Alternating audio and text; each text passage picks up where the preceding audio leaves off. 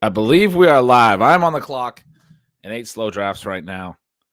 StreamYard has been silencing me, not allowing me to go live. We're getting live 9 minutes late here. But we're going to make those picks today.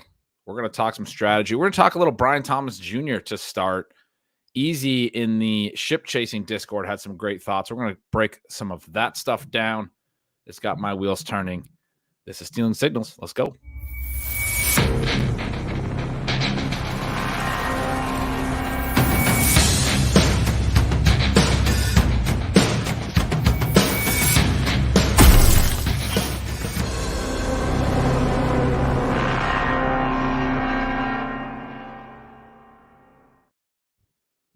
GM, welcome in on this fun little Saturday morning stream. Got some of the ship chasing chat carried over. We were talking over there about Brian Thomas. That is in the Deposit Kingdom Discord. If you're not in there, Pete Overzet's Discord, and then a ship chasing YouTube member. That's a really fun chat. You'll see me pop in there now and then. We were talking this morning about Brian Thomas Jr., an easy who does some great best ball work, has some great tools for best ball. Definitely recommend checking him out. Asked a question about Brian Thomas's targets per out run, which I've hammered on, and this is a little bit of a, an involved point. But those of you here have probably heard my takes on Brian Thomas before. We got people still loving the the breakfast image still up there. People still loving the graphics. Shout out Bob Gilchrist, who made those. Fantastic stuff from him. But yeah, those of you in here probably know about my thoughts on Brian Thomas, that it's been mostly in regard to his inability to consistently earn targets at the college level. Easy's point was a good one. He talked about how his quarterback in college, Jayden Daniels, was mobile, and therefore you have a decent number of dropbacks that don't turn into pass attempts. Those are routes run. I talked about this a little when I talked about the Bears last year in my targets per out run, my NFL breakdown of targets per out run over at the Stealing Signal Substack. That, like DJ Moore, even though he had a great year, his targets per out run looks a lot weaker than the elites around the league. Even Cole Kmet has a really impressive breakout year last year that doesn't look as great per route.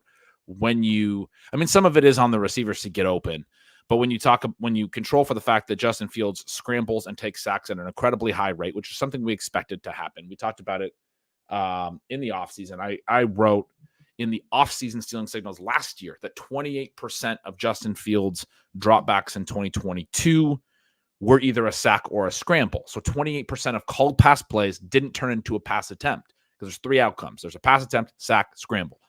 There's no other outcomes on a called pass play that it's an official play. There could be a penalty. There could be, other things like that. But where it actually becomes an official play. And so there's a lot of routes that don't become targeted routes because they don't become pass attempts for a quarterback who scrambles at a high rate and takes sacks at a high rate. Jayden Daniels doesn't take sacks at a particularly high rate, but he does scramble a lot. And for him, that number of 28% number I just said for Justin Fields is so huge in 2022. I don't have his 2023 number handy, but in digging into this point just in the last few minutes that Easy made, I went and looked at that same number for Jayden Daniels, and it was 18.6%. He scrambled 55 times. He took 21 sacks on 408 dropbacks. That's still, close to 20% of his dropbacks didn't become a pass attempt. There's a lot of guys who are going to get sacked close to like 10%, maybe not quite that high. But in college, I think these numbers can be lower, actually. I went and looked at Michael Penix to get like another side of the scale, because I know he doesn't scramble, and I know he had a really good sack rate because he just throws the ball away. It was like 3.5% for him combined, sacks and scrambles relative to dropbacks. So basically every called dropback in the Huskies offense became a pass attempt, especially relative to Jayden Daniels. And then I was looking at some other scramblers. One of the guys near the top or sack takers was Shedeur Sanders, who we all know from Colorado. He's got a big prospect for the 2025 class, but even his number was slightly lower than Jane Daniels. It was 17 something percent. And then in the chat, we're talking about some other, high end players that maybe dealt with something similar. And the guys brought up, Easy brought up Chris Olave and Garrett Wilson vis-a-vis Justin Fields. They played with Justin Fields in 2020. In 2021, they all played with CJ Stroud. But in 2020, all three of those receivers at Ohio State played with Fields, and Fields' number that year was 19.2% of his dropbacks that didn't become a pass attempt. So right in the Jane Daniels range. And in fairness, that year, Garrett Wilson was at a 24.4% targets per out run. Olave at 27.1. He was out ahead of Garrett Wilson. It was Olave's third year. It was Garrett Wilson's second. JSN was also in his freshman year at 18.8%. So they all had solid numbers. By context, Brian Thomas Jr. was at 19.3% last year. That's the number I really don't like, is he didn't even get to 20% as the number 2 in an offense. Ohio State, in that Justin Fields year, had two guys at 24% higher, and JSN as a number 3 was comparable to BTJ. However, neither of them was as high as Neighbors, who was at 29.7% last year. And one of the things you could say is, if we're going to make this Jane Daniels point about how many of his dropbacks didn't become pass attempts, Malik Neighbors' 29.7% targets per run last year is all the more elite. I mean, I think that's a strong case that can be made.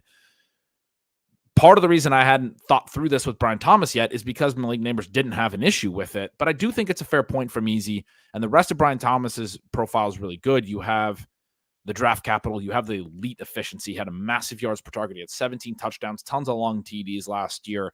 That's the part that people are buying into, as well as the first-round draft capital. I've been concerned about how he can earn enough targets in a rookie season to justify his double-digit draft cost in best ball. I've thought about it like, I mean, he could have a good year, but be like a 75 target guy, have some spike weeks. I'm sure he will. But like, that type of inconsistency typically is going to be maddening for people drafting him, at pick 70. If he's like what Gabe Davis was last year. Gabe Davis had, in PPR, I don't know about half PPR, but had multiple 20-point games. I think he had 3 or 4 20-point games in PPR, and then he had a bunch of zeros. And people think Gabe Davis is absolutely horrible and wasn't worth a pick and all that stuff.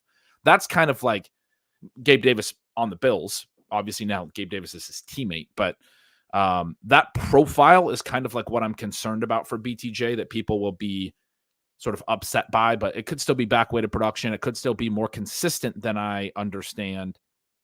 It's an interesting conversation. I ended up in having this discussion with these guys in Discord, ended up guys and gals, Steph Miller in there chatting it up with us.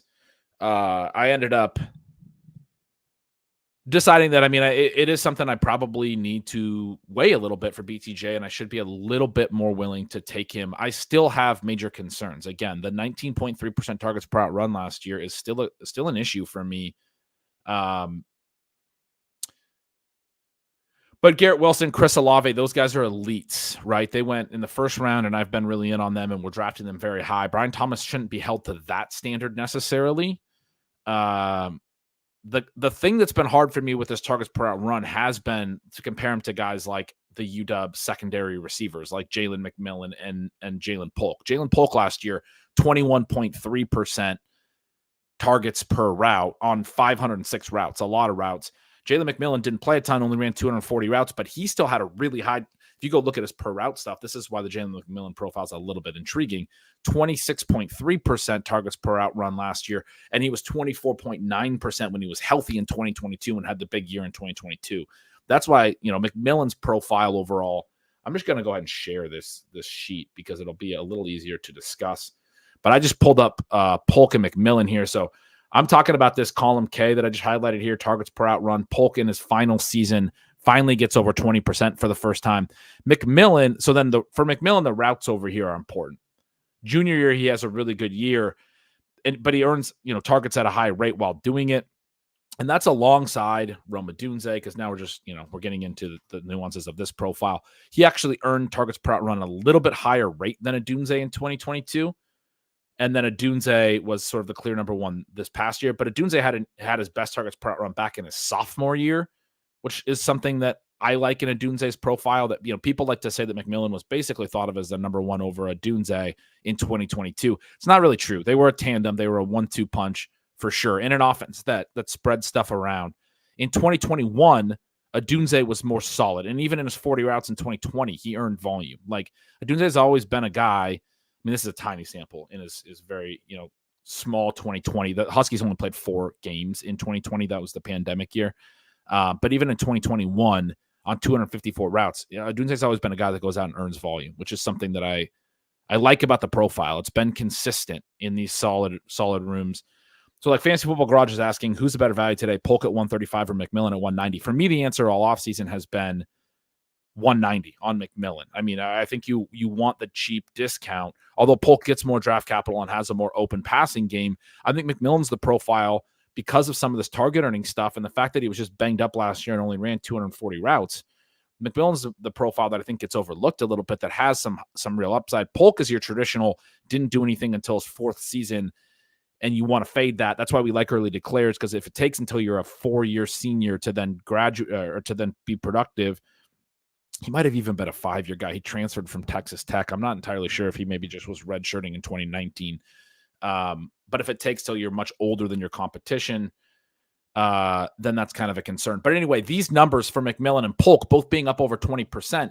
Compare that again to now Brian Thomas Jr. And actually, I'm going to leave Polk there, and I'm going to do Brian Thomas Jr. down here. So Brian Thomas Jr.'s targets per out run start at 16% as a freshman, 18% the next year. And this is a good thing that he goes pro after 3 years, right? But 19.3% last year. The yards per target, by the way, the efficiency wasn't there in 2021 and 2022. The yards per out run is bad by college standards, 1.4 and 1.35. Like, bad, not like below average, bad. Like, you should be having 2+ yards per out run in college if you're an NFL player.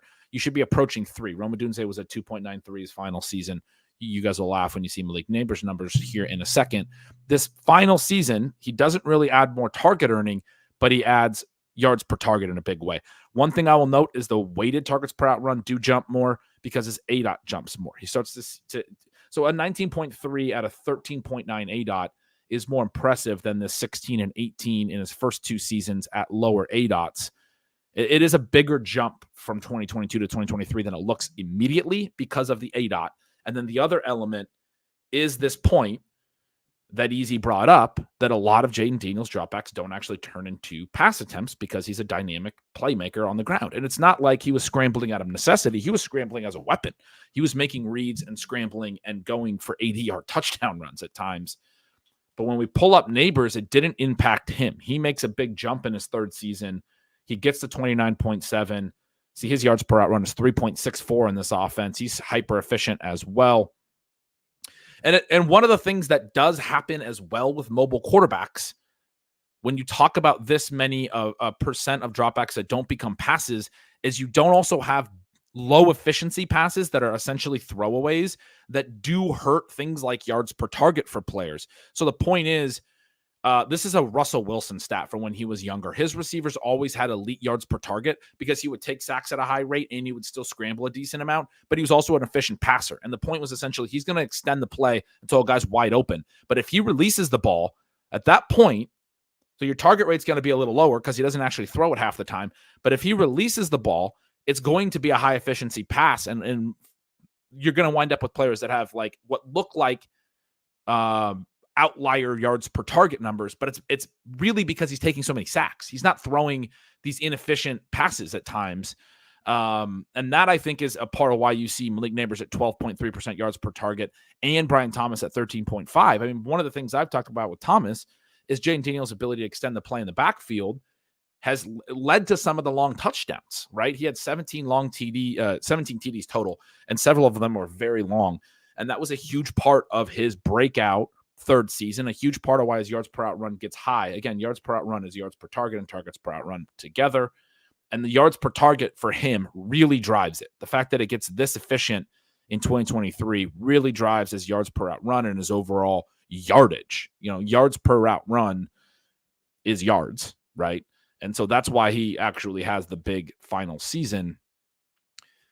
So anyway, I just wanted to look at those profiles a little bit. I think it's intriguing. I still have my concerns. I'll just go over to his stats and just show, like, I mean, so the first 2 years he doesn't even have over 365 receiving yards, and he's playing a decent amount. He's just not very good. He's not really an NFL player in the first 2 years. His third season, 68 catches, 1,177 yards, 17 touchdowns. The efficiency is insane. But part of my big concern with Thomas is, why did this not happen before 2023? I mean, I know he's really athletic and stuff, but one of the reasons we fade athleticism at wide receiver is if you can't translate the athleticism into production against college defenses, you're not going to do it at the NFL level. He doesn't do it young. He does do it old. He translates it. It does end up translating late. One of the other things is 17 TDs. A lot of them are long TDs, and he only has an 1,177-yard season. Like, I don't want to be the guy who's like, take out his longest plays. But when you see the really hyper efficient season where you stacked that many big touchdowns, there is an element that's like, I would have assumed it was a 1,500-yard season. I would have assumed that he was, doing more than just the 17 TDs. It really is a big, big part of his profile, those 17 touchdowns.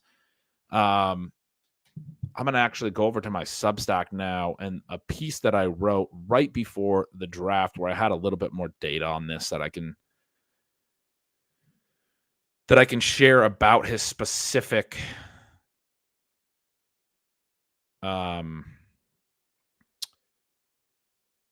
breaking down the top wide receiver prospects, about a specific, profile and how it breaks down. Let's switch over, present that.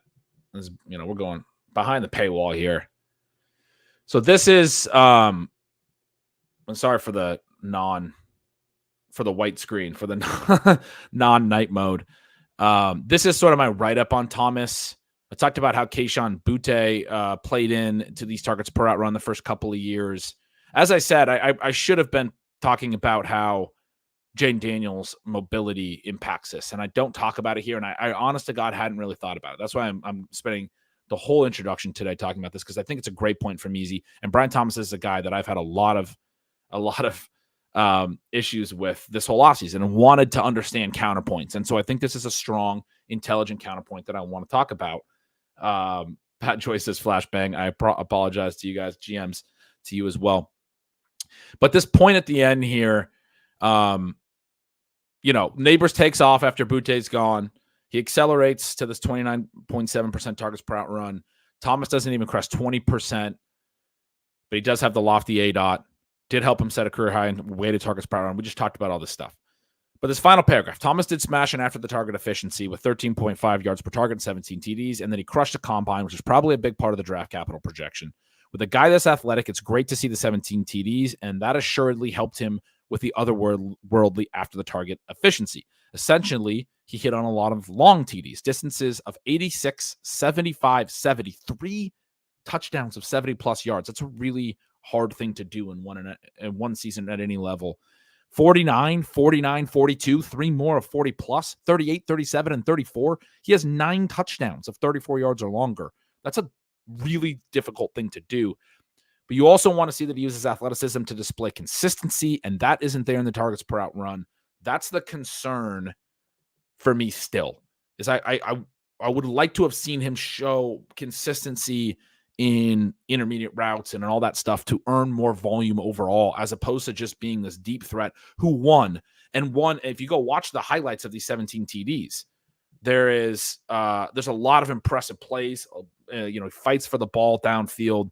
He gets open downfield. There's also a few where Jaden Daniels scrambles, creates time, and then the defense loses track of Brian Thomas. And then there's some where like Daniels underthrows Thomas and he comes back and makes a nice play. One of the points that Siegel made to me in the pre-draft period when I was talking about this specific note is that some of the college people that he talked to said that Daniels actually missed him on some spots where he was open a few times. He could have had even more long touchdowns, but Daniels was like almost a hindrance a little bit inaccurate at times. And so that's an intriguing consideration as well. I do think Brian Thomas is going to be an efficient player. Like, I think when you have that many touchdowns, you make that many big plays, you don't just say, oh, we're going to write off 17 touchdowns. That's not something you do. He's going to be good. He's going to be efficient. And I do think that like long term, he'll be a pick that I make some seasons in best ball. I'm basically just saying as a rookie that he's so expensive for what his profile really is. And I essentially believe that there will be points in his career where he's cheaper. Most of the rookies that I take in these rounds, in these ranges, the late double-digit ADPs, maybe the early triple-digit, are guys that I think can jump into that like second-round ADP conversation the next year. That's the way that we've framed it for a lot of years over at like Stealing Bananas. It's why we do the first two-round projection of ADP for the next year. We want to talk about the guys like Garrett Wilson, the year he was going in like the 11th round, that could then be a first or second round pick the next year because he's such a dominant alpha player that, you know, even as a rookie, even in Garrett Wilson's rookie production wasn't that great. Like one of the things that I do think gets missed, and I mean, the back-weighted production matters and the late season spike weeks matter, but one of the things I do think gets missed with the excitement over rookie receivers this year, and there's a lot of excitement over it, is that rookies, even when they hit from like a per route perspective and stuff, they don't score in fantasy in an elite way full season. Again, I understand the late season thing, but this is part of the reason I said Jacob Sanderson's piece this past week was the best piece I saw all year. There's like three main reasons that's true. I sent them to him. We could talk about those a little bit later. I talked about this some on the Wednesday stream as well, though. But one of the ones is he went and he did research on where these late season spike weeks come from, and most of them are from full season hits. They're not from just guys who spike late in the year. So like when Amon-Ra St. Brown did it as a rookie, it's because he was doing it, and he wasn't even a full season guy because he wasn't as great early in the year, but he was a hit for more than just the playoff weeks. He was doing it for a long stretch. He was just a hit that then the next year went in the first two rounds in drafts or whatever. Maybe he went 3-4 the next year because he's a slot. And people were just wrong the next year as well. And then he went in the first round. I can't remember his exact trajectory of ADP. But regardless, he's now obviously a perennial first-round pick. That was a guy who hit his rookie year in a way that made us like, he's a star at the NFL level. He can just earn volume and be efficient and do all of the things that we need from a really good wide receiver. BTJ's profile, the way that he didn't earn enough volume in college, to me screams efficient deep threat. But that's also what defenses are taking away. This is the other thing about Brian Thomas that drives me a little nuts, is like, it's Mike Williams' profile, but nobody wants to draft Mike Williams because defenses don't allow Mike Williams to succeed at the NFL level anymore. Like you teams are taking, I mean, and Mike Williams is a different conversation. He's about coming back from an ACL. That's not a fair point. But Gabe Davis, right? Gabe Davis is efficient post-target. He actually has high yards per targets. He tracks the ball well. He wins down the field. This is why the joke around Brian Thomas has been that he's fancy Gabe Davis. That was a comment on one of the streams that I liked and laughed at. I think there's more to Brian Thomas's profile than that. There's more potential. We shouldn't pigeonhole guys too much. There's the possibility that Brian Thomas is different at the NFL level than how he was used in college. That does happen. And when guys get first-round draft capital, you have to be open to the idea that like one of the things I talked about on ship chasing when we talked about Brian Thomas is it's possible Gabe Davis is the deep threat with the low target rate that is running into the cover two shells that are taking away the explosives.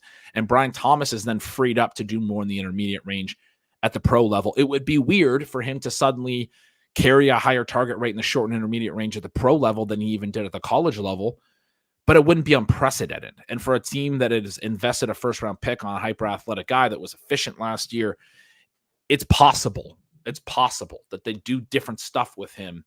But my concern is, based on that profile, that he's not the Amon-Ra or the Garrett Wilson that we're going to be drafting in the first or second round ever. I don't think he's a good enough wide receiver to be a first or second round pick in fantasy football at any point. That's where my case lies. And because of that, and because rookies usually aren't going to score at the peak of what their career is, that's what I think makes Puka Nacua such an interesting conversation. He had a massive rookie year, and everybody's saying, well, he had the best rookie year of all time. What's he going to do in year two? And I've argued this offseason, and I've stole this one from Sean as well. It's something that Sean made the comp in season last year, that Puka's a little bit more like Anquan Boldin. And when we did the stream where we spun the wheel and we got the Rams recently, I talked through that comp and showed Anquan Boldin's rookie year and how the first 3 years of his career were his peak. Even though he went on to a long, really productive career and had a bunch more 80-catch seasons and was very good at other points, it was basically, I mean, his rookie year is basically his second best season of his career. His third season in that same situation, same setup, was really his best season of his career. Same team on the Cardinals and everything, not same exact situation, but and that third season wasn't much better than his first year for Anquan Boldin. And the way that I would think about that goes back to our very first stream. I was talking about normal distribution curves and how there is variance, and not every player is hitting their 50th percentile outcome, but we think about it in the past. Think about Puka Nacua's rookie year. We think that was a 50th percentile outcome. What if he's a star next year? I think it's worthwhile to say that Puka Nacua probably hit the 80th percentile last year. There wasn't any target competition. Cooper Kupp was hurt all year. His quarterback did stay healthy, and Matthew Stafford might not this year because he's old and has had injury concerns. Cooper Kupp might stay healthier. They might get more production out of other places. They might run the ball more, whatever. Puka Nacua stepped into a situation with a highly concentrated offense that he might not have his whole career. Like, again, Anquan Boldin eventually changes teams. Nacua later in his career might not play for Sean McVay or whatever. He might, but there's a lot of things that could happen. He stayed healthy himself.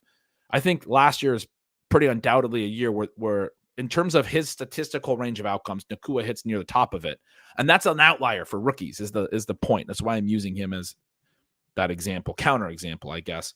Most rookies, even when they hit, aren't hitting their statistical peak. I've talked about those with Jamar Chase and Justin Jefferson. Those guys go on in year two to both have at least 2.0 targets per game more in year two. They suddenly start earning even more volume the next year, which means, again, for a profile like Brian Thomas's, where I don't really believe that he's ever going to be a top 25 overall fantasy pick, maybe I'm missing on that. And you have to be humble enough to take your shots because we do miss on rookie profiles. And I don't want to be the guy who had zero Brian Thomas, but at his price right now, I'm basically saying when he's a veteran, when we know what he is, when the market's more like aware of what he is, that he'll go in this general range. And that's at a time when his production should be expected to be more full and more like his actual peak, because there is a little bit of a ramping up period.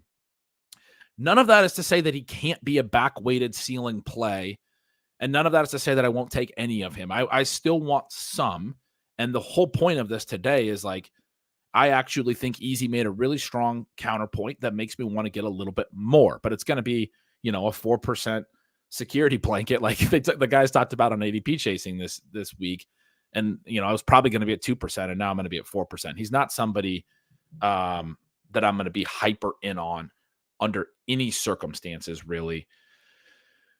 So that's my thoughts. Man, we are 27 minutes into this, and those are my thoughts on Brian Thomas. It's a great conversation, though. I appreciate the good chats. I mean, obviously, you guys know that. I love diving into stuff. 23 minutes remaining. I probably timed out on one. Maybe I didn't. Who knows?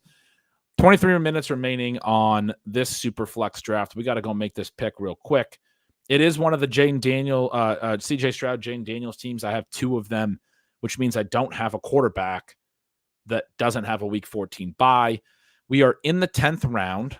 Top available quarterback is Sam Darnold and then Aiden O'Connell. I can't take them here, but I probably will try to take one of those guys a little bit ahead of ADP, hoping probably O'Connell just to get ahead of it. I took Bowers already, so I think I'm already sort of thinking that about O'Connell, hoping that he is starting in week 14. Nico Collins, Chris Olave, Stephon Diggs, Keenan Allen, Xavier Worthy is the really strong 5 receiver group. Dalton Kincaid and Brock Bowers is the really strong 2 tight end group.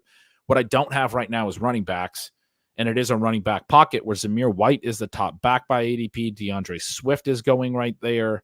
I do have Keenan Allen. I'm trying to make a little bit of a Raiders bet. I can't really make any big Chicago-Seattle bet unless I get Charbonnet later, but I'm not really going to be adding a ton of – most of Seattle's players are already off the board, essentially. Oh, Deontay Johnson lingers right now in this. I'm trying to get this off the screen so you guys can actually see there. I think that's the right view. The fact that Deontay Johnson is sitting here is just kind of odd. And I mean, I guess it's right at his ADP in these formats, but when you look at the other receivers that are available, it goes to Jamison Williams, Cortland Sutton, Tyler Lockett. To me, that's a pretty big tier break. You can only start 2 receivers, but you have a flex and you have a super flex. And on this team, I only have CJ Stroud and Jaden Daniels. If you're really thin at QB, I mean, obviously, when I take Stroud and Daniels in rounds 1 and 2, I'm expecting them both to hit my lineup most weeks. But first of all, they share the bye. I'm going to need some support that week. But other weeks, I might need some super flex support. It's possible one of these guys misses a couple games. Maybe they get a concussion. They miss just 1 week. Who knows? You can still treat this a little bit similarly to normal rooms where like getting a lot of high-end receiver depth isn't a terrible thing. And then you come back and hammer running back. I'm done at tight end. I kind of feel like Deontay Johnson gives me just this really strong 6 receiver group that's going to really support this team. And then I can build out running back. He's the right pick here. And structurally, it's not perfect, but it's not something that I'm against. I don't, love passing up on Zamir or DeAndre Swift as my RB1, but I don't mind getting into like whoever it is, Jalen Warren, Mostert, Singletary, Javonte Williams, whoever starts my running back build in round 11. Now, 11 and 12 and maybe 13 are all going to be running back picks. Then I'll probably try to dip back into Aiden O'Connell whenever I need to do that and then go right back to running back. I might not take another receiver. I might just tack on some stack stuff really late. Like Luke McCaffrey, I'll probably add to this really late because I have Jaden Daniels. But I think Deontay really provides something, even more stability to this build. We need redundancy in good wide receiver profiles. This is one of the things I love about Superflex is you can get, I have 2 elite tight ends and I have these 6 receivers. And I mean, I went QB to start. You can get like stronger receiver rooms sometimes than you should without having to sacrifice other stuff in the build because, there's every position matters. So I just took Deontay after Gardner Minshew went, in between my Bowers and Deontay Johnson picks. And I took Bowers before Deontay Johnson, which I'm not typically doing in other formats. Brian Thomas goes in that range as well. Interesting. We were just talking about him. But I took Bowers to set up Minshew. But look, Rashee Rice is going right there after Justin Fields. I mean, obviously, look, Fields has upside in Superflex. It's going to be different in Superflex. I've taken Fields in this range. But it's just, it's fascinating to see how that affects like the way you can build out a receiver room. This is going to be a really strong receiver room. And you need contingency plans. You're not going to hit on everything. Guys are going to get hurt. Busts are going to happen. Those principles still matter. I'm going to need help at Superflex because I only have the 2 QBs. I can't expect both of these guys to play all 17 games and be perfect every week. I mean, Jaden Daniels is going to have some down games. It's going to happen. He's a rookie. I got really good tight ends. I just got to be able to build out a strong enough running back room, and I think I can do it in those rounds going forward. Would like to get the QB3. It's not that important, though. If I miss all this and I have to take a 0 in one spot in week 14, but otherwise I have Stroud and Daniels every week, obviously the super flex that week would be a wide receiver. I would take a QB 0 in week 14. I think I could still advance with that one week 14 0. I don't think it's like imperative because the scoring is going to be higher overall in super flex as well. If Stroud and Daniels are hits, I could be distancing more. All right, I want to look at some of your guys. I wanted to make that pick because the timer was running a little bit low, but I want to look at some. And let's make one more Superflex pick, and then I'm going to go look at some of your guys' Brian Thomas comments because I think I saw some really good stuff in there. I want to look at that. Tyler, especially with the slam the like, help the father on the Father Weekend Memoriam. It is Father's Day weekend. I'm going to have a fun Father's Day with the fam tomorrow. Slam the like, hit the subscription, turn on notifications because I go live and I don't really announce it. All right. I was trying to think of other things you're supposed to do. Oh, comment on the videos. I've been replying to every single comment. And I guess that helps the algorithm, I've been told.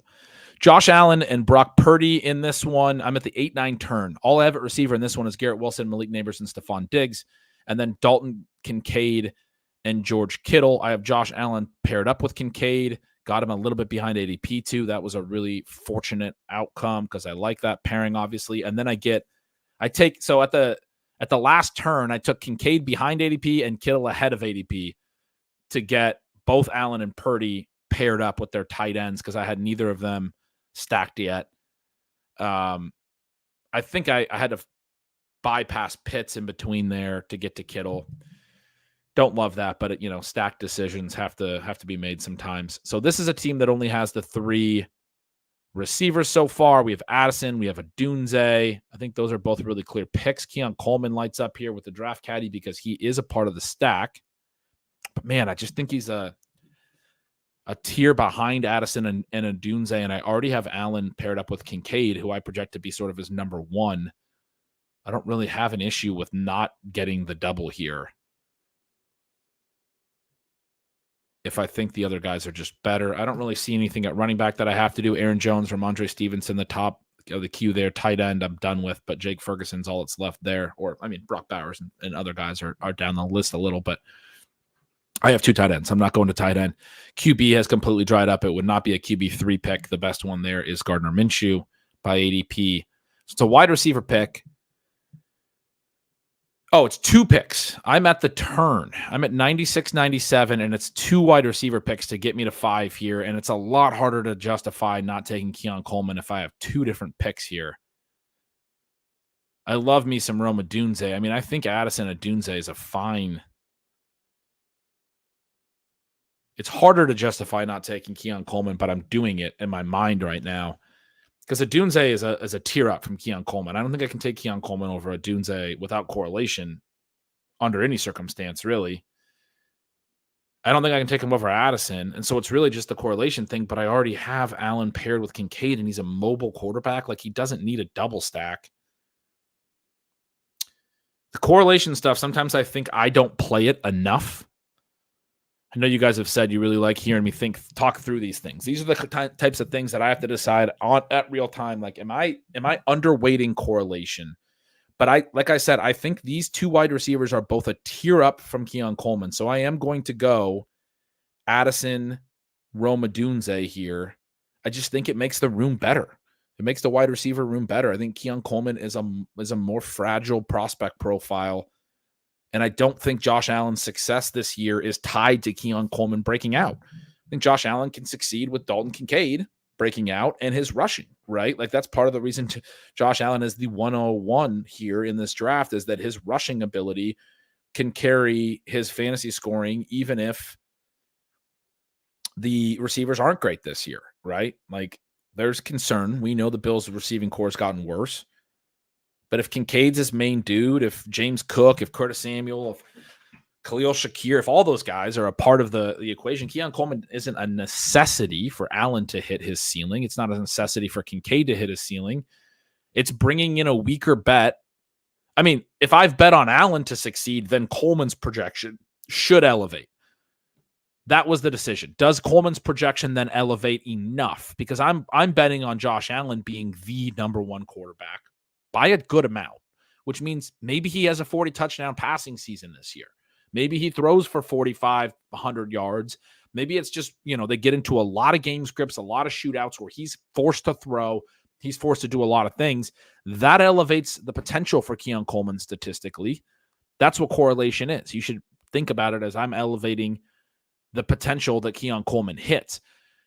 So it makes Keon Coleman a better pick. My analysis here was that it doesn't change that Jordan Addison and Rome Odunze are in a different tier than him for me, and a meaningfully different one in terms of what their profiles were as prospects. And then for Addison, the efficient rookie year is promising going into year 2.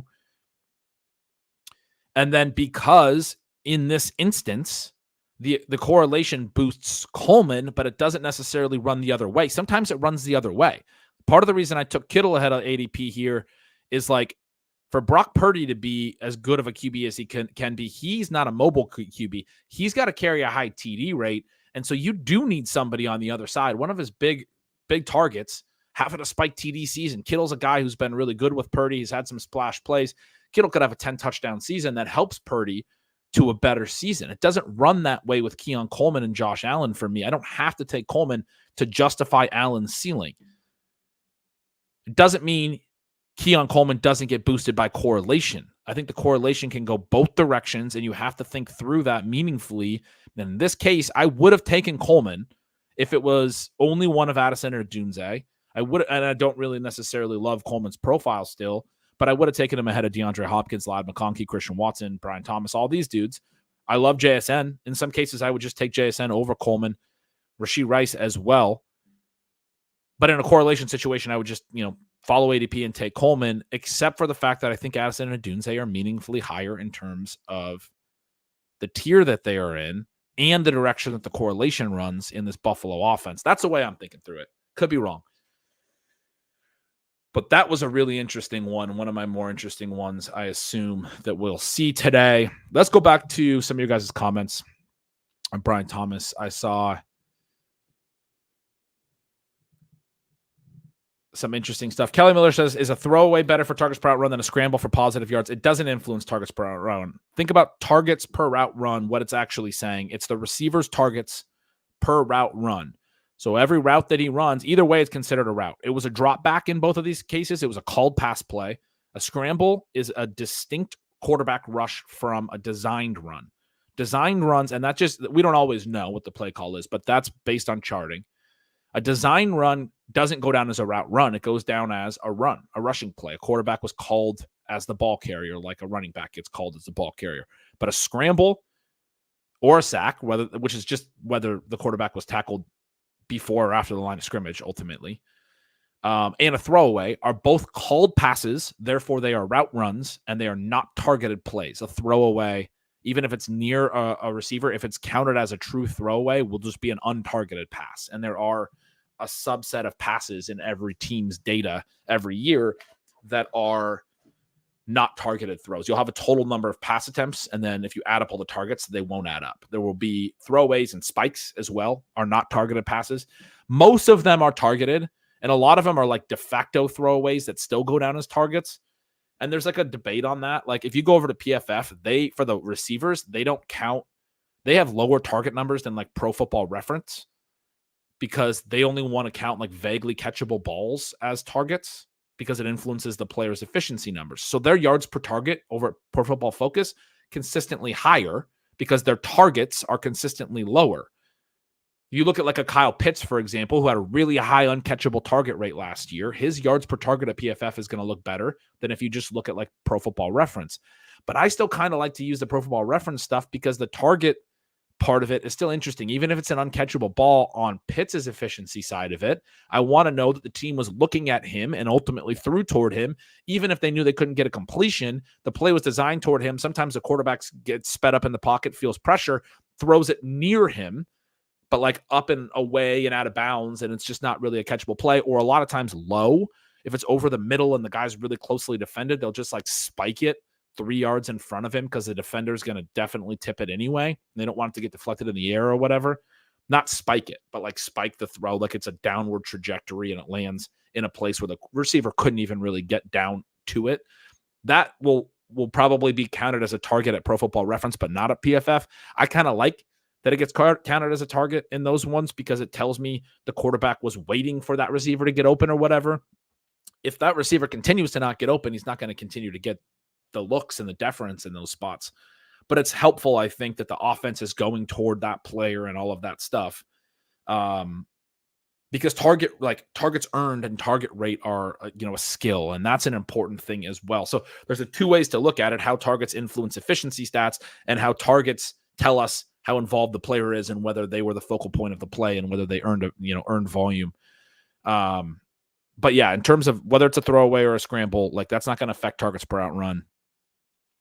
Coaching staff is saying they expect to use BTJ in the Ridley role. This is a great note on like what I was saying. Like if Davis is the, as Tyler says, we know he's not a major target earner, still dealing with a lingering knee. If Davis is the pure deep threat and BTJ is more in a every depth Ridley role, short, intermediate, long, from a usage sense, like that's where I could miss on BTJ. He's getting schemed, looks off play action, deep over routes, and he's running across the middle of the field and, against a zone defense. Like it's not that hard to get open on that type of a particular play. And if he's he's the guy that runs that play and he's the first read on that, that's going to help.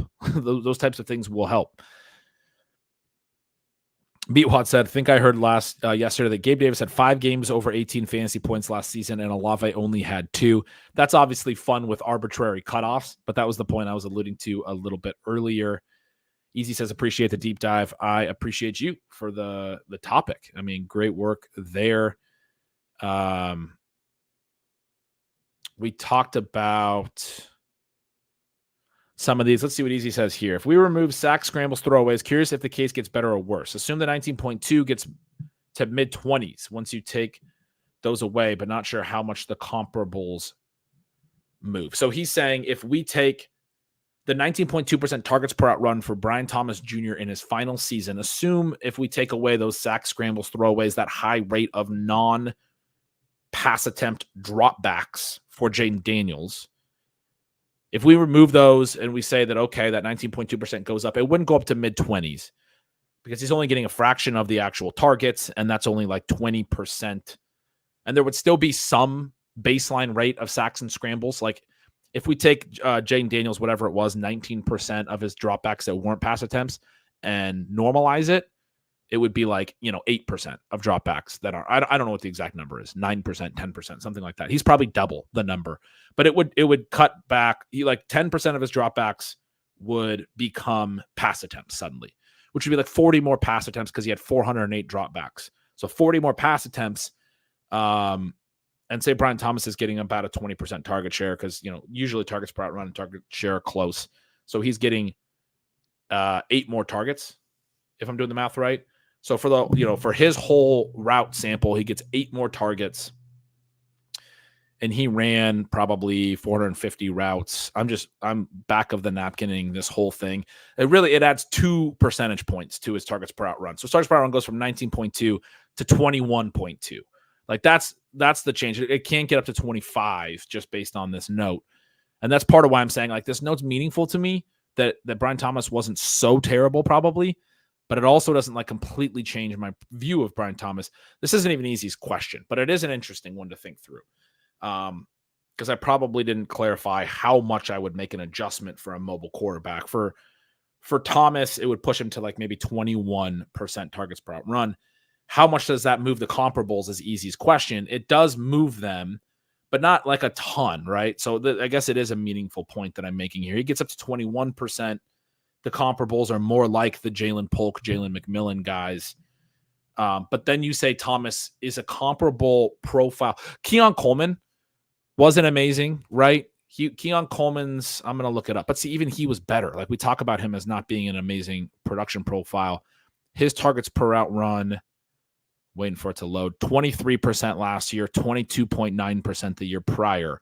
So it would still be a little bit like a bump higher. And I know that doesn't seem like a ton, the difference between 23 and 21%, but this is like the targets per out run stuff is pretty narrow. Anything over 25% is elite. Anything under 15% is terrible. And a lot of people are in between 15 and 25%.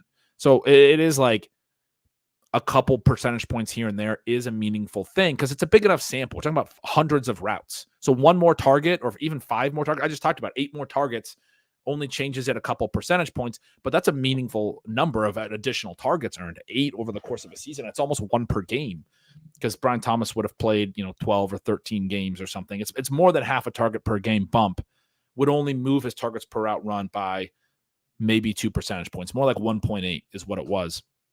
Percentage points. So a 2 percentage point gap in targets per out run is meaningful. Up around 25% starts to be really strong. Down around 20% is good enough. Sub 20%, especially at the college level when you're supposed to be a star, is where I get to be a problem. At the NFL level, I wouldn't be as concerned about 19.3% at the NFL level. That'd be great. If Brian Thomas comes in and has a 19.3% targets per out run as a rookie in the pros, that'll be impressive. But most receivers who get drafted to the NFL were more target dominant in college than they become in the NFL for obvious reasons. And, even a Keon Coleman we talk about as not being productive enough. And he was a guy who was around 23% each season.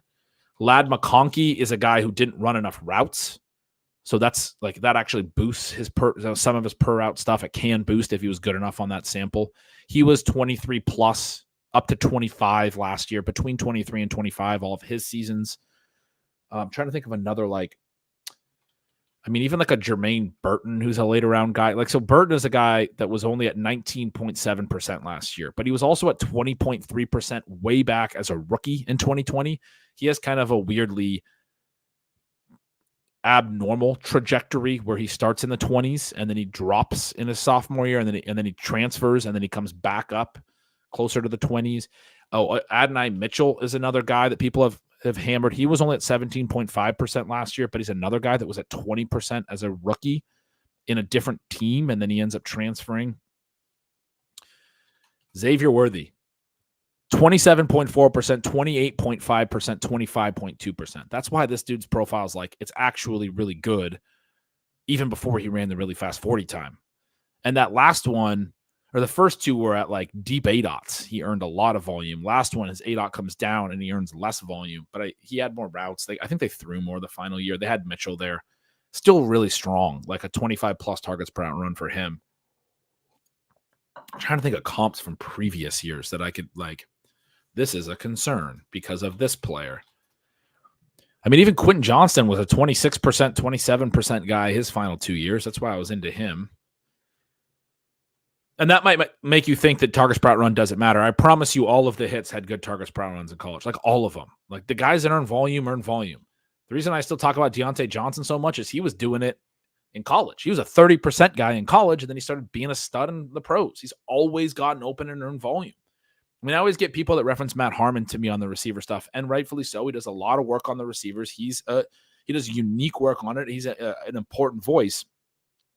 The thing that I always recognize with Harmon stuff when I look at it is that it really closely mirrors a lot of the targets per out run research that I do. I don't usually find a lot of surprising stuff there, which isn't to say his work isn't valuable. It is. But like the targets per out run kind of tells me that I can do a little bit.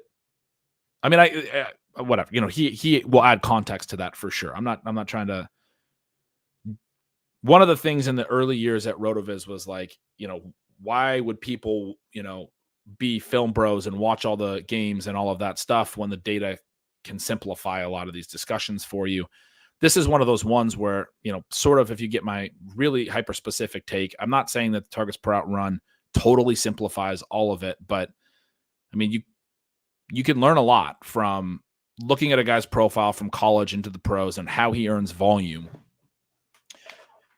And, again, ton of respect for Harmon's work, and it's going to add a lot of context to that as well. But when people take shots at targets per out run and that kind of stuff, like I have a lot of success with it. I have a lot of success in actual fantasy leagues and do well basing analysis off of it. That's, the other way that I would frame it. But I'm off on another tangent. Looking through the chat, I mentioned Jalen McMillan. Tyler's been on this McMillions craze. He's got Jalen McMillan as a nickname guy. Is Brian Thomas better in best ball? I mean, yeah, he is. You don't want to be starting him in redraft necessarily. Although with rookies, like when they hit in a way that like that's part of the argument for. He's a better in best ball profile, but I like the pick more in season long because when they're a 0 in season long rookies like this, I can cut them. I don't like the Quentin Johnston stuff wasn't as maddening in season long last year. It was tough, but it didn't bury you. You weren't starting him after like the first couple weeks. You were benching him and then eventually cutting him once you got sick of, hoping that the upside would be there. The best ball teams that I had that advanced, and I would look at them and they got to week 16, had a really good week 16 advance rate last year. And I look at them and I go, God damn it, Quentin Johnston's on this team too. Like it was so maddening for me because I was really heavy on Keenan Allen, and before his price got too expensive, and that was a big part of some of my strong teams that advanced. Some Keenan Allen, Mike Evans stuff. I had those veteran receivers down, but for me, some of those Keenan Allen teams became directional bets on the Chargers, and I would add Quentin Johnston to it, maybe have a Justin Herbert pick. Thought the Chargers were going to run a ton of plays, all that kind of stuff. And then I would have these teams where it's like, I wish Quentin Johnston wasn't on this roster, because when the rookies are a huge miss like that, and they can be, that's the other part of the draft capital for Brian Thomas that I'm trying to drive home is like, if he's in your lineup, and like I'm consistently talking about what his upside could look like if he hits. What if he's just not good? What if the targets per out run stuff from all 3 years of college is a real red flag? The lack of efficiency the first 2 years is a red flag. And the fact that he strung together some long touchdowns last year is like holding up this whole profile. but he's not good enough to beat NFL teams. It wouldn't be the first time that this type of like hyper athletic first round pick looked like that. Again, people dog what Mike Williams has been in the NFL. He was a top 10 pick, I think. I think he was like the 8th overall pick. Maybe he was 12th. He was definitely a higher pick than BTJ, who went like whatever 20th or something like that. I mean, what if that's all he is Mike Williams? And Mike Williams' early career, people didn't like in fantasy for any type, for best ball, for season long. He was a bust in redraft for the first few years and a bust in dynasty for most people for the first few years. It happens. It happens for guys who eventually become solid, like Mike Williams. Corey Davis was another guy drafted around that time in the first round that I was really in on. Ended up becoming a pretty solid NFL wide receiver, but was a bust in redraft early in his career. I took him in a bunch of leagues as a rookie. I was already in on the rookie stuff. I'm telling you guys, like, I think a lot of people that are really leaning into this rookie craze, you understand where the upside is, but you haven't had enough scar tissue, I don't think, from how bad these guys can be in your builds, especially in best ball, man. Like, so the idea of, is Brian Thomas better in best ball? Like, his scoring statistical range is better in best ball.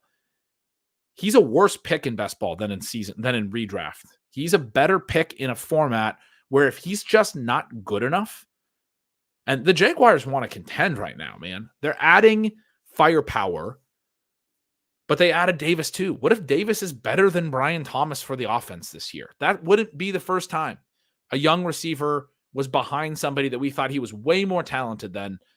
It just happens, right? It happened with Sky Moore his whole rookie season, but Sky Moore ended up being not good. I understand that. But it can happen with guys who are good too. Who wind up becoming, solid even. There's so many examples, man. There's so many. This is reminiscent of Terrace Marshall, who is, again, just somebody who never ended up becoming good. I was just thinking of, like, LaVisca, who I love. Roll the clip. I don't know. These rookies can really put a hole in your early wide receiver build. The whole point of the early wide receiver depth is to build a lot of strength at receiver because you're not as strong at some other spots. And if you have a 6th round pick that is not scoring for you most weeks and gives you just a couple spike weeks, and you're hoping that he's going to give you a spike week in weeks 15 to 17, that gets back to the Jacob Sanderson's point where, like, these guys were usually, the spike weeks were usually full season hits. And that was kind of my intuition and why I loved the point so much. I was glad that he researched it and showed it. Is like the guys that are hitting in the full season range are the ones that are in position. Their offenses are fun. They're throwing at a high rate. Their PRR is high, and they're in position to spike in the playoffs. They're the ones that have a higher DFS salary going to the playoffs.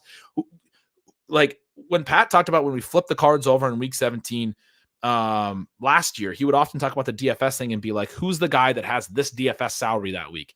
And a lot of times with these conversations, I feel like with the spike week stuff, it's like, yeah, I hear your concern about him, but I think he's going to be a spike week guy in weeks 15 to 17, despite the fact that his DFS salary that week is going to be $4,000. He's going to be, you're predicting 6 months in advance that he's going to be the low priced and low owned spike that 1 week.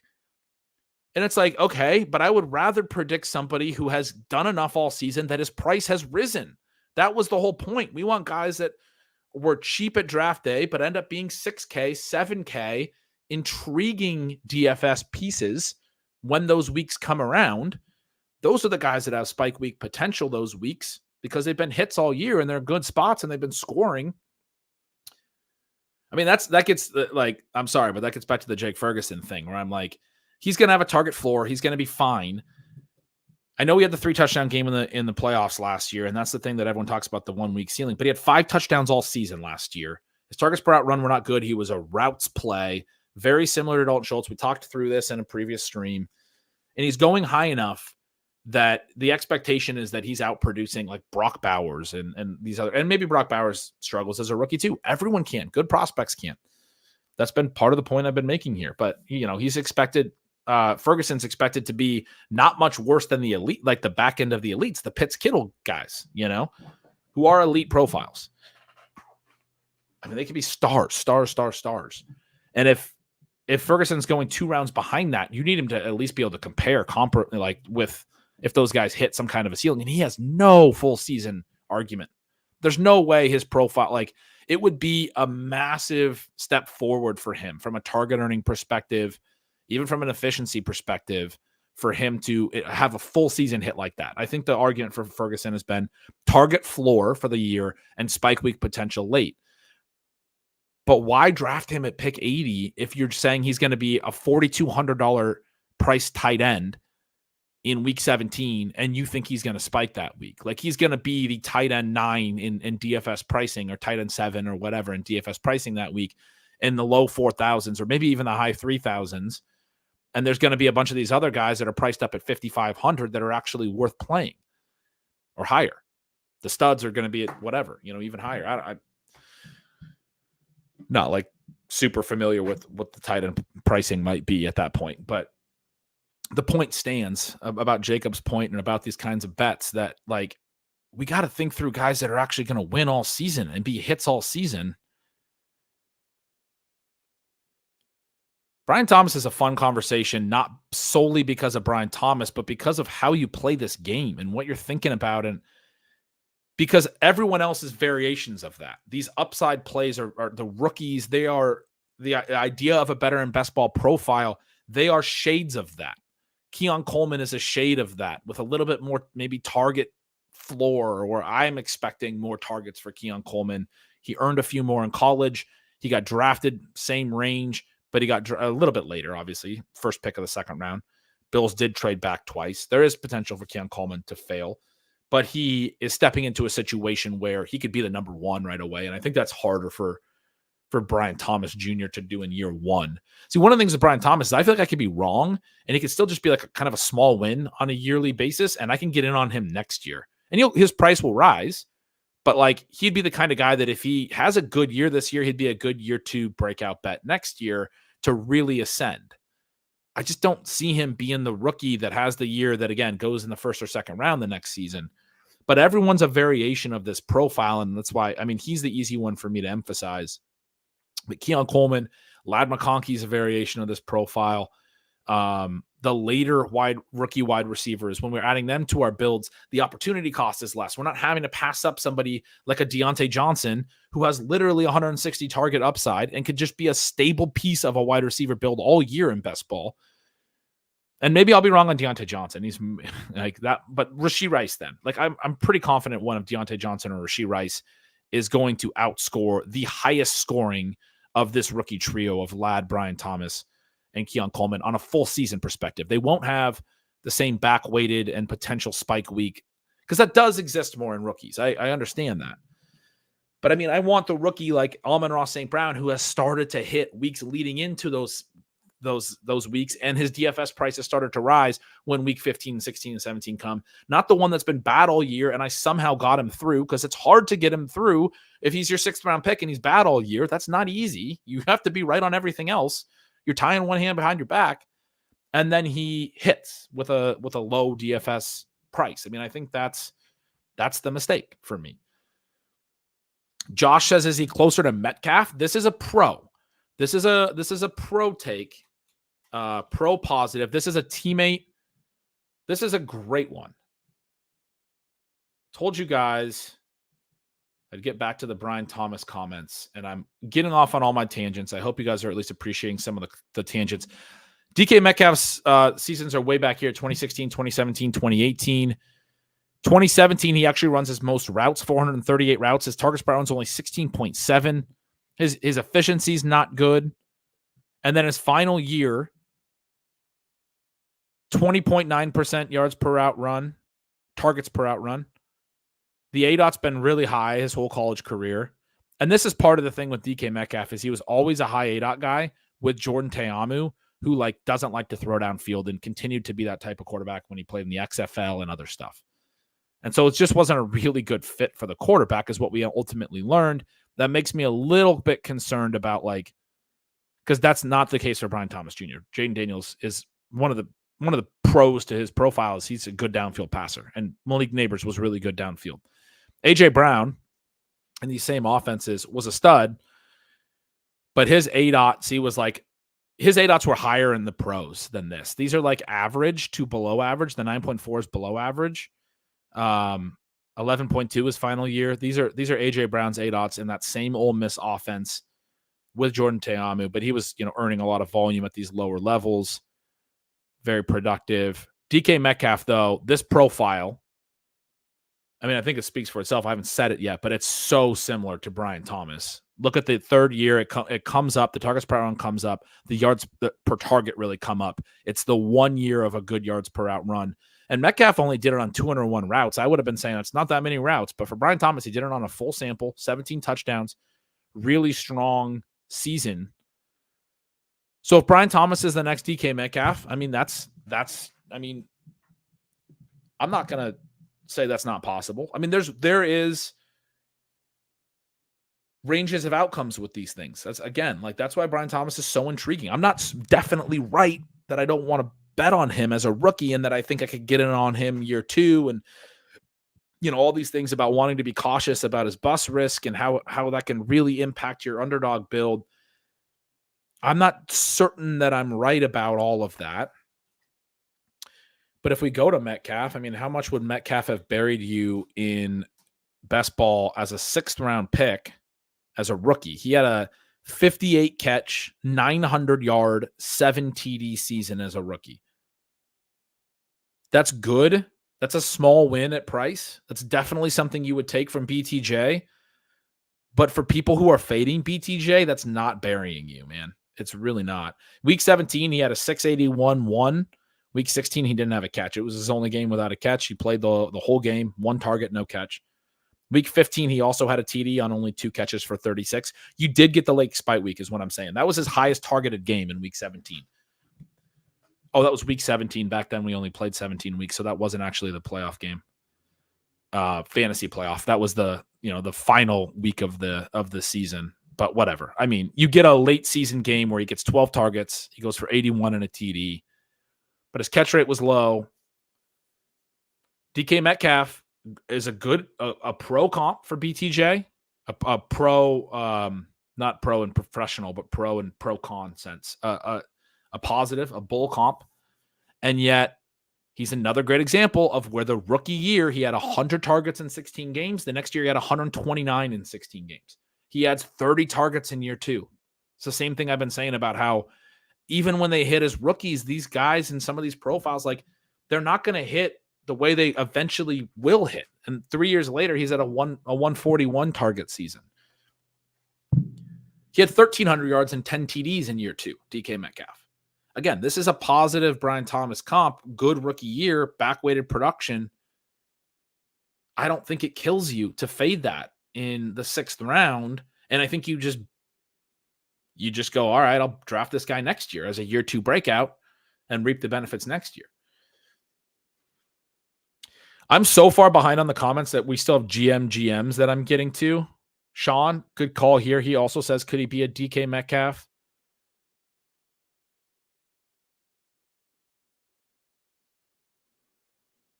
Jacob Gibbs has a Twitter thread that has you really down in Cup this year. Jacob Gibbs, really sharp dude, guy I've worked with. I was chatting with him a little bit yesterday in the DMs. I worked with him a little bit while I was at CBS. Love his work. He's going to start writing the CBS newsletter. Definitely stuff that I would recommend and check out. And I will definitely go look at this thread. One of the things about the old wide receiver things is when you look at it in a big sample, it's more about the age cliff than the age curve. Guys start to drop off, but some guys are outliers. And Cooper, I know there's a lot of risk with old receivers. I'm still interested in this, and I want to look at this. But I know there's risk when I draft Cooper Kupp. One of my elements for still being in on him is he had the best receiver season of all time a couple years ago, the last time he stayed healthy. And he's been banged up since. And I don't know the year right after it, he was as good on a per game basis. And then he got hurt. And then last year he got hurt in the offseason and played hurt. And maybe he's just dust now. But when I look at these profiles in retrospect that beat the age curves, like a Larry Fitzgerald, it makes sense. You're like, oh, Larry Fitzgerald's an all-time great. He's somebody who did great things earlier in his career. Then he had the down 3 years in 2012, 13, and 14 when he was 29, 30, and 31. And then he came back at age 32, 33, and 34 and had 107 plus catches all 3 years, 1,000 yards all 3 years at 32, 33, and 34. And you're like, well, that's because he was Larry Fitzgerald. And in fairness, Larry Fitzgerald was drafted like that as a prospect. Everyone knew he was that good from college. He set the NCAA record for, I believe, games with consecutive touchdowns, which I think was previously held by Randy Moss. So the Kupp thing is like, maybe Kupp's not on Larry Fitzgerald's level, and maybe he just phases out. But when I draft him, it's because he's done stuff that has already been outlier-ish. And so if he comes back and does this, it won't be crazy for me to think in the future that when I look back, I go, well, it makes sense that the guy who beat the age curve was outlier-ish Cooper Kupp.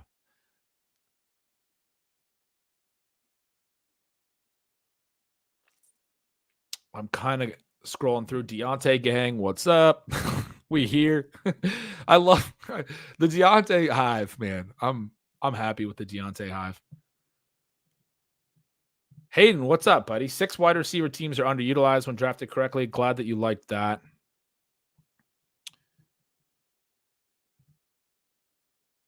Jane Daniels is my favorite elite QB 1-2. I like Daniels as well. Think he is the biggest swing you can make at QB this year. And I think I'm getting my exposure up to where he's my highest drafted. I think he's the best value right now. I wrote that in the newsletter recently.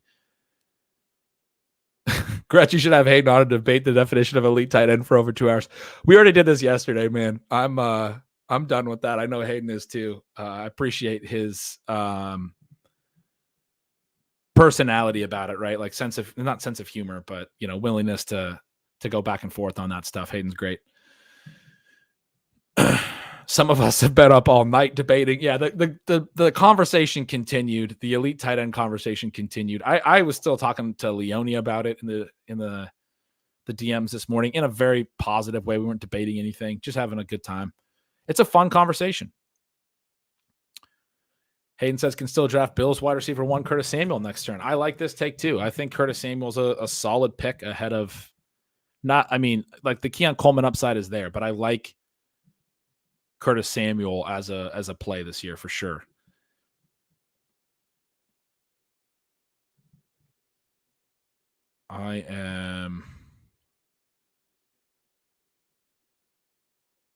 What if elite onesie is just, you guys are saying not underweighing something, and I'm trying to figure out what you guys are referencing, but probably I just need to move on, and I'm going to move on.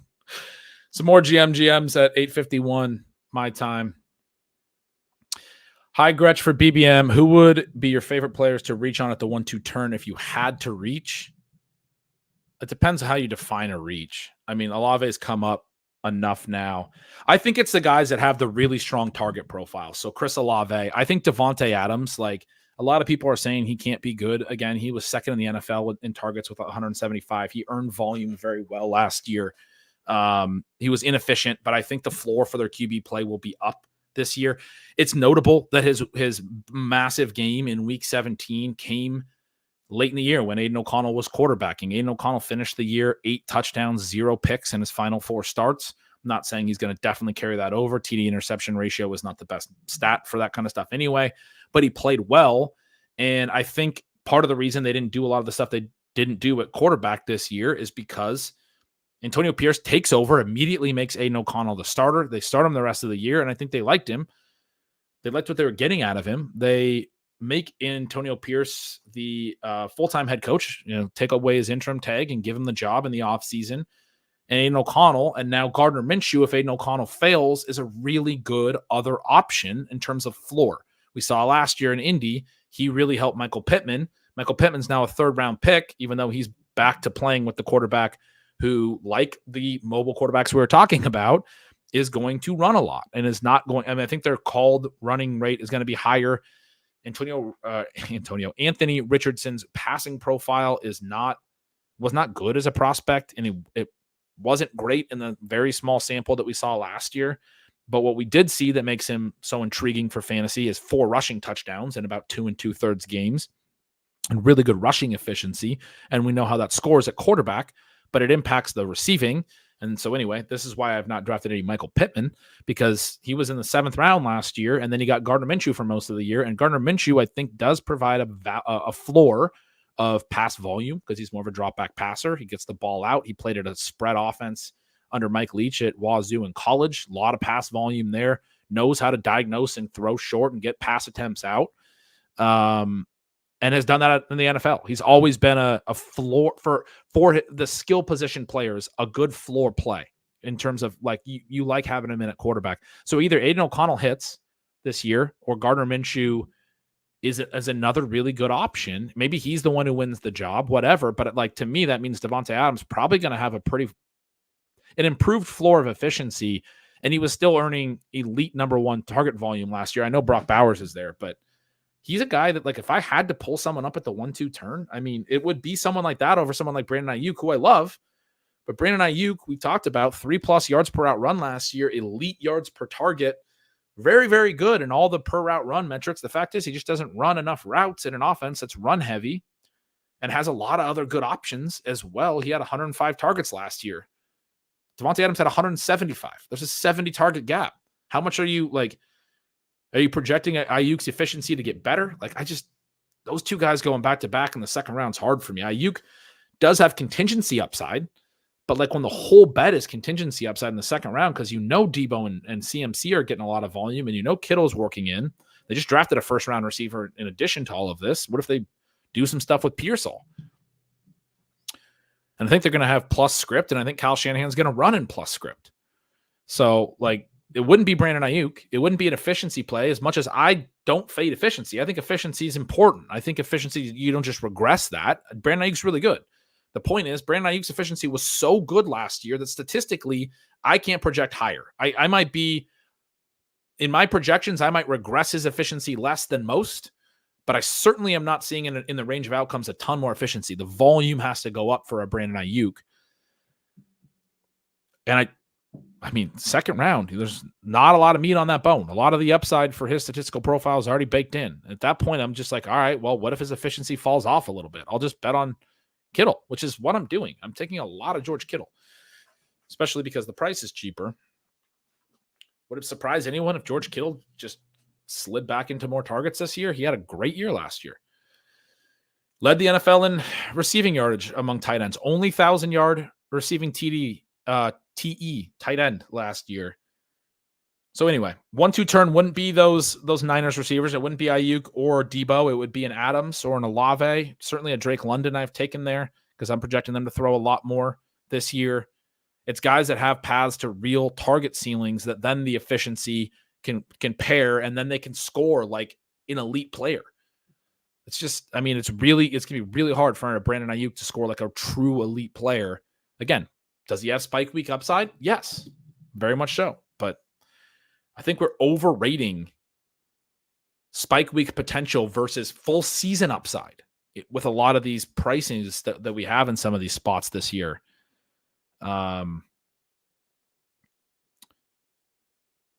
Who else would I pull up? Jonathan Taylor's already going in that range, but he's a running back that like I would consider.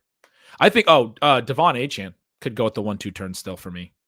I would pull him up. If like I had to do something, like if I couldn't take Jahmyr Gibbs, couldn't take Jonathan Taylor, it's one draft for all the marbles. And I had to decide like outside the top 20 ADPs who I would take at 12 for some reason. The top 20 have all gone and I'm on the clock at 12. Doesn't make any sense, obviously. But I would probably take Devon Achane because I think his profile is strong enough that he could be there.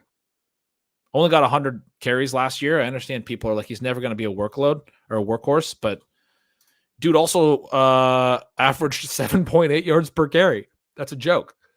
I mean, it's not, it's a real fact, but it's a joke. 103 attempts, 800 rushing yards, and 8 TDs, 11 TDs, and Raheem Mostert had 21 in the same offense. The top two running backs had 32 TDs in an offense that concentrates volume at every position. And Raheem Mostert is either the cheapest 20 touchdown scorer ever, which he probably already is.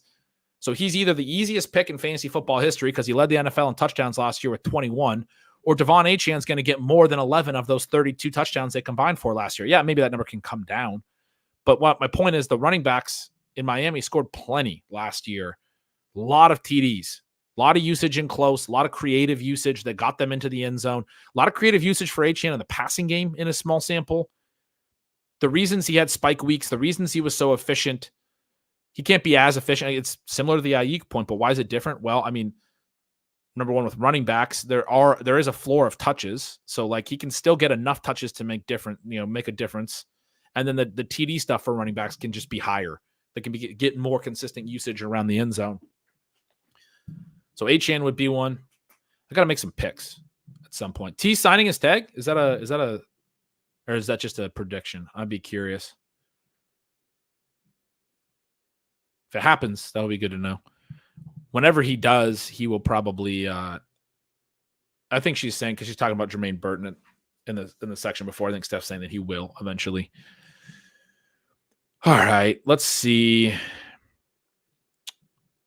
How are you playing Josh Allen teams? Hoping his pieces fall, or you're reaching on pass catcher correlation? So this is a good question. I have a hard time with it, and that's why I actually haven't drafted a ton of Josh Allen, because I don't like the Khalil Shakir profile from a target earning perspective. His targets per out run, he's been really efficient, and I think he could grow, but his per route run stuff so far in his career, I was telling you guys a minute ago, 15% to 25%, that's that range.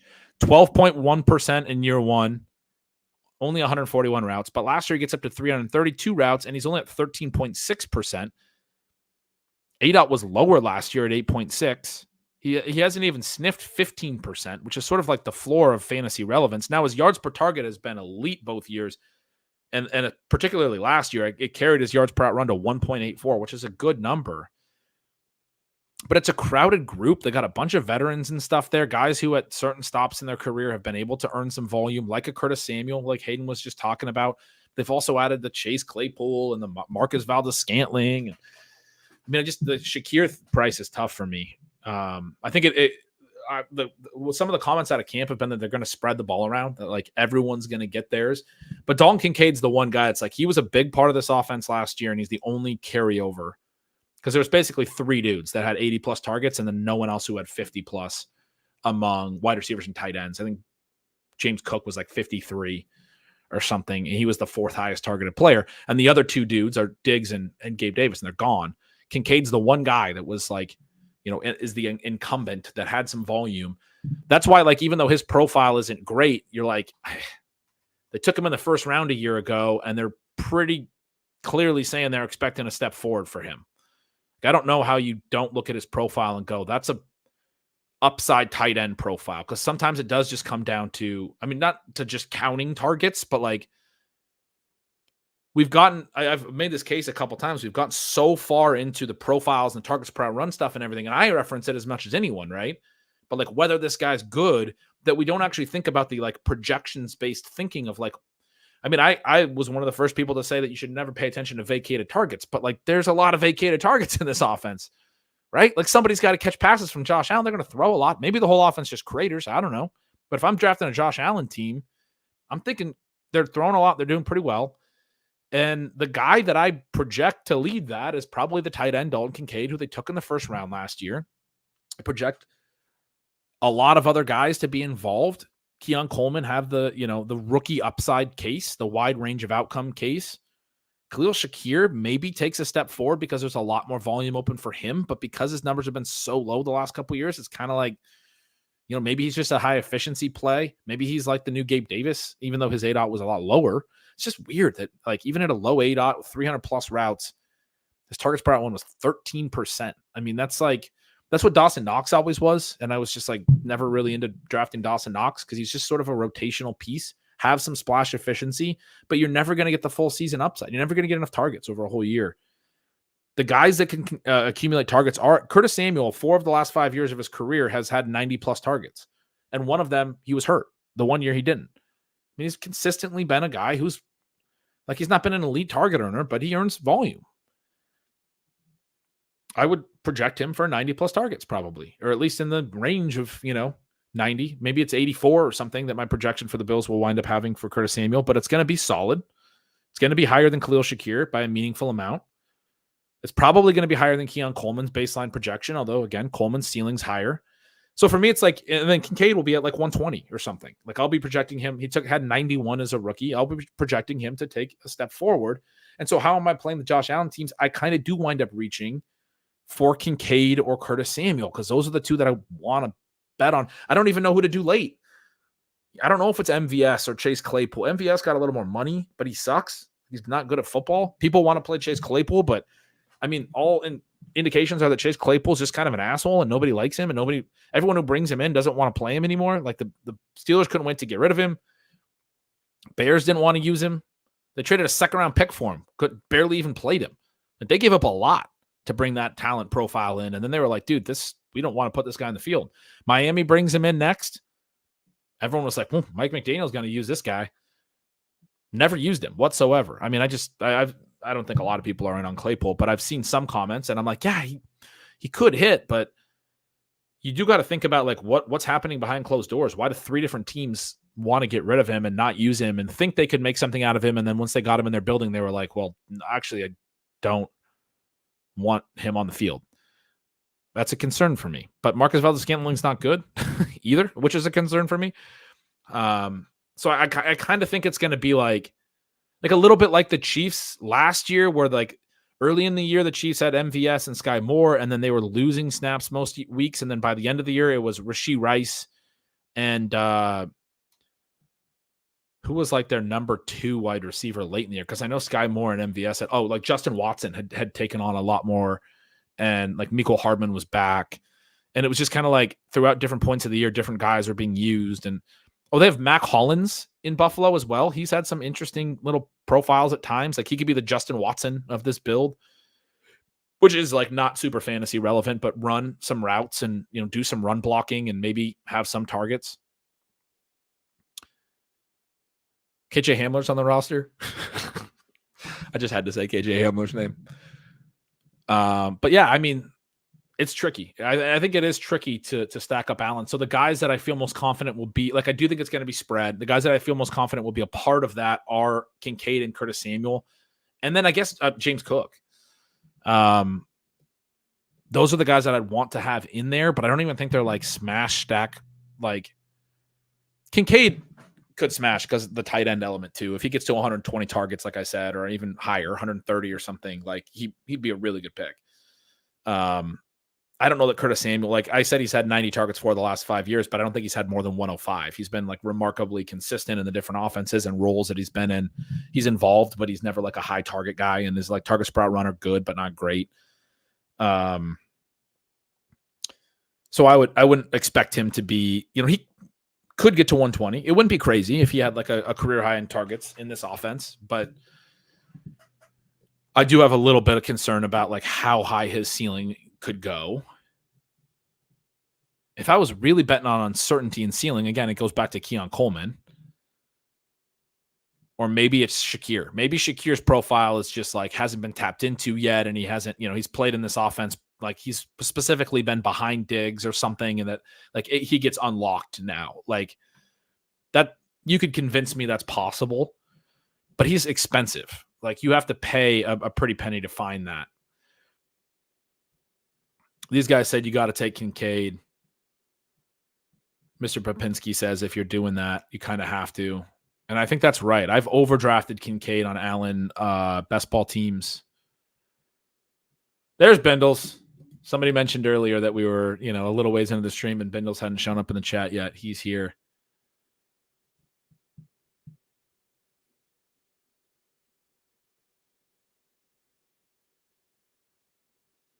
So this is an interesting one from Tyler. Is it just me, or is Brock Bowers going on the upside of Bowers going unnoticed? Why can't he have a big season? I'm willing to take a swing in the 9th round. I've been taking a lot of Bowers too. One of the things I think about the top 7 tight ends being so strong this year, and I've argued stronger than we've ever had in a season in fantasy football history, that, I mean, tight ends weren't good and deep in the 2000s. So, I mean, I don't like, I was playing back then. I don't say this like, casually. If anyone saw me make that claim on Twitter yesterday, I say it from the sense of like back then we had basically Tony Gonzalez and Antonio Gates. You didn't have 7 strong profiles. You had Jason Witten.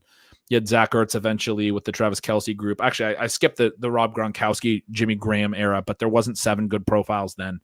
Tight ends became more and more involved in the offenses through the 2000s and then into the 2010s a little bit.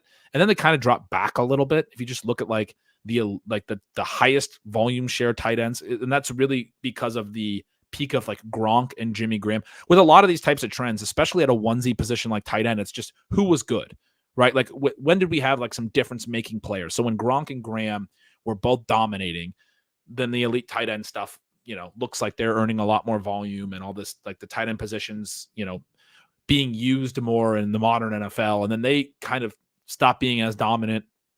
And there's like a little bit of a lull. But Kittle, Kelsey, you get the really narrow peak of Darren Waller, but it's strong. Zach Ertz is a stable force at the position in that range. Jason Witten, I mentioned, was for a really long time. But like, we haven't had another season where we've had young guys like Sam Laporta had one of the best rookie tight end seasons ever last year. Trey McBride had a legit year 2 breakout. We know it takes time, and for him, it was a legit year 2 breakout. He had a much better yards per out run than even Laporta, 2+ yards per out run. Laporta was 1.75. It's a meaningful difference. He was meaningfully better in targets per out run, slightly better in yards per target as well. Gave him a meaningfully better yards per out run, and he's good, man. Then you have the Kincaid stuff I just talked about. Then you have the Kyle Pitts offensive volume change stuff and a profile that I wrote about this in my targets per out run breakdown of Atlanta earlier this offseason, a profile that has for his full career. So a big sample, is like 1,100 routes. He has a weighted targets per route run because his ADOT is in the 12 range. It's like a little bit above average for a wide receiver. It's well above average for a tight end. His ADOT's high enough and his targets per route run are solid enough, even though year 3 was the worst. And you can argue that like the best of him is too far gone. And I wouldn't disagree with that. I think we sometimes don't understand that peaks can be narrower at the NFL level than we want them to be. That like we sometimes seek production 2+ years ago that's like just not there anymore. Maybe Kyle Pitts health-wise will never be the same. When I mentioned, I was talking with Leone about him this morning, and Leone's very high on him. But he asked me at one point, if I have any concern of like a Juju like arc. And I was like, yeah, I definitely have some. Juju was really good the first couple years and then got hurt and then never was the same guy. And sometimes the production just never is the same again. He's just not the same player ever again. I think that's even true with prospect profiles. Like, I think that's one of the things that happened with Laviska Shenault. I think sophomore year, Laviska Shenault to Colorado was explosive enough to put up monster numbers. And then, probably got worn down his junior year. I probably didn't put enough weight into the fact that he was less productive as a junior than as a sophomore. Shouldn't have been going backwards before his graduation year. And then he goes to the NFL and he just doesn't have that edge that made him such a dominant producer, as a sophomore. Maybe he was never good enough. Maybe by the time he reached the NFL, wasn't the same guy anymore that he was. And that, the Jaguars obviously agreed. They took him in the early second round. He was a day 2 pick. There was people that were really into Visca within the NFL as well. But sometimes these guys peaks, they just maybe, he didn't take care of his body. Maybe he wasn't working out enough and wasn't dieting enough, whatever it is. Some of these dudes, they need that extra fraction of athleticism to be able to win.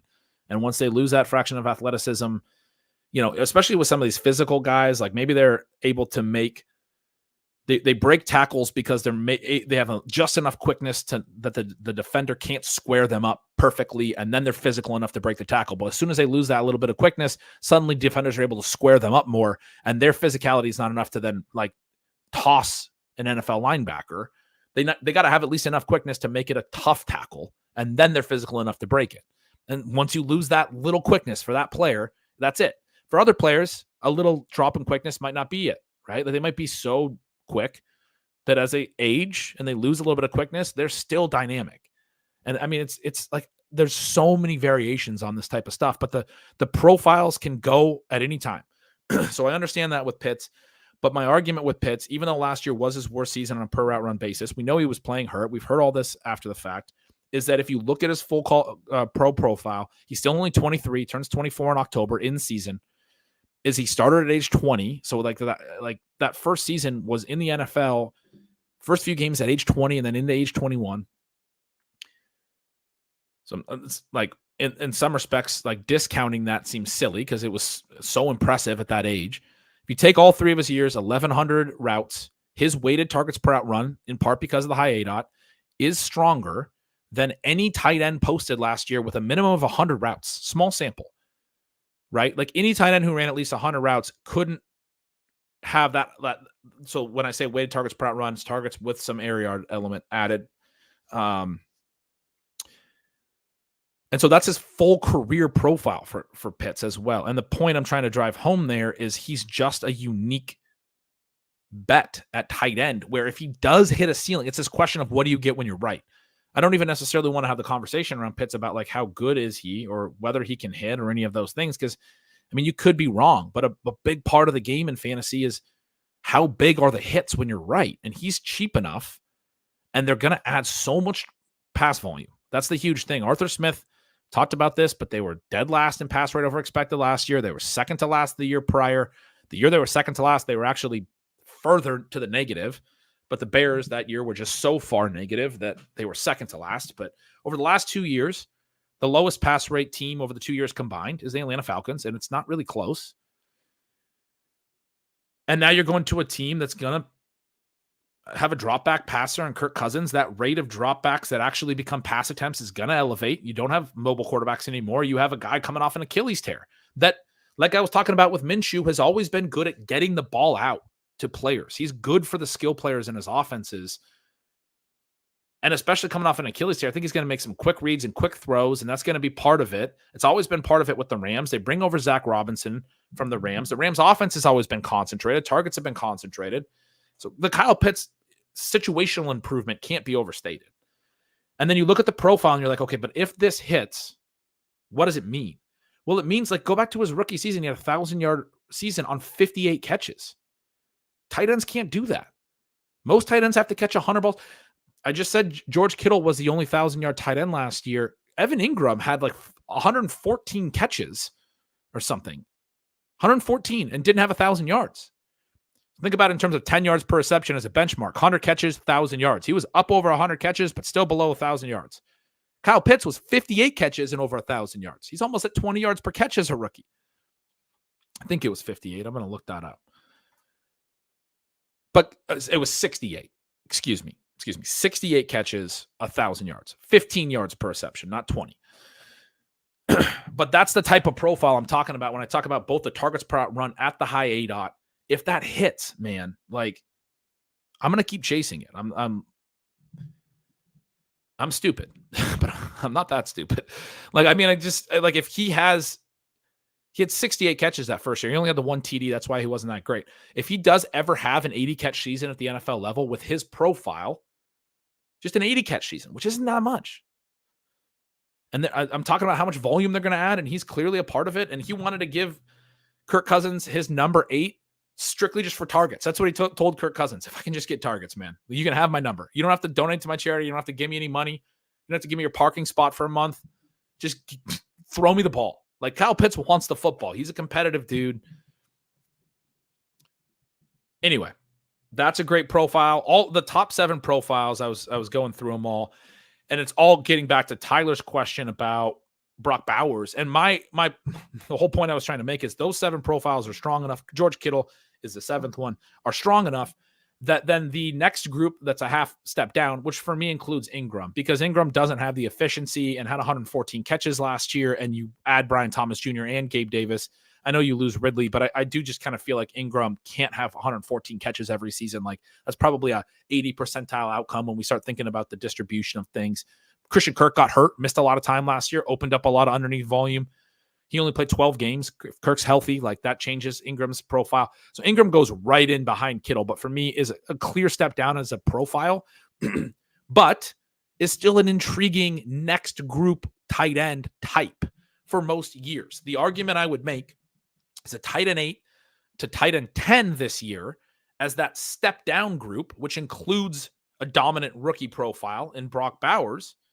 That step down group that has upside still. I think Ingram still has upside in his profile. I think Brock Bowers does. I don't think Ferguson does, but I think Njoku does. He had the best season of his career by yards per out run last year.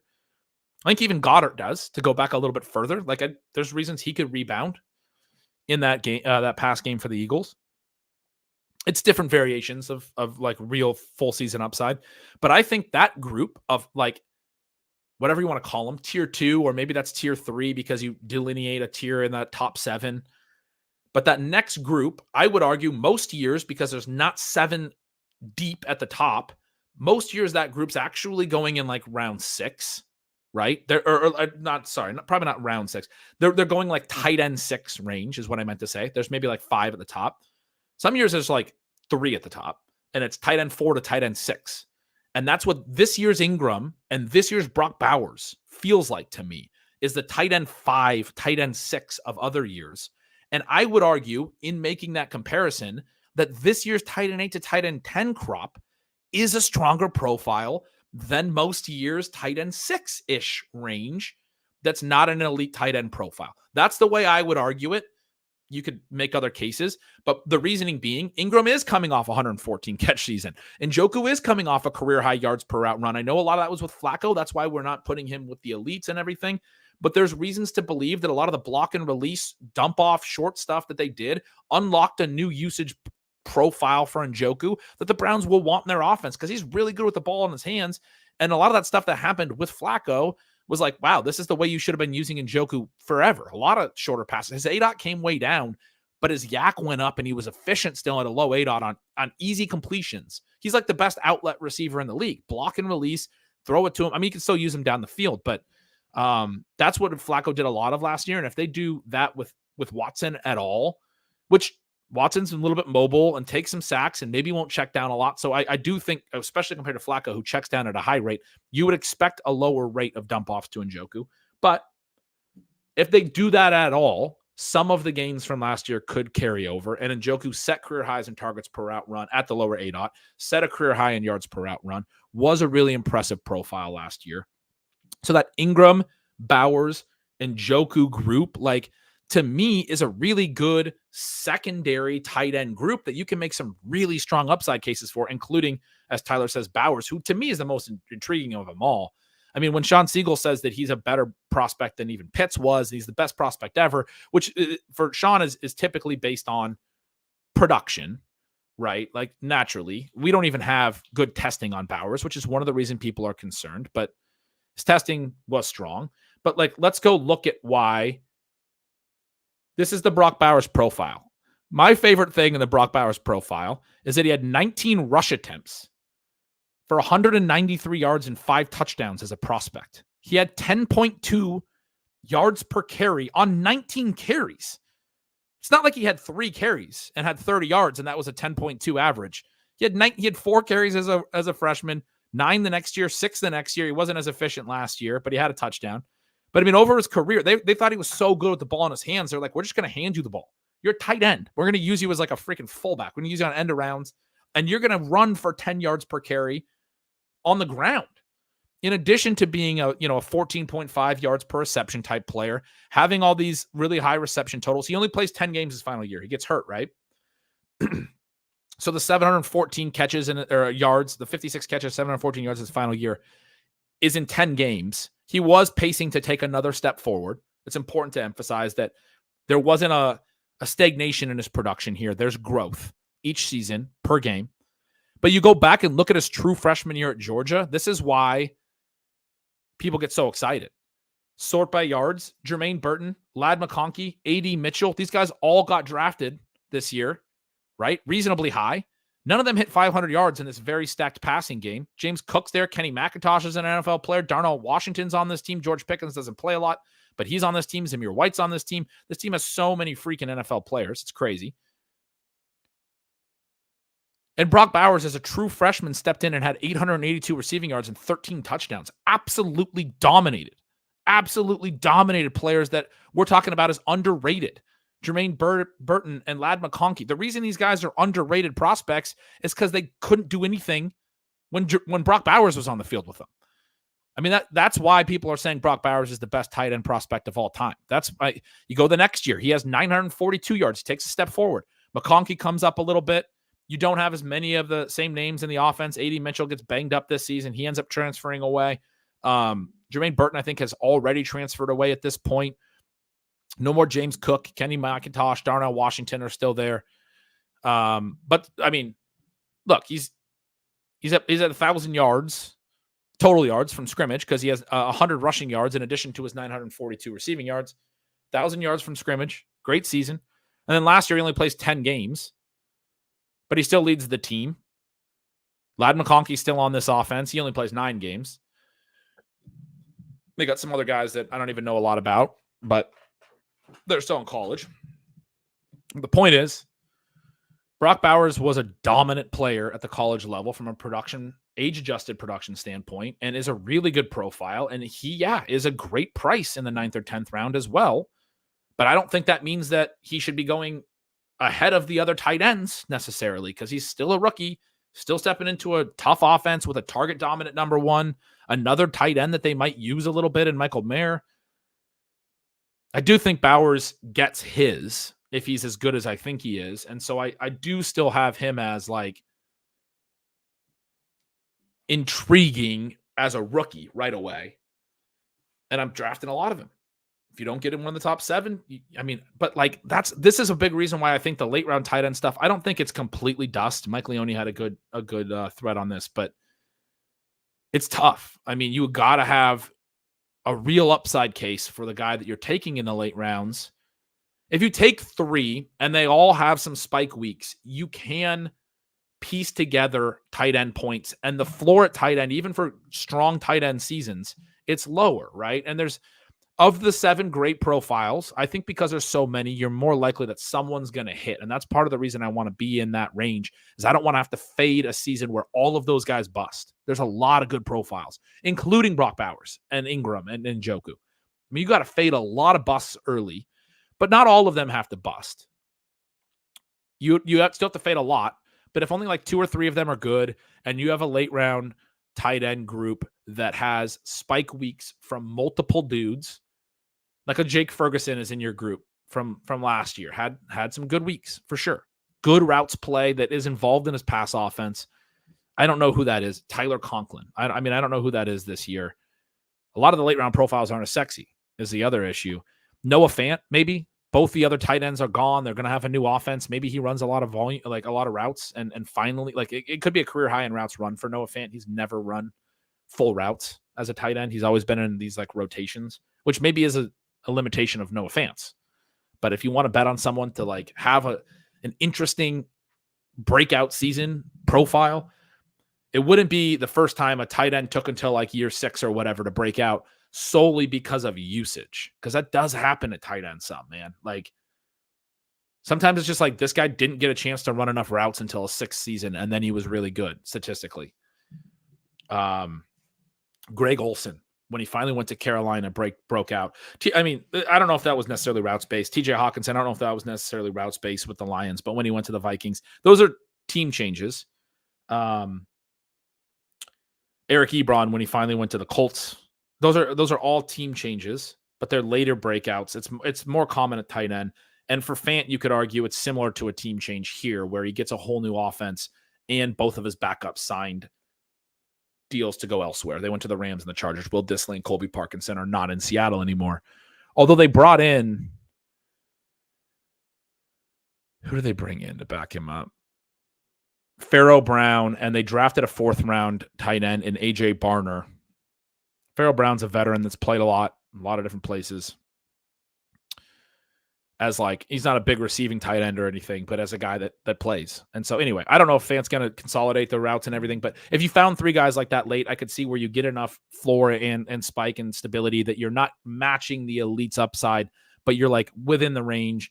Tight end's a unique enough position where you could survive probably if you're right on all 3 late tight ends. But in terms of the shape of the tight end position and all of those things, it really does look this year like you want to have some ceiling. You want to have somebody who hits in a way that matches whoever hits the biggest, or at least can come with them to some degree.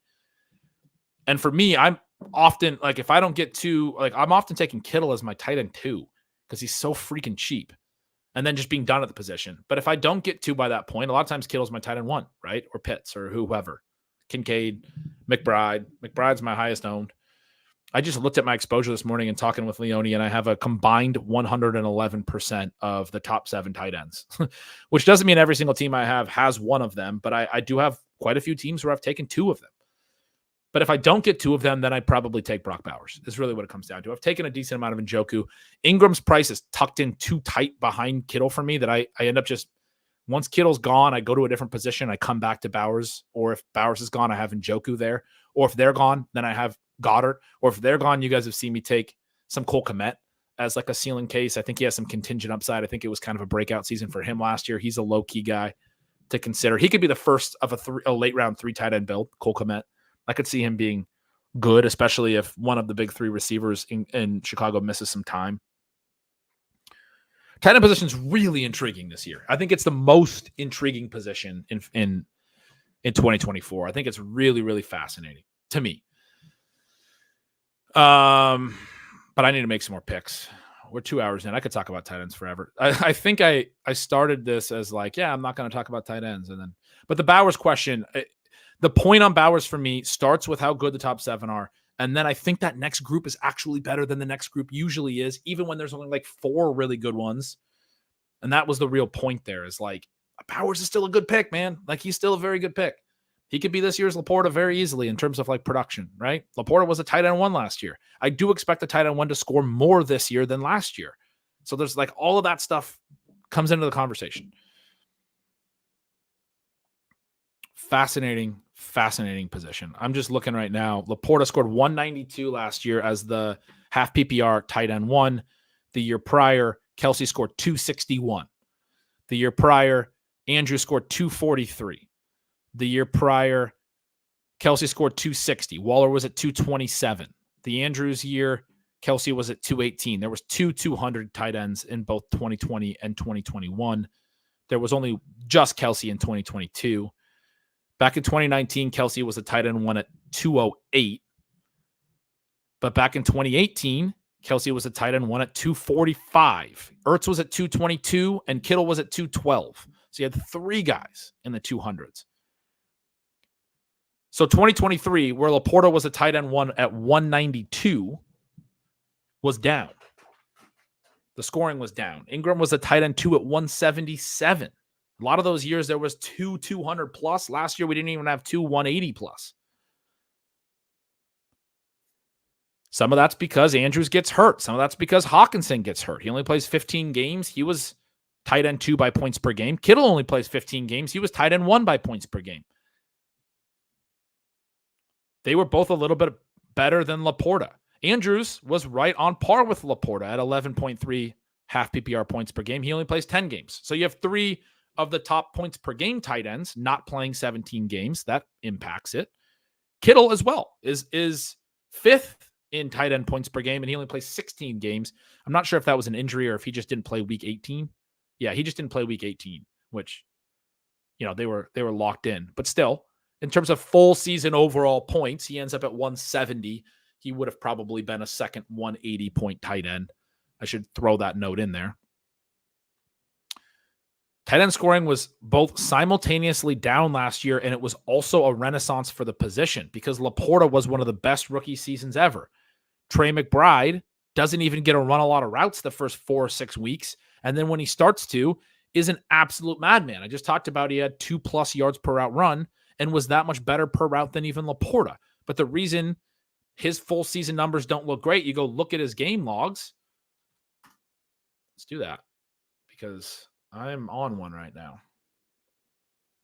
It's my favorite thing to just go down these rabbit holes. You guys have said you enjoy them. It's a good format for me to be a little bit of a crazy person. First 5 weeks. Look at his snap shares over here on the right.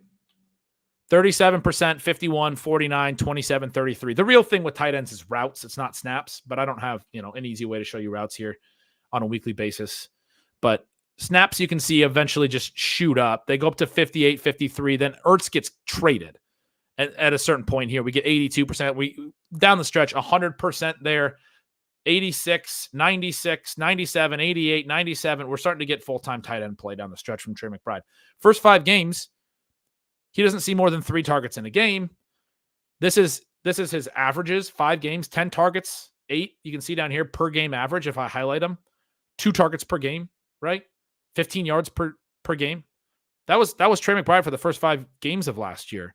Wasn't running enough routes. That's why I reference his per route numbers. You take this, and this includes 6 and 7, where his numbers went up a little bit in his playing time. But this star column right here that I'm hovering over, games started, he actually starts weeks 2 and 3, but doesn't play a ton.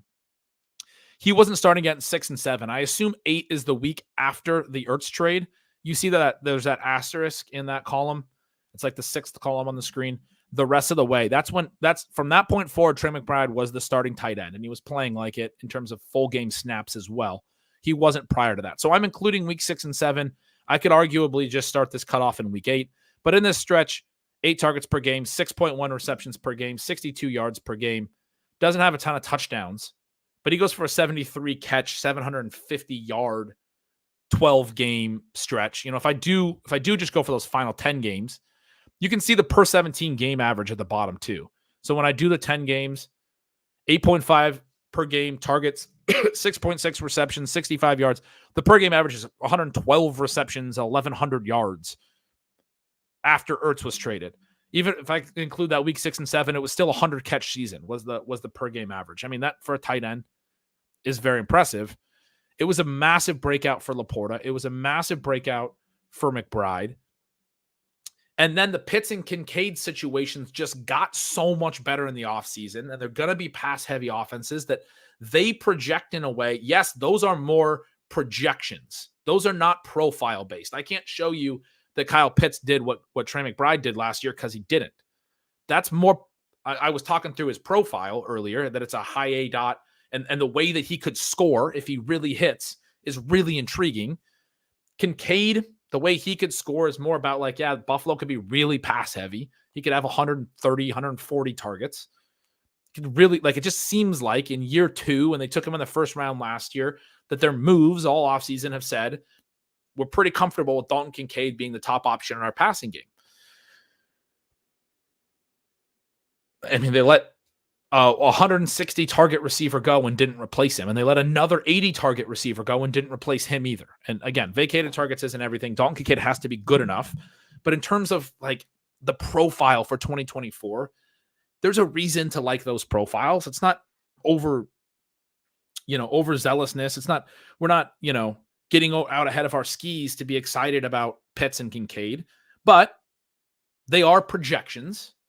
And then you still have Kelsey and Andrews and Kittle, who have multiple seasons of demonstrated high-end production in one way or another, get knocked down. Kittle gets knocked down for teammate stuff, I think kind of in a silly way, but it's still a really strong profile. And Hayden's tweet the other day, it showed that Kittle has 4 top 25 elite weeks, or 4.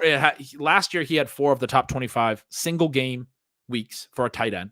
And that was really the reason I started going at it with Hayden a little, was he didn't mark Kittle as elite on that graphic. And it's like, he's on there 4 times and he's always been a part of the elite tier. But I understand Hayden's point. Hayden went on to explain his side of it and his point that, it's about ADP in terms of how he's classifying those things. But Kittle, and then Andrews gets hurt and a little bit different usage, but I don't think people are that. I haven't heard anyone else but me make the conversation, the cases about Monken's impact on Andrews' profile, that he was over 80% slot rate, highest of his career, that his ADOT came down and his targets per run came down. He did run more routes, but he wasn't even on pace. I mean, he's on pace for about 500 routes, which would have been the second best season of his career. There's a really good year. He ran 600 plus routes. He wasn't on pace for that kind of a season. And the tight ends were like less of a focal point in that offense. We'll talk about that whenever we spin the wheel and land on the Ravens.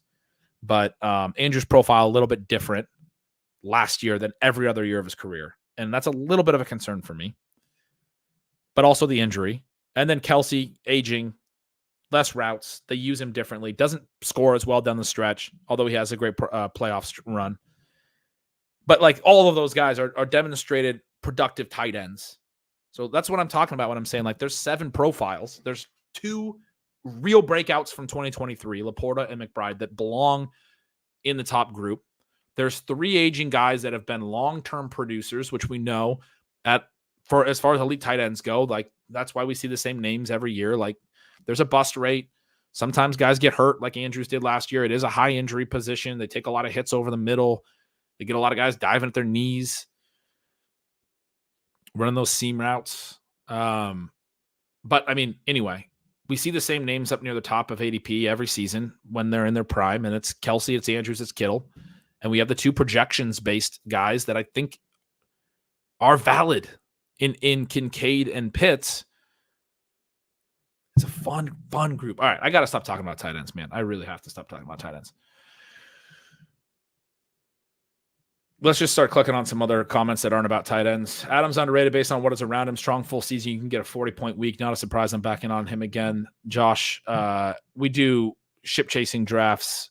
Famously, his team name is the Buckeye Boomers. We did finish 7th in the NFFC primetime last year. Their highest stakes contest with Devonta Adams as a second-round pick. But yeah, he's saying not a surprise he's back in on him again because he's a boomer. But we love Josh and Adams. I mean, I'm in on him too, man. I'm in on him too. Okay, official. Shefty. This is the T Higgins stuff. Good, cool. T was official, Gretch. By the time he gets to this comment, won't know what I was referring to. Stephanie, I mean, I did know, but you're right. I'm 40 minutes behind in the comments. I need to hear Gretch's T Higgins sermon. I can't do that today. I got to go make some picks, man. I'm going to time out. Good thing it's a Saturday and I don't have to go pick up my kids or anything.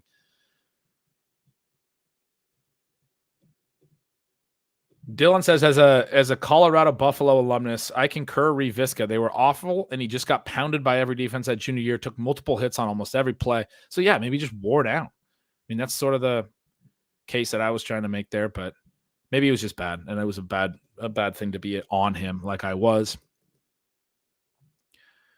Ben, do not look at Sam's tweet about Kadarius Toney outproducing Pitts. That would start such a long rant by me.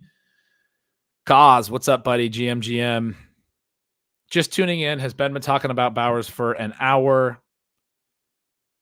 I mean, should we print this out and hang this somewhere? It's kind of the theme of the show is Ben is talking about something for an hour. And because the answer is yes. I have mostly, not just Bowers, but tight ends for sure. Sorry, I missed the Slow King. My toddlers are discovering music. Been playing some music with them. You didn't miss anything. we still got to make the picks.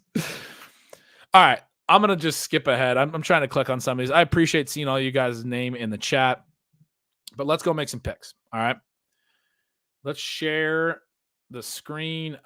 Man, every time I'm like, I'm gonna be shorter today. I'm gonna get to the wheel spin quicker, and I need to at least make like 5+ picks before I even spin the wheel. We haven't done any of that. I mean, we're so far behind. It's ridiculous. I'm an embarrassment. All right, the Eliminator. This team in the 9th round is a 0-2-4-2 through 8. No QBs. I typically do like to hit an elite QB in the Eliminator just because I think the game's played stability is really nice, among other things. I still then am probably going to go with a 3 QB build later. I have, I've mentioned this every time. In my write-up, I emphasize 2 QB builds are possible in the Eliminator. You can lean into that.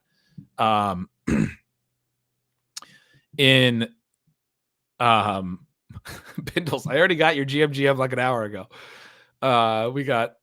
We love it, Gretch. We got the T Higgins stuff. In my piece on the Eliminator, I was arguing that you can do some 2 QB builds. I have done some. I don't think it's crazy. If they're both pretty stable quarterbacks, I know it's a risk, but I also think, it allows you, like you have to take on risk somewhere. You can't have contingency for everything is the way that I've been saying that. But I do prefer the 3 QBs because that's different than what I wrote about. I want to always emphasize that. I do prefer the 3.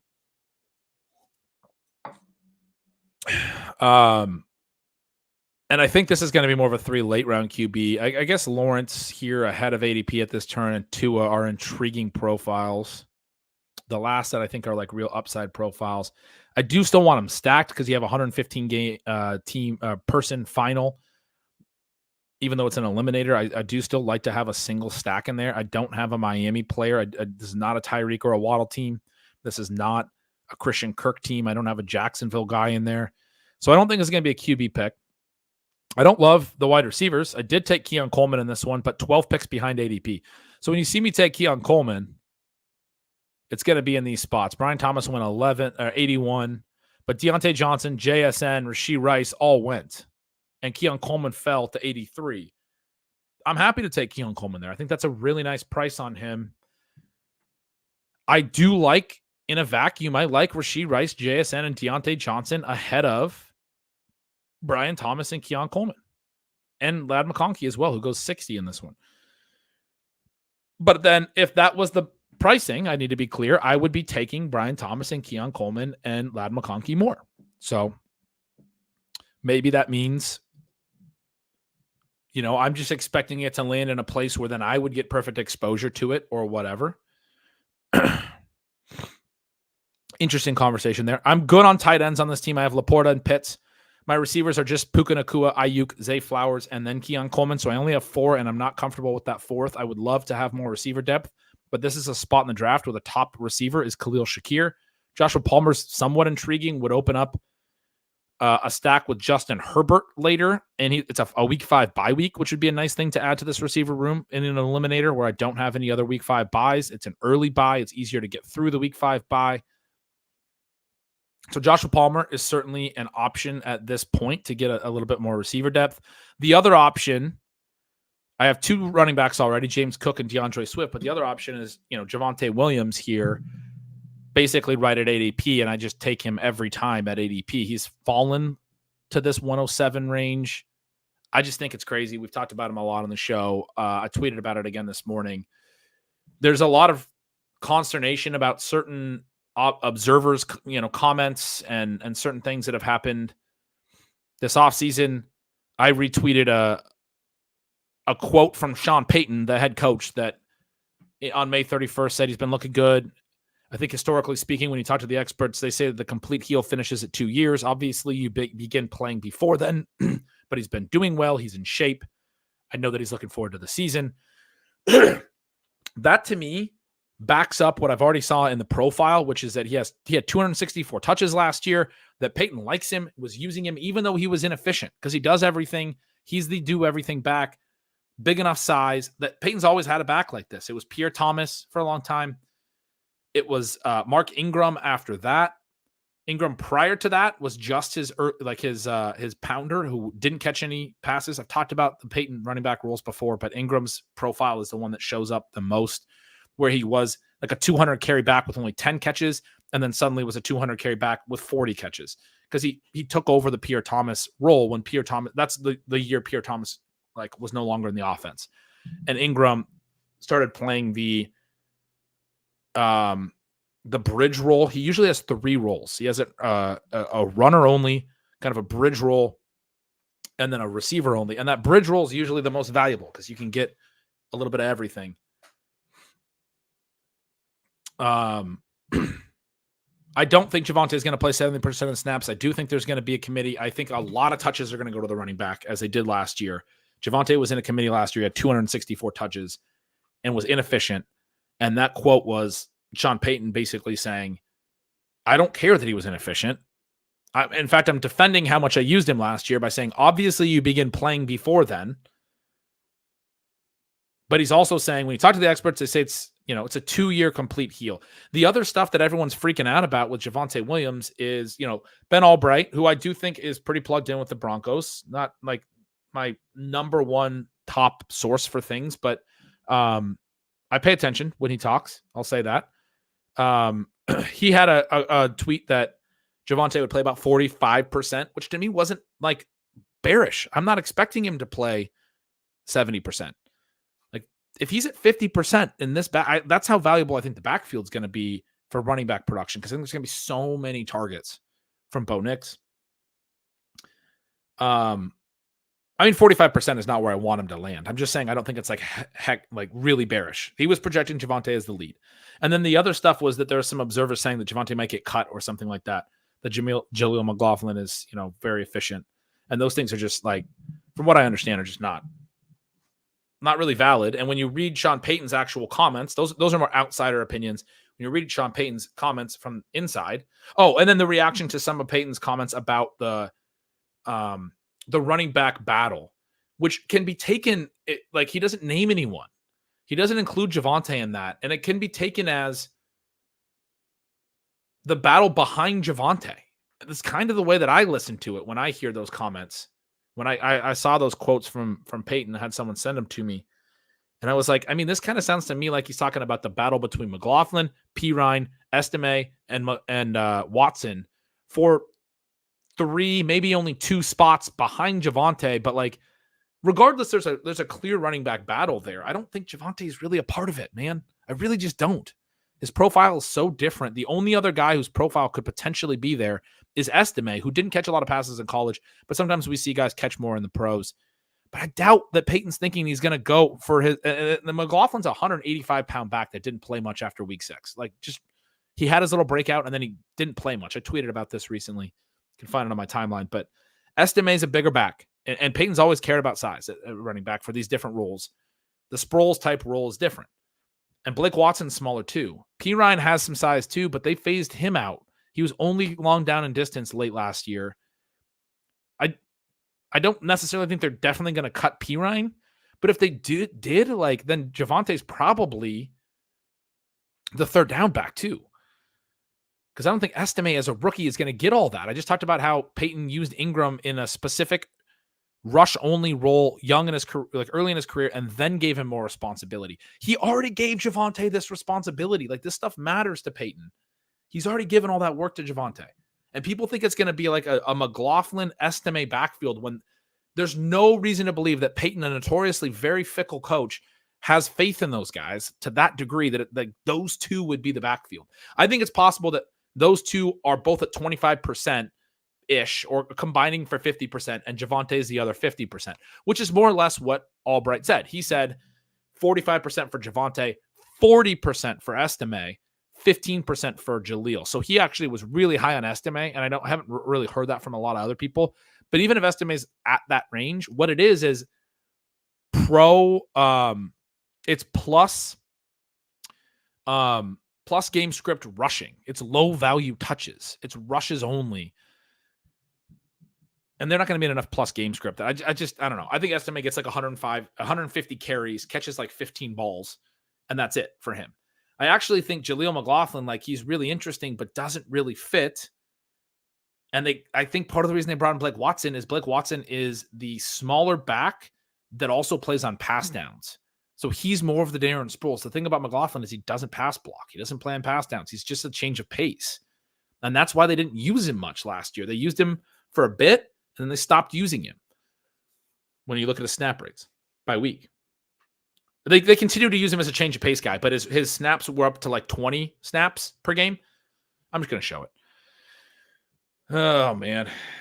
You guys, I'm on one this morning. Let's just go to my Twitter. This is, where's the tweet?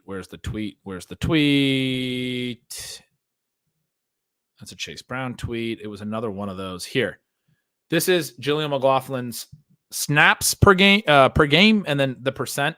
Weeks 4 to 6 is when he really started to kind of produce 33%, 40%. And then they like pulled him back. He was up to the most of it was 21 snaps per game. They pulled him back, and they still gave him touches. He had on these snaps the rest of the way, a high rate of touches per snap. So they put him in for the change of pace backfield stuff. When they put him in, he was going to get the ball to provide a spark. But I mean, he only played 2 more games over 20% of the snaps way at the end of the year. They don't trust him with that. So I actually think the fact that they brought in Blake Watson was bad news for Jaleel, but now Jaleel's getting good reports. So I think, like, I thought Jaleel was going to get cut, to be honest with you. But now he's getting good reports, and maybe he won't. Maybe Blake Watson doesn't make the team. But I think Blake Watson is a smaller back that fits what they want to do a little bit more, catches the ball to the backfield a little bit better. Pass blocks probably a little bit more, played more on pass downs in college. Anyway, let's get back to this eliminator draft where I have to decide between Josh Palmer as my wide receiver 5 with the nice bye, the week 5 bye, or Javonte Williams is my running back 3. He has a week 14 bye. I only have one other week 14 bye on the roster, and that's not a bad bye either because it's so late that you're already in the money if you go out that week. You actually get 10x your buy-in. You get $100 payout if you lose in week 14. So I don't shy away from stacking the week 14 buys in the sense that I guess I assume that's plus EV because you can like make some decent money there, and maybe you still get some pod luck in week 14. But like obviously what it means is that I have that player active every other week leading into week 14, assuming they stay healthy.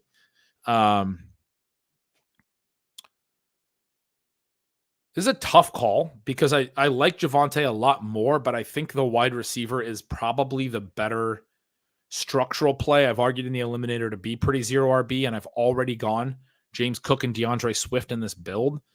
So when you already take 2 earlier running backs, it's kind of like you don't need Javonte. Like the big thing for Javonte for me is I think he's going to have a lot of expected points in those models because I think he's going to get a lot of targets regardless of whether he plays on third downs or not. He's going to run routes. He ran a lot of routes last year. I think he's going to get a lot of overall touches, and his expected points are going to be very stable. And the question is, can he get the efficiency back? But at this price, I think you're free rolling the efficiency. I think the expected points are going to be high for the Broncos across the board. They led the NFL in expected points last year in most of these models. They led the NFL in running back targets. That's why. And if he's even just getting 50% of that big of a pie, that's good. And it's probably a little bit more than 50%, even if it's 50% snaps, because he's going to be more in the target role, and there's going to be some back that's getting the point I was trying to make about the 40% estimate projection is if he's in that old Mark Ingram, Kyrie Robinson, Chris Ivory role that I keep talking about every time this comes up, then his rate of snaps to expected fantasy points is going to be weak. He's going to be playing more than actually producing in fantasy. It's low value touches. It's a trap back profile. For those of you who have read my old high value touch work from way back in the day. And Peyton always had one trap back in his committee. And then all the high value touches really concentrated on the other 2. And you wanted the one of the other 2 that was also getting some carries and wasn't just in the passing game, other than when it was Sproles, because Sproles caught like 90 balls in one season. I mean, he was a PPR running, like he was a wide receiver basically in PPR at running back. But anyway, I've done this committee so many times, but the Javonte stuff isn't clicking with the market. So, maybe there's new people who haven't heard me do this yet on this stream. I'm going into it again because I really think Javonte is a fantastic price. The things that we know about Javonte are that the backfield is going to have a lot of expected points, that Sean Payton has tended to like a bigger back like him that can do everything, that Sean Payton used him like that last year, even coming off a multi-knee ligament injury, that Sean Payton has said it takes 2 years to get back to full health, even though, you can play him before that, even though I played him a lot last year. But I played him a lot last year because I didn't have anyone else that I trusted in that role. And that's basically the same backs other than a 5th-round rookie and an undrafted free agent that's too small, Blake Watson, to be that guy. Estime's the threat. He's the new 5th-round rookie that theoretically could be a threat. But the idea that Sean Payton's going to trust a 5th-round rookie immediately with a role that he trusted Javonte in last year is wild to me. It's just like, that's a bet that I'm willing to bet on Javonte at this price. But I take a ton of Javonte, so that's the reason I'm actually probably going to go Palmer here. Although, wait, I'm picking at 9:11, and then I pick again at 10:02. So I'm sitting here with 2 options, and I pick again in 3 picks. Should probably be smarter than this. Trey Benson's an intriguing pick here, but in the eliminator, I like my running backs to be guys that I'm not betting on an injury. Trey Benson's like upside case is back-weighted production, and that's really exciting. And he still could make sense for the eliminator, but his downside case is like he's a backup all year. And it still matters, but in an eliminator, I'm more like, well, I'll lean towards Javonte. I'm trying to think of other stuff I could do at this turn. Tyjae Spears is there. Chase Brown. I could inject a little bit more upside into my running back room for sure. Instead of Javonte or with Javonte, I could go RB here. But I do think I want to get one receiver at this turn. And I think it's probably Palmer. I've been, defensive of Mike Williams, but I don't think I need to take him there. And especially coming off an injury in the eliminator. Week 12 bye. There's a lot of reasons I don't love Mike Williams there. It's not a tight end or QB. So it's probably one receiver and one running back at this turn. And I just talked through a couple of well, first I was going to say I should take Javonte because Palmer's not the top receiver. But now that I'm talking through this, it's like Palmer's the receiver I want, and I could go other directions at running back. I want Javonte, but I could take Devin Singletary. He's got a nice week 11 bye that doesn't usually get too clogged. The teams on bye in week 11 aren't very good, so I don't find myself drafting a lot of week 11 buys.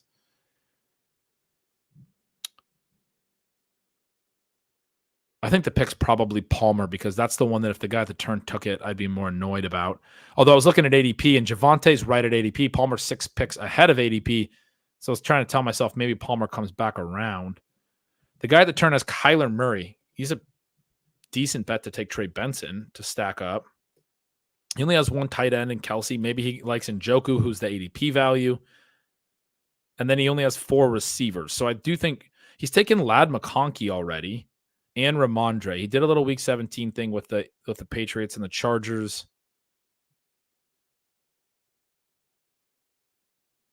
I don't really know how I would handicap his potential to take Javonte or Palmer. I kind of think he might not take either.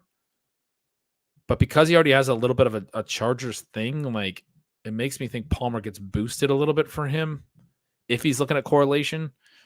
At the same time, he took McConkey 10 picks ahead of ADP. He might just be like not in on. Well, he only has 1 QB. He could actually do a Palmer Herbert thing at the turn and pull Herbert up in ADP to stack them.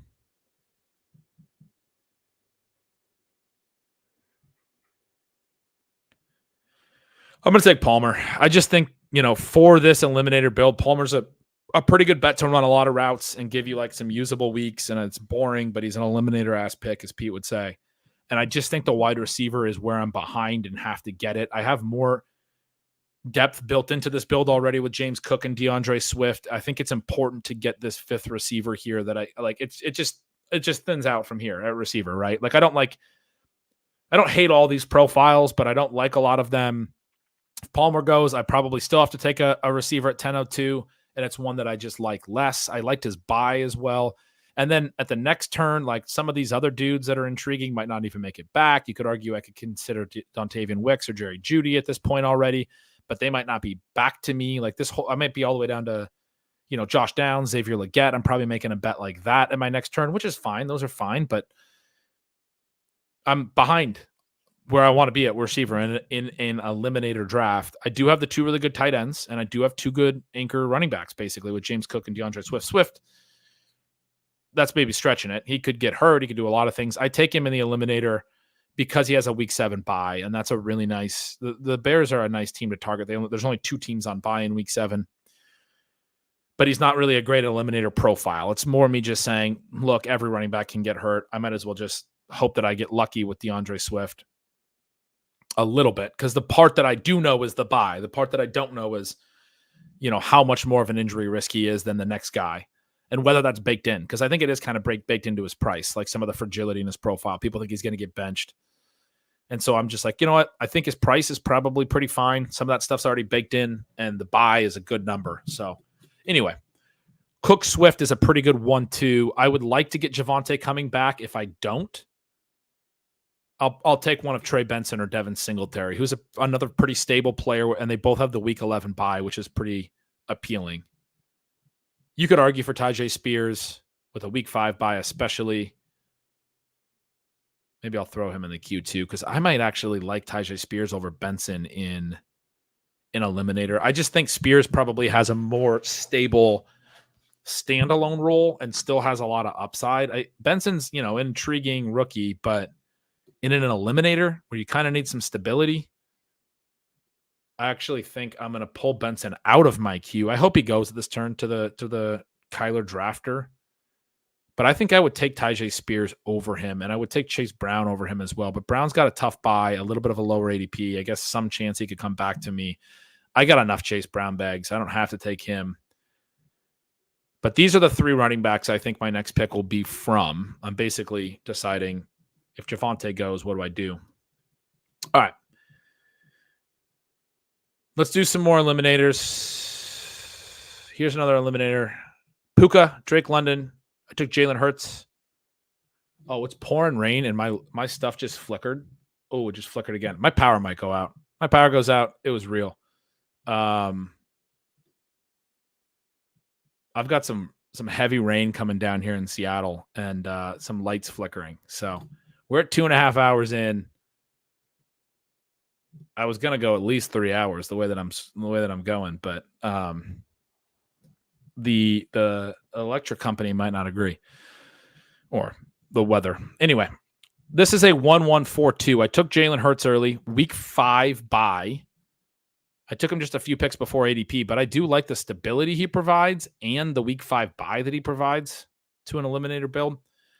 Najee Harris is my only running back. Again, the week 9 bye is the hardest one to hit. So I take some Najee and some Jalen Warren.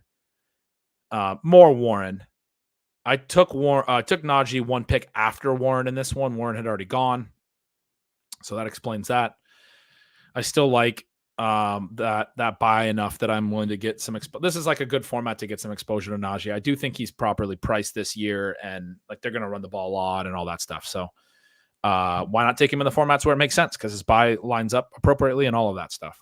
And he should have consistent volume. Like, he's an eliminator ass pick for sure. Receivers, Puka Nacua on this team as well. Drake London, Hollywood Brown, Christian Watson. Again, only 4 receivers at this point, and Christian Watson is not my favorite wide receiver 4. So a very similar situation to last team we looked at. Travis Kelce and George Kittle, 2 elite tight ends. I can get a better QB here in Caleb Williams, but I also need a QB less here because I have Jalen Hurts. Devin Singletary's gone.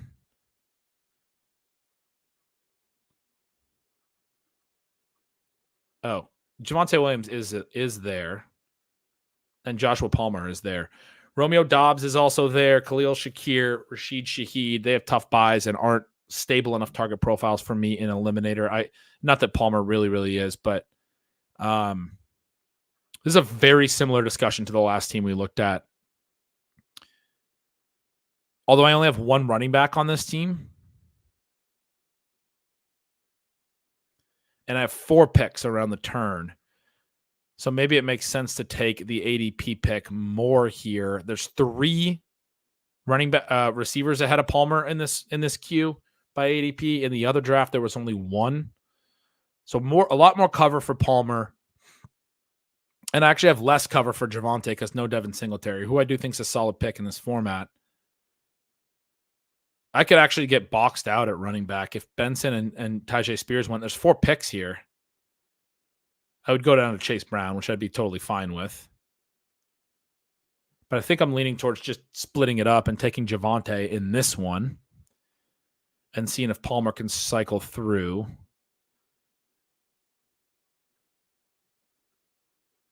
The 2 at the turn both have 1-2-4-1, fairly balanced builds. This Ritter has Cortland Sutton. So there's a Denver connection. Mathology. The great Mathology on the turn. Doesn't have connections to either option. I'm just going to take Javonte because I didn't want to go. I mean, I also just feel worse about my running backs in this room with just Najee at this point. I think it makes more sense to take a running back that I like here, even though I don't love the receiving depth either. But Josh Palmer is covered up by some other receivers. And, I mean, frankly, if Palmer goes, I could go to Shaheed or something in this room. On the other one, I didn't want to take Khalil Shakir in part because I already had Keon Coleman in that build. I don't have a Buffalo receiver in this build where I can kind of just parse the upside more naturally. All right. Let's do the BBM and the marathon picks and just leave a bunch of super flex before we spin the wheel. Then those of you that want to get going don't have to stay for the super flex stuff. Here's a BBM where I went. We are in the 10th round. I'm out of the 3-hole. I went Tyreek Hill out of the 3-hole.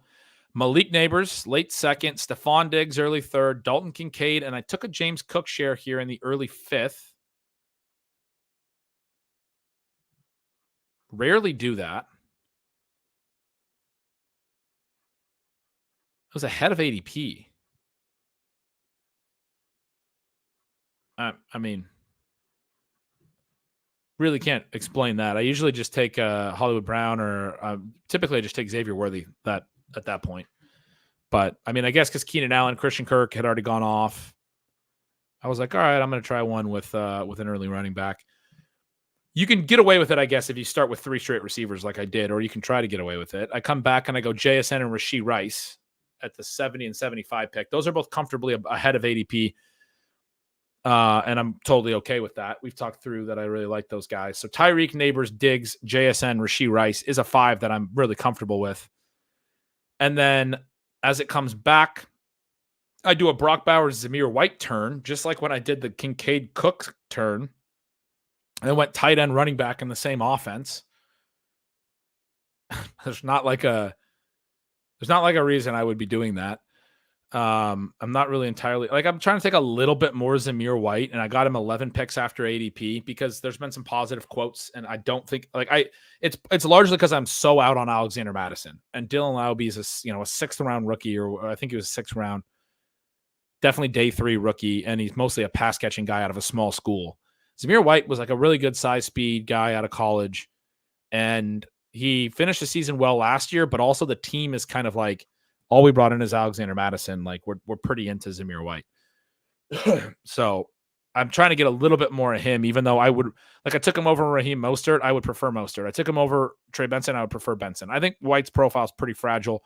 It's one of those backfields where it's like, yeah, projected touches, but they could, if he's not good enough, they could just like add somebody in season, right? Like that could be a team where you wind up seeing somebody that nobody was expecting getting 150 carries in season this year. Like I'm going to Amir Abdullah is one of the other guys I have. And maybe it would be Alexander Mattison for a period of time, but maybe they wind up with like a Dalvin Cook or, somebody cheaper than Dalvin Cook. Somebody that somebody else cut surprisingly at the end of August winds up on the Raiders in October, whatever. So he's a little bit more fragile. I would prefer the Mostert, Benson. I'd prefer James Conner, but I took him here. I'm trying to get a little bit of him. Melvin Gordon, Tompkins says. I mean, might as well. Anyway, we're back on the clock at the late 10 now, and I've gotten the 2 running backs and the 2 tight ends, the 5 receivers I really like. It's a nice pocket to be considering. QB, Lawrence, and then Tua are the QBs at the top. The drafter on the turn behind me has a QB, but has actually both Achane and Waddle. Has Dak stacked up with Lamb. I know a lot of people say you can pass these stationary QBs around, but I'm going to take Tua here more than likely because I don't think I'm going to be able to pass him around the turn. Pass 2 picks for this Zach Pusick drafter.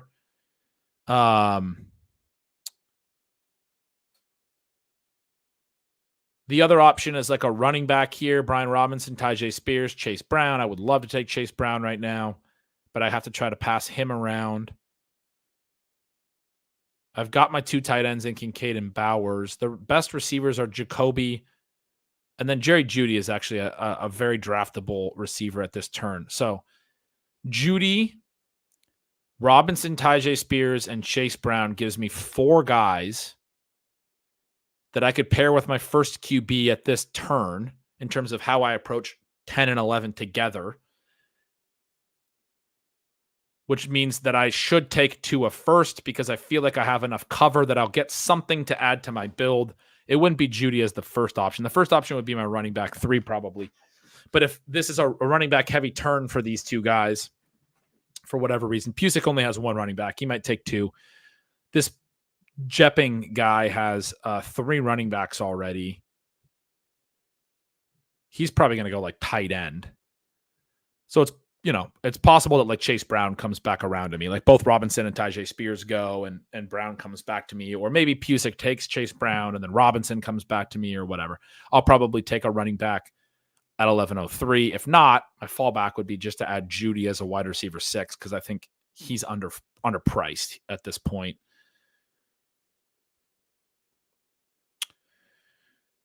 That's a fun little build. I like how that one's coming together. All right, let's go to this marathon. My last single QB build where I'm on the clock. In this marathon, total points format, I've talked about thinking this is the optimal. 4 straight receivers, then a tight end. And that's what I did here. Amon-Ra St. Brown, Jalen Waddle, Cooper Kupp, T. Higgins. I get Higgins after Amari Cooper. He's sort of a last of a tier there. McBride, I pass on him. He comes around to the early 5th. If he would have somehow got to me in the 5th, I would have smashed that. Dalton Kincaid goes 1 pick ahead of me. I would have smashed that too. But I take Andrews. I'm very comfortable with Andrews as my tight end 1. Pitts goes 1 pick behind him. I would have been very comfortable with Pitts. I get Worthy in the 6th. This is a great value here at 66. I don't know if it's because it's the marathon and people are thinking Calvin Ridley, Chris Godwin, more stable routes. I understand that line of thinking, but I just disagree with it, man.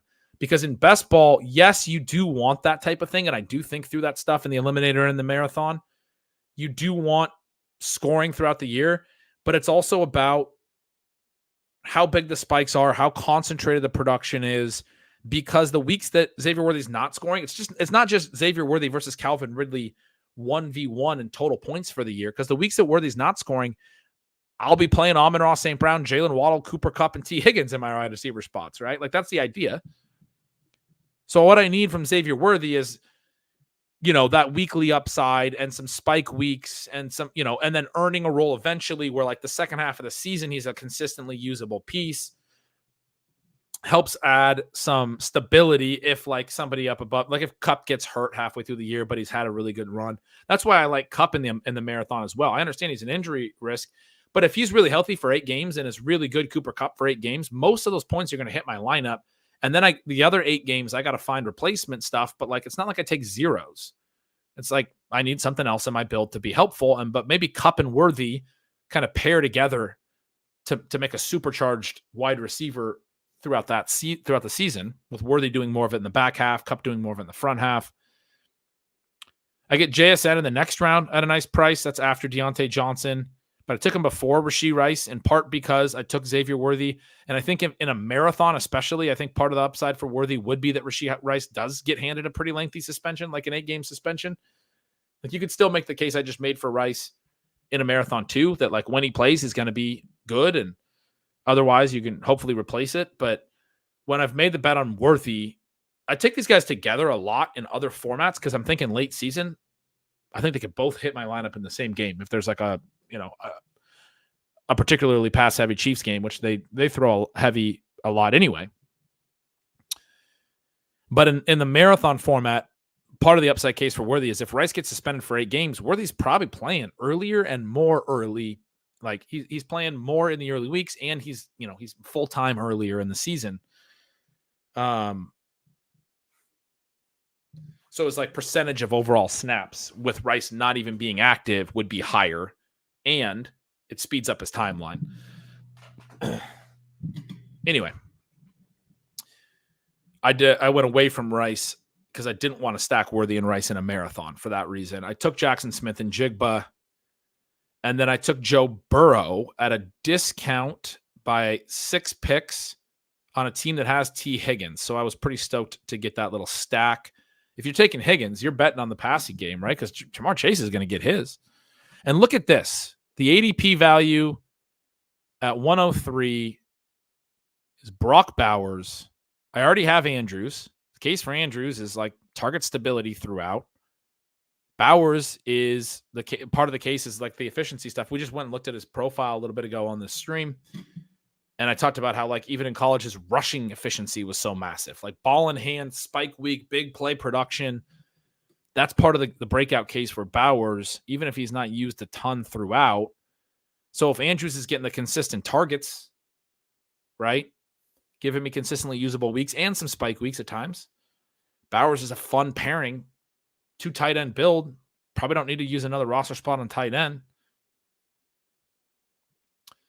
because Bowers can provide some ceiling in addition to Andrews' production, stability production. I think is a really good, again, in terms of like, how do you win the marathon? How do you have the best ball team that scores the very most points? This is a tight end room that I would argue could be one of the highest scoring combinations of tight ends. And thus, even with 2 roster spots, could be a huge benefit. Some people will have 3 tight ends and they'll be even better at it. Maybe in the marathon, you should lean towards 3 tight ends. I don't know, because you should maybe not make so many contingent bets at other positions. I don't know if that's right. I already have 6 receivers. It's a 0 RB build, and I have no problem continuing on the 0 RB build. I think the way you score the most points full season is you nail a late round running back. I mean, that's the way. Last year's Raheem Mostert and Kyron Williams team won the regular season prize. Both those guys were taken very late. Is this an 8 running back team? Probably not. Probably not. I understand the point, but I would not go that far. Because I think when you go to 8 running backs, you do lock in some misses. And this is a marathon. I think I just have to assume that I'm right. It's thin. I'm going to go to running back soon. I would assume that my next pick is like a Javonte Williams if I can get it to 114. Probably won't make it there. Chase Brown correlates for me. Trey Benson, Tyjae Spears, Brian Robinson, all these dudes are there. And then I'm going to probably right behind it take a Charbonnet or a Ty Chandler, maybe even go into a Rico Dowdle in this type of format because maybe just gets a lot of touches. But Marshawn Lloyd and Kendre Miller are really good bets for this team. And I'm making a bet on a Jalen Wright or a Kamani Vidal as well at some point, somebody like that. And assuming like, look, Kamani Vidal actually just plays a lot early in the year because J.K. Dobbins is not back from his Achilles in a major way.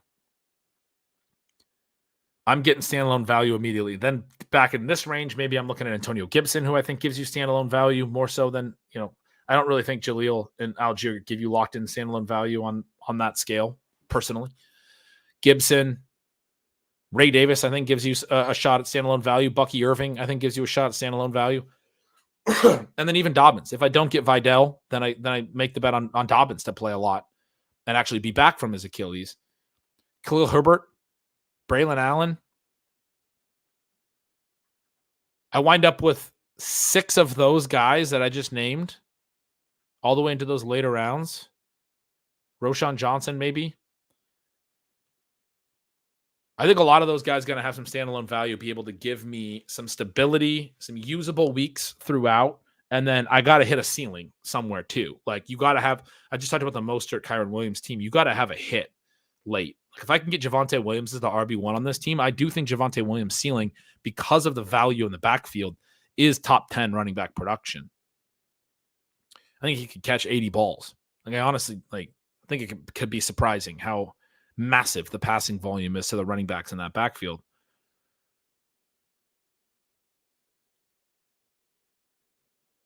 And that's not because I think he catches all of their catches. I think the backfield could have 150 receptions to the running backs, basically.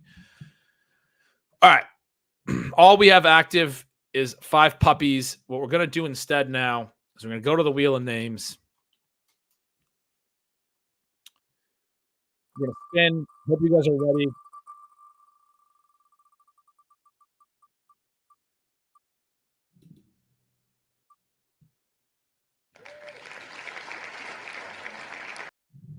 Dallas Cowboys. It always cuts my audio there. You guys have told me, so I got quiet. But I hope you guys are ready. I was going to say for remember that guy. I need you guys to tell me some old Dallas Cowboys.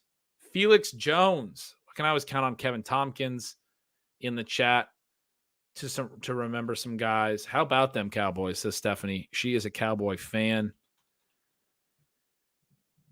The first guy that came to my mind was a pretty sad one, Marion Barber, who has passed away.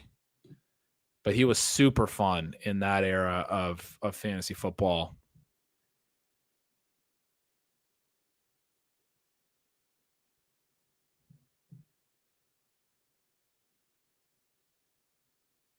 I actually never found out the reason he died, so I'm on his Wikipedia right now looking at it. Apparently, an autopsy revealed that he died from heat stroke. He often exercised in sauna-like conditions, and he had the thermostat in his apartment set to 91. His death was ruled an accident.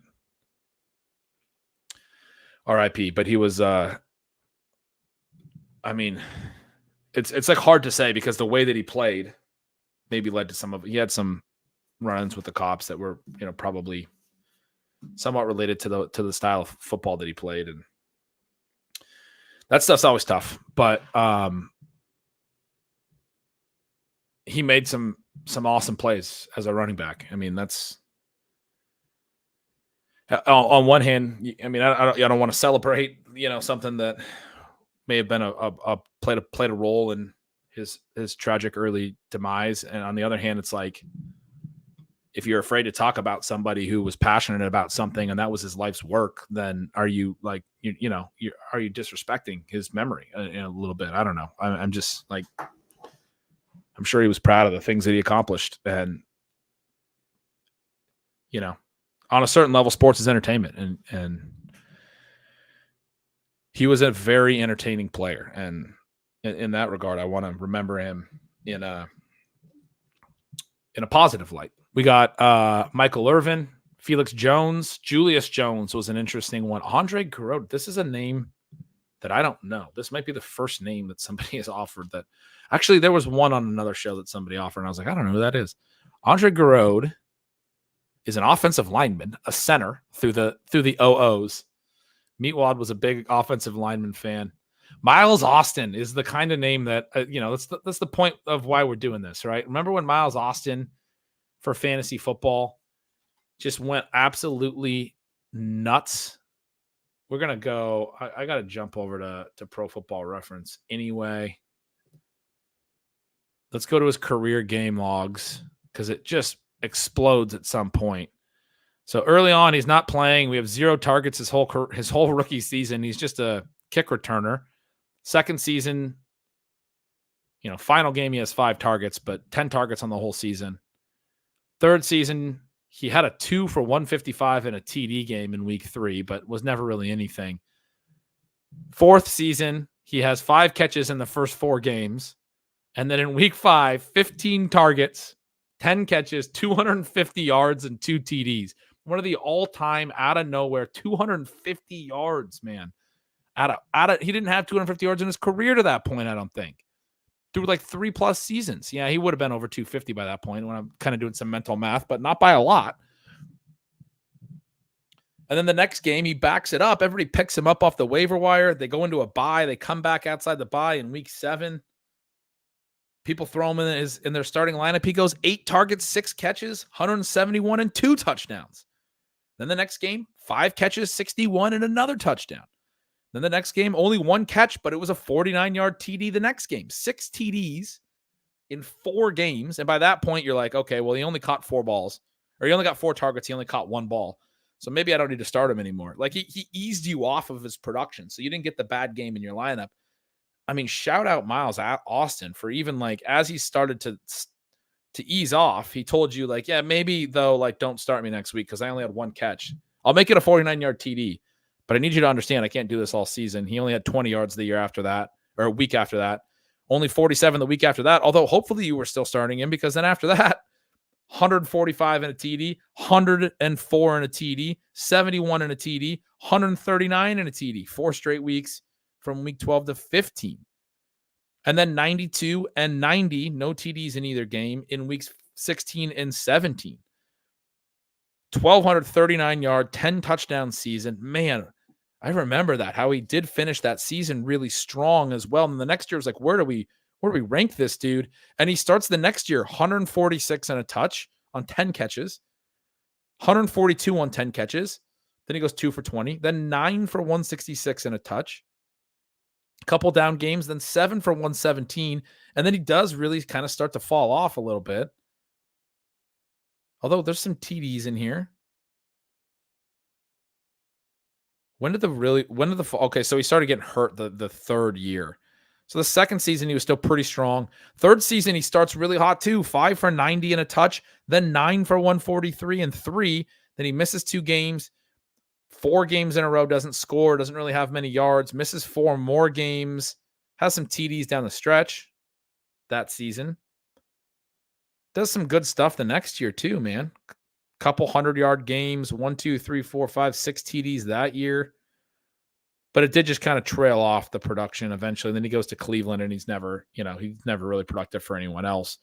That stretch in Dallas, that was like the peak Tony Romo.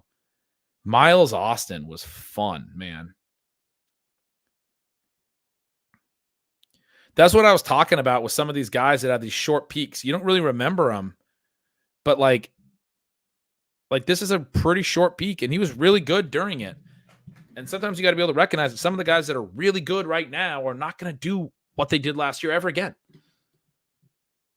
Like, it's hard to back up an elite season in the NFL. Jason Witten for tight end day for sure. Dez caught it. A dude we all drafted for a bit but never did much, Terrence Williams. That's a good name. Antonio Bryant. DeMarco Murray had the monster season. Then they let him go. He wasn't very good with the Eagles, and he ends up having another pretty good year later in his career in Tennessee. Terrence Newman's a defender, I think. Leon Lett is a DB and Super Bowl hero for the Gaffs, right? Appreciate you, Steph. Dan Campbell, Daryl Johnston. It says Garrod is a tackle. It's on Pro Football Reference. It said center like every year of his career. Andre Garrod. Guard center up here at the top. Right guard / center, right guard, guard, center, left guard, center. I feel like this is probably right. I'm going to trust this. Victor Cruz didn't play for. Did he play for them? Did he play for Dallas? We're remembering. I mean, Victor Cruz definitely is the Miles Austin type, but we're remembering some Cowboys. By the way, Miles Austin indefinitely suspended for violating the NFL's gambling policy. Is that a real thing? It's random. Tavon Austin.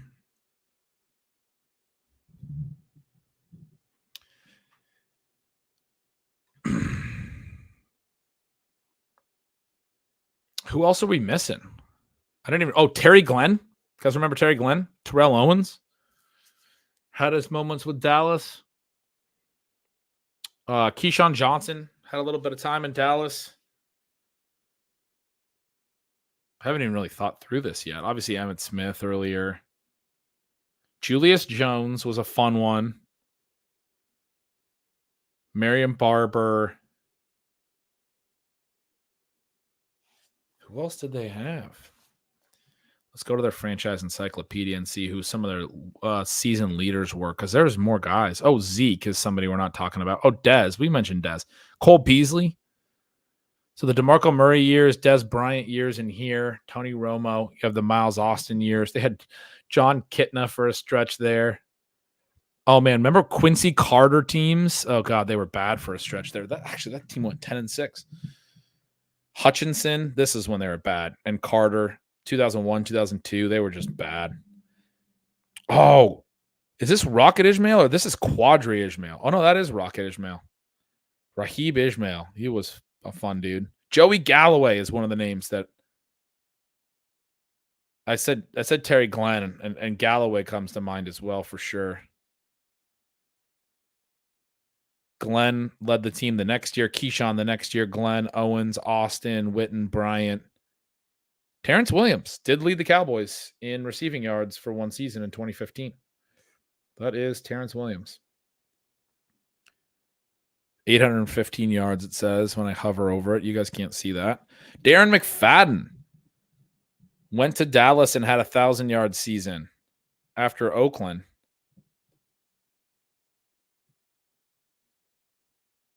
Cobb played for them at some point. No, he went to Houston. Randall Cobb went to Houston for... Oh, he did play for Dallas for a year, and then he went to Houston. And then back to Green Bay. 800-yard season for them. Randy White. There's so many. Oh, yeah. We got We got Joey Galloway in here. Jay Novacek. Troy Hambrick's a good one. Quincy Carter, Patrick Creighton.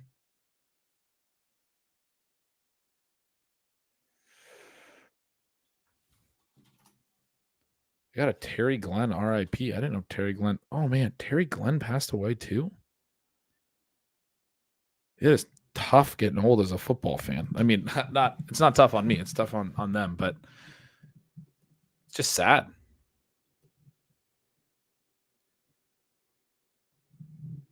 Traffic accident. One vehicle rollover traffic accident. Blood alcohol content more than twice the legal limit. Don't drive drunk, friends. That's sad. Yeah. All right. Well, we've done enough reminiscing. Let's talk about, Amari Cooper. There's one. Let's talk about the Cowboys for 2024. I've talked a lot about Jake Ferguson. I don't really want to spend a ton of time on him. The biggest thing, I will. That's so goddamn me.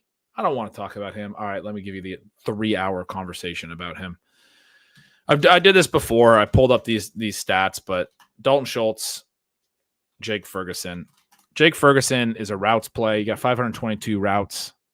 Targets per out run was 18.4. That's solid.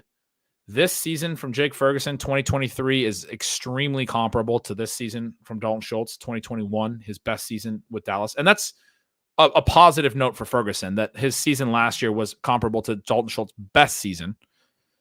But he ran a few fewer routes. He ran 26 fewer routes. Their yards per target was almost identical. Their targets per out run was both 18.4. Their yards per out run thus was 0.01 apart, 1.47 versus 1.46.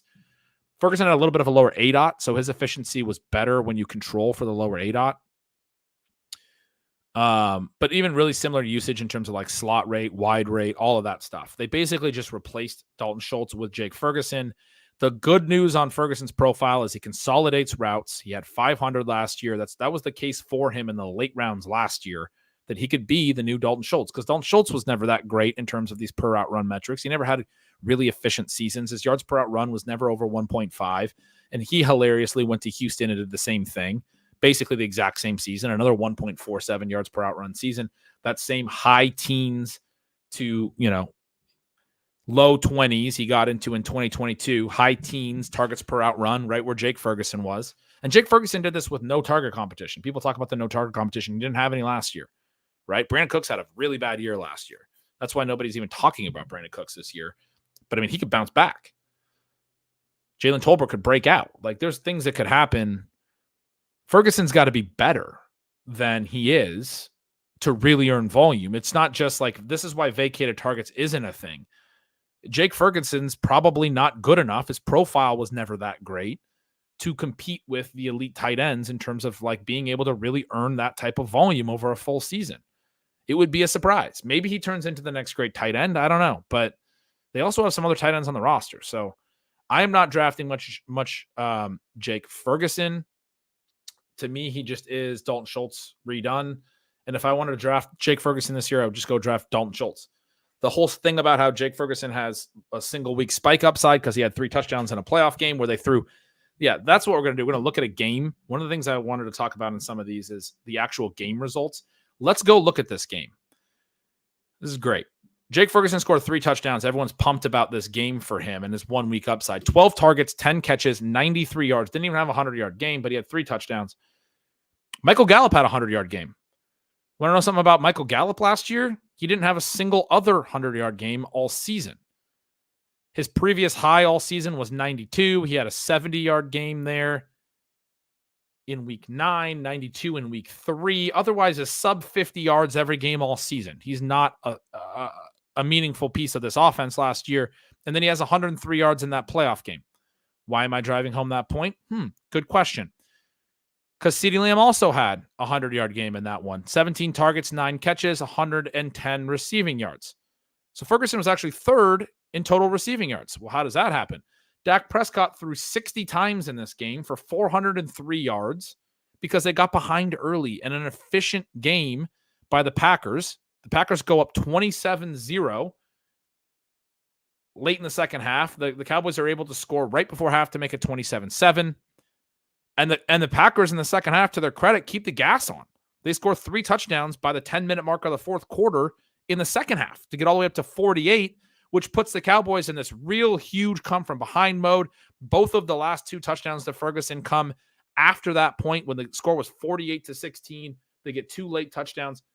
The point is, this is a very abnormal football game for what you would expect. Dak Prescott's season.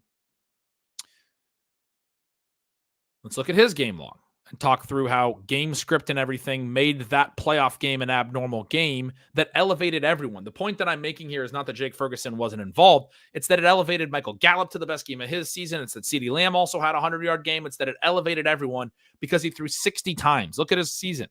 If I sort by attempts for the regular season last year, 44 was his high in the regular season. He threw for 374 yards in that game. He did have a 400-yard, 4-touchdown game against the Giants in week 10, but these are his season highs we're talking about. He actually throws for 300 yards 5 times. That's good, right? He has a bunch of 3-touchdown games, 1, 2, 3, 4, 5, 6. That's good. This is the type of quarterback that you do want to bet on, and the type of passing game that you do want to bet on for spike weeks. But I would argue CJ Stroud could have this type of game as well at any time, and that's why I would say that Dalton Schultz is a very similar bet to Jake Ferguson this year.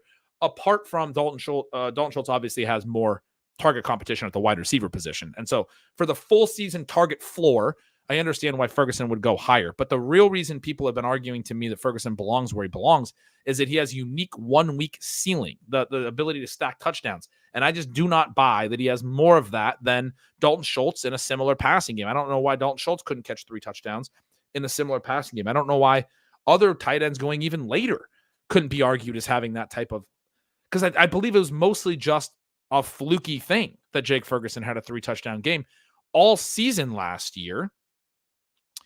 So right now I'm still on the Dak Prescott page. I just want to finish this note that, he typically does throw 30 plus times and he gets up around 40, but that season high of 44, he only went over 43 times. He had a couple games in the 20s, and then that playoff game was at 60. We're talking about almost double, not double, but close to double his typical pass volume. And he was actually really efficient on it because they were trailing by so much. The Packers were letting them kind of matriculate it down the field a little bit underneath on him. He completes 68% of those 60 passes.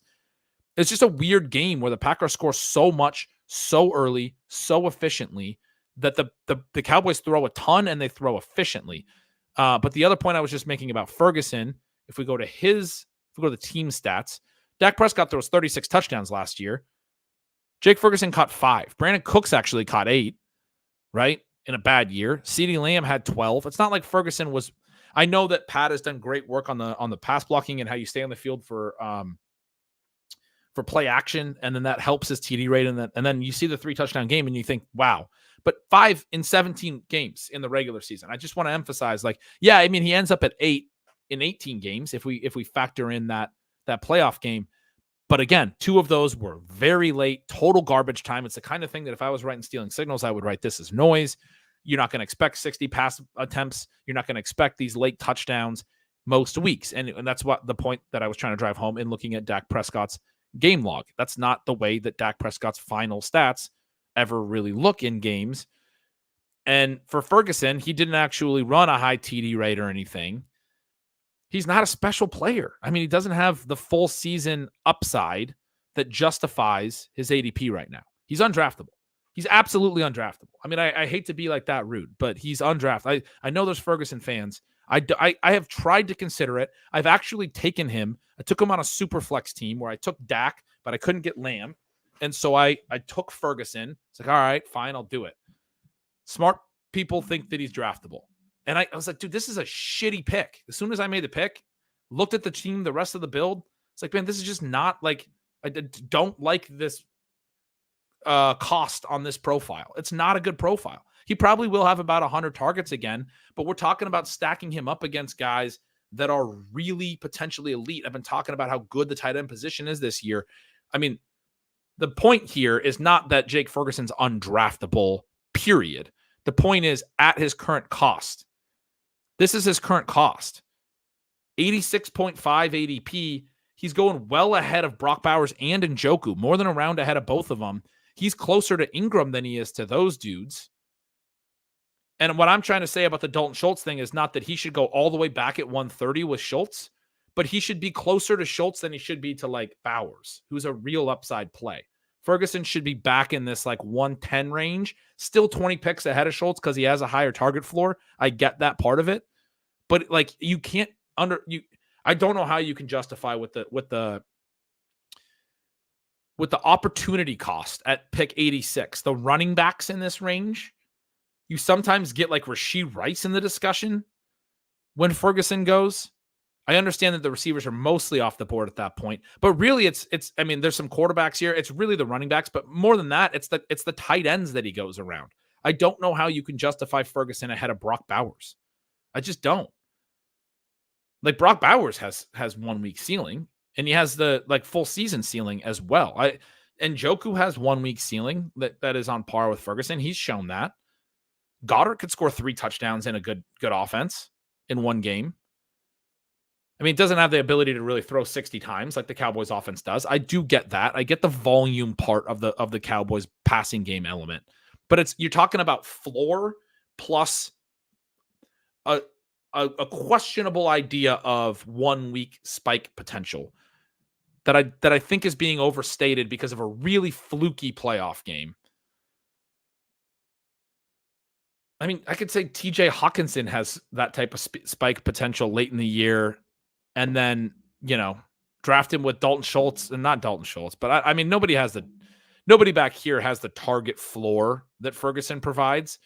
But I mean, you could do a 3 tight end build that gets close. You could do Musgrave, you could do Komet, the Noah Fant thing I was talking about. Ben Sinnott probably has some potential ceiling late in the season. I don't know how I think I can make the Ferguson profile in aggregate, as I said last time.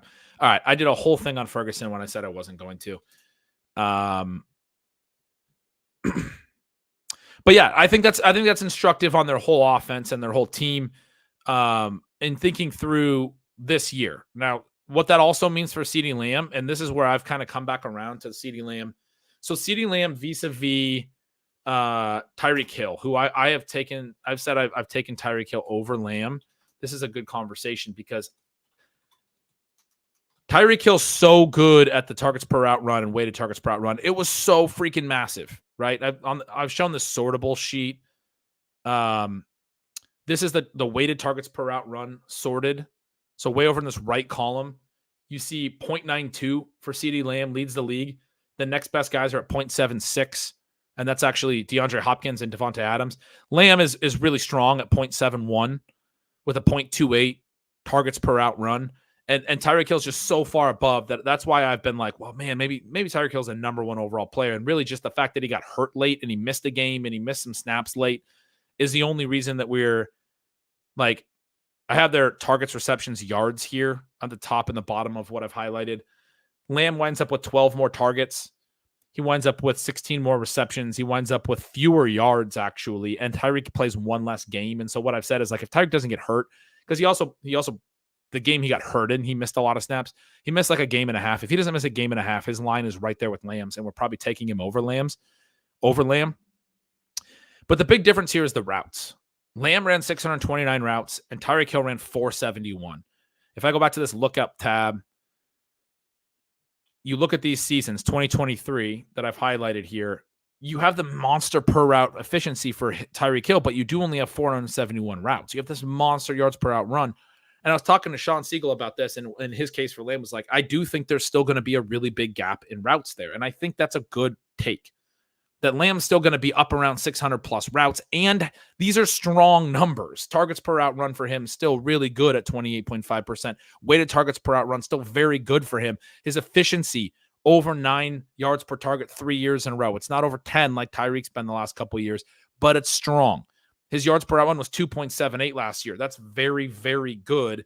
And if he can do that on 629 routes, or if he can even just approach 600, it probably is the case that Tyreek's going to be, at 500, 534 in 2022. He's probably going to be in the low 500s.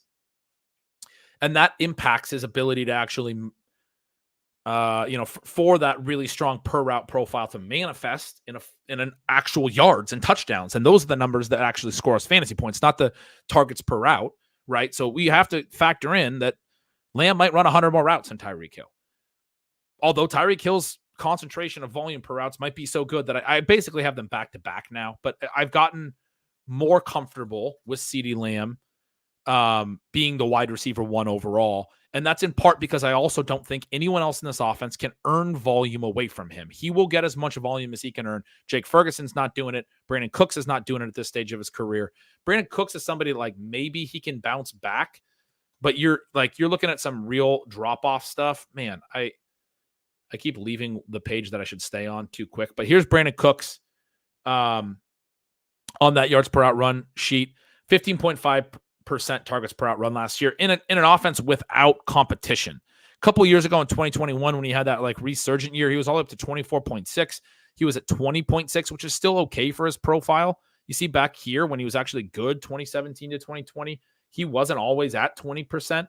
I thought he was dust in 2019. He bounced back in 2020, good in 2021, still solid in 2022.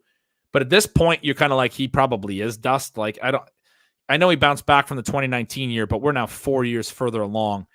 He only had a 1.25 yards per route run. He has bounced back from that type of year before. But the other thing with Brandon Cooks is we know that he has a lot of concussions, and just because he hasn't gotten one the last couple of years, right after he had the concussion scares, people drafted him lower in the ensuing years because they were like, one more concussion could end his career. And then a few years go by, and we don't talk about that a lot, but I mean, I still worry about that with Brandon Cooks. He could have one more concussion, and it could be kind of the last for him at this stage. He's a really tough one to take too. So this makes Dak tough for me to take unless I have Lamb. That's why I ended up taking Ferguson on that one Superflex build, because I didn't want to grab Cooks. And then Jalen Tolbert is the guy getting all the hype as a new wide receiver 3. He had a sub 1 yards per route run last year, 0.97. He actually ran 275 routes. He earned a target on 12.7%. This is kind of like the Khalil Shakir profile, except there's no efficiency. Khalil Shakir was like 13 yards per target. Like I can understand why people tell themselves great stuff about Khalil Shakir, because after he earns a target, he's super high. I remember seeing Denny Carter tweet about Khalil Shakir was like the best success rate per target. Well, the issue is that he doesn't earn targets, but once he earns them, he's efficient. I mean, that's Jalen Tolbert can't even tell that story. He's not efficient. 7.7 is fine, but if you're earning that few targets, now your yards per out run is sub 1. Whereas for Shakir, it was his yards per out run last year was 1.84. So Tolbert's a concern. The question is, like, do they have anyone else on the roster? People have talked about they have Kevonta Turpin. People are floating this Ryan Flournoy guy every time I talk about this in the chat. Getting an Army ad here. He's their 6th round pick. I try to do some research on him. Like, it's pretty tough to do because he's from a small school. You don't actually get the Sports Reference stats. He played at Central Missouri for 2 years, and then Iowa Western CC, and then Southeast Missouri State for 2 years. He's already 24 years old because he played like 6 years of college, and he was a 6th round pick. But he's like 6'2", 197, so he's tall but thin. And then so I often go to their Wikipedia in these cases to try to get information on their stats in college, because otherwise you kind of have to go to like the specific team sites, because there's not a lot of good organized stat websites for these small of colleges. He redshirted his freshman year. He missed the start of his second season due to injury while dealing with a partially torn ACL. 2020 season was canceled at his level. He transferred to a community college in 2021. He was the team's top receiver there, but only 32 catches for 545 yards and 5 TDs. Okay, like, you're at a community college. I want to see more than 32 catches for 545 yards and 5 touchdowns, but he did help them reach the national championship. Then he goes to Division I, or he had one offer to play Division I football from FCS, Southeast Missouri State Redhawks. He transfers there, becomes a top player for them. He becomes a captain. 61 catches for 984 and 7 touchdowns isn't great for playing at that level. He comes back last year. He's named to the Athletics College Football Freaks list, so he's super athletic, and he repeats as a first-team all-conference selection. But again, Although he missed time with a broken hand. Again, 57 catches for 839 and 6 touchdowns. This is not that great. Like, when you're talking about these levels of competition, a lot of times you'll see, I mean, sometimes it can be the quarterback playing stuff too, but a lot of times you'll see like this dude had 1,500 yards and 20 touchdowns. You're like, oh my God, those numbers are massive. But like, he never translates to the NFL level. Who's that dude from Liberty a few years ago? That wide receiver had the hyphenated name, Antonio Gandy Golden. Antonio Gandy, and he went higher in the draft. This dude, you go look at his college statistics, it's like, 1,000 yards and 10 TDs, 1,000 yards and 10 TDs, 1,300 yards and 9 TDs. Like, every year he's like putting up big numbers in college. Those are only in 11-game seasons. He's putting up these huge numbers, and you're like, oh man, this guy dominated. His dominator rating super high. He was the only good receiver in his offense. I mean, I don't see the rest of his offense in any of the stuff that I tried to look up, but maybe they just didn't have a passing game, and maybe his dominator rating was good. I don't know. But this Florida guy, like, it seems like an athletic dude who didn't even really translate that into massive production at low levels of college. Hard for me to see him as a 6th rounder come in and immediately produce. But he did get drafted, and like, that's at least notable. I mean, I'm open to it. That's why I'm sitting here like talking about him so much. I would have thought that like for such a small college guy, he would have had more production in there. I don't know who else. Man, we're getting these Army ads. I don't know who else in this wide receiver room. This is all their wide receivers. It goes to the right. So this is currently listing Brandon Cooks and Jalen Tolbert as the other starters with CeeDee Lamb. You have Flournoy, Brooks, Kevontae Turpin, who's mostly their kick returner, probably will do some stuff, but I don't think he can possibly run enough routes to be a stud. Maybe, but I mean, he's probably like his really high end, even if he like carves out a role in the offense, is probably like, 50 or 60 targets. He only had like 10 last year. Racey McMath is a name that people have talked about in the past. Like, there's no one else here. There's some, I don't know about this like Cam Johnson and Corey Crooms guy. This means they're undrafted free agents this year, CF24. The SF means street free agent. Like, all this stuff is, they haven't invested at the receiver position. They don't have anyone who they've given draft capital to or anything other than Tolbert, who was a 3rd-round pick. So like, probably Tolbert has the inside track, but he hasn't been good for 2 years. So it's definitely tricky to envision what's going to happen behind Lamb. It's one of the big questions in fantasy football this year is, where does the rest of the volume go? It's what's propping up Ferguson. It's what's propping up Brandon Cooks. But I just showed you that both those guys' profiles don't really earn volume. So CeeDee Lamb's has plenty of room to get 200 targets if he wants.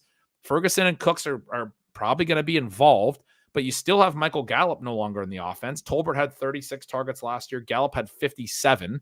He's gone now. So there's even more available. Kevontae Turpin had 18 targets and 12 receptions. I really just don't know where the volume goes. And then the same concern at running back. They go and get Ezekiel Elliott, who, I got my other lookup that I use for projections that I just got updated. Let's go to this one. So this one includes some rushing efficiency. Ezekiel Elliott was solid last year, but I'm going to go over to this missed tackles forced per touch, yards after contact per attempt. These are sort of like the efficiency metrics for running backs for Zeke. It's been falling. If we go to like his prime years, I need to unhide this to go all the way back because he's so old. He's never been a huge missed tackles guy, forced per touch, but like 1.17, 0.16. And his yards after contact per attempt were always like 2.8 or better. They've dropped all the way down to 2.5. His missed tackles forced was a little bit high last year, but it's been down for like 3 years straight from his best years. Good numbers. Like I was looking at Alvin Kamara here. Alvin Kamara has fallen off, but in his prime, he was at like over 0.2 missed tackles forced per touch. It started to drop off last year. It's really dropped off. I mean, these are the types of efficiency things that when you see him drop off, you're like, okay, well, this guy's not evading tackles anymore. Saquon Barkley in his prime was up around 0.2. These last 3 years, he's really not been forcing a lot of missed tackles per touch. So Zeke's down in that range. He was bounced back a little bit last year in New England. He was back up to 0.145, but like anything sub 0.15 isn't probably great.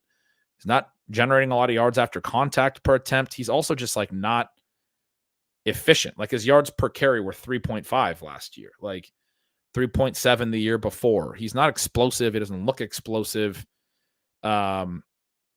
People have said Rico Dowdle's really inefficient, but like when I went and looked at him, like his missed tackles forced per touch were 0.2 last year. His yards after contact per attempt, almost 3. He was only 4.1 yards per carry, but I thought there was like a little bit of intrigue there for me on what Dowdle was able to do on the efficiency stuff on a small sample. I think his success rate and some of that stuff was really bad. But again, like what do they have? This team has no depth. Malik Davis, people have talked about. They brought in Royce Freeman. Deuce Vaughn is just way too small. I can't get there with Deuce Vaughn. I think it's probably Zeke and Dowdle for most of the carries. I think Zeke gets like half of them and they're really inefficient. And like, yeah, he's going in a range where like a lot of volume would be nice to guarantee a lot of volume. But man, I am just not into it. At his age and the declining efficiency, which means I probably should be on more Dowdle, but I haven't drafted a lot of Dowdle. People keep asking me, how am I playing the Cowboys? Because I have so many negative takes here. And it's a good question because I haven't taken a lot of Tolbert late, haven't taken a lot of Cooks. I have not taken a lot of Ferguson. I have not taken a lot of Elliott, and I have not taken a lot of Dowdle. I want to take more Dowdle. I'll probably take a few extra stabs at Tolbert. I've been willing to mix in a little bit of Cooks correlated, even though I don't really want to. But like, I mean, I think the answer is just CeeDee Lamb, man. And then it's like, it's probably Dowdle over Zeke. But this, like, it's also one of the things. It's like, is Dak going to be good again, or is this team just going to implode? Because they don't have like good players. So maybe I'm missing something. Mike McCarthy did a good job last year. They were pass first. They were smart about it. They set up good stuff, and Dak had a great season. Great season, but was exposed a little bit in the playoffs. I mean, not really. I mean, their defense was exposed more because I just showed it was 68% completion percentage on 60 targets or 60 pass attempts. But the big thing about that game was just like they weren't good early. Like if we go to the drives, I love this drive chart here on these games. I've shown this before, but the bold drives are scores. So the Cowboys started with a 6-play punt, then they threw a pick, 9-play punt, then they threw another pick. Those 2 early picks were really killer. And the Packers had a short field touchdown after one of them. The second one I think was further downfield, but the Packers still scored. They finally scored that TD in the late second, but by that point, because the Packers started with a touchdown drive, then a 6-play punt, then another short field touchdown drive, then another touchdown drive after the punt, and then after the second INT, another touchdown drive. Oh, no, that's the third quarter now. Sorry. It was 21, and Dallas gets... What happened after this INT? The 93-yard touchdown drive.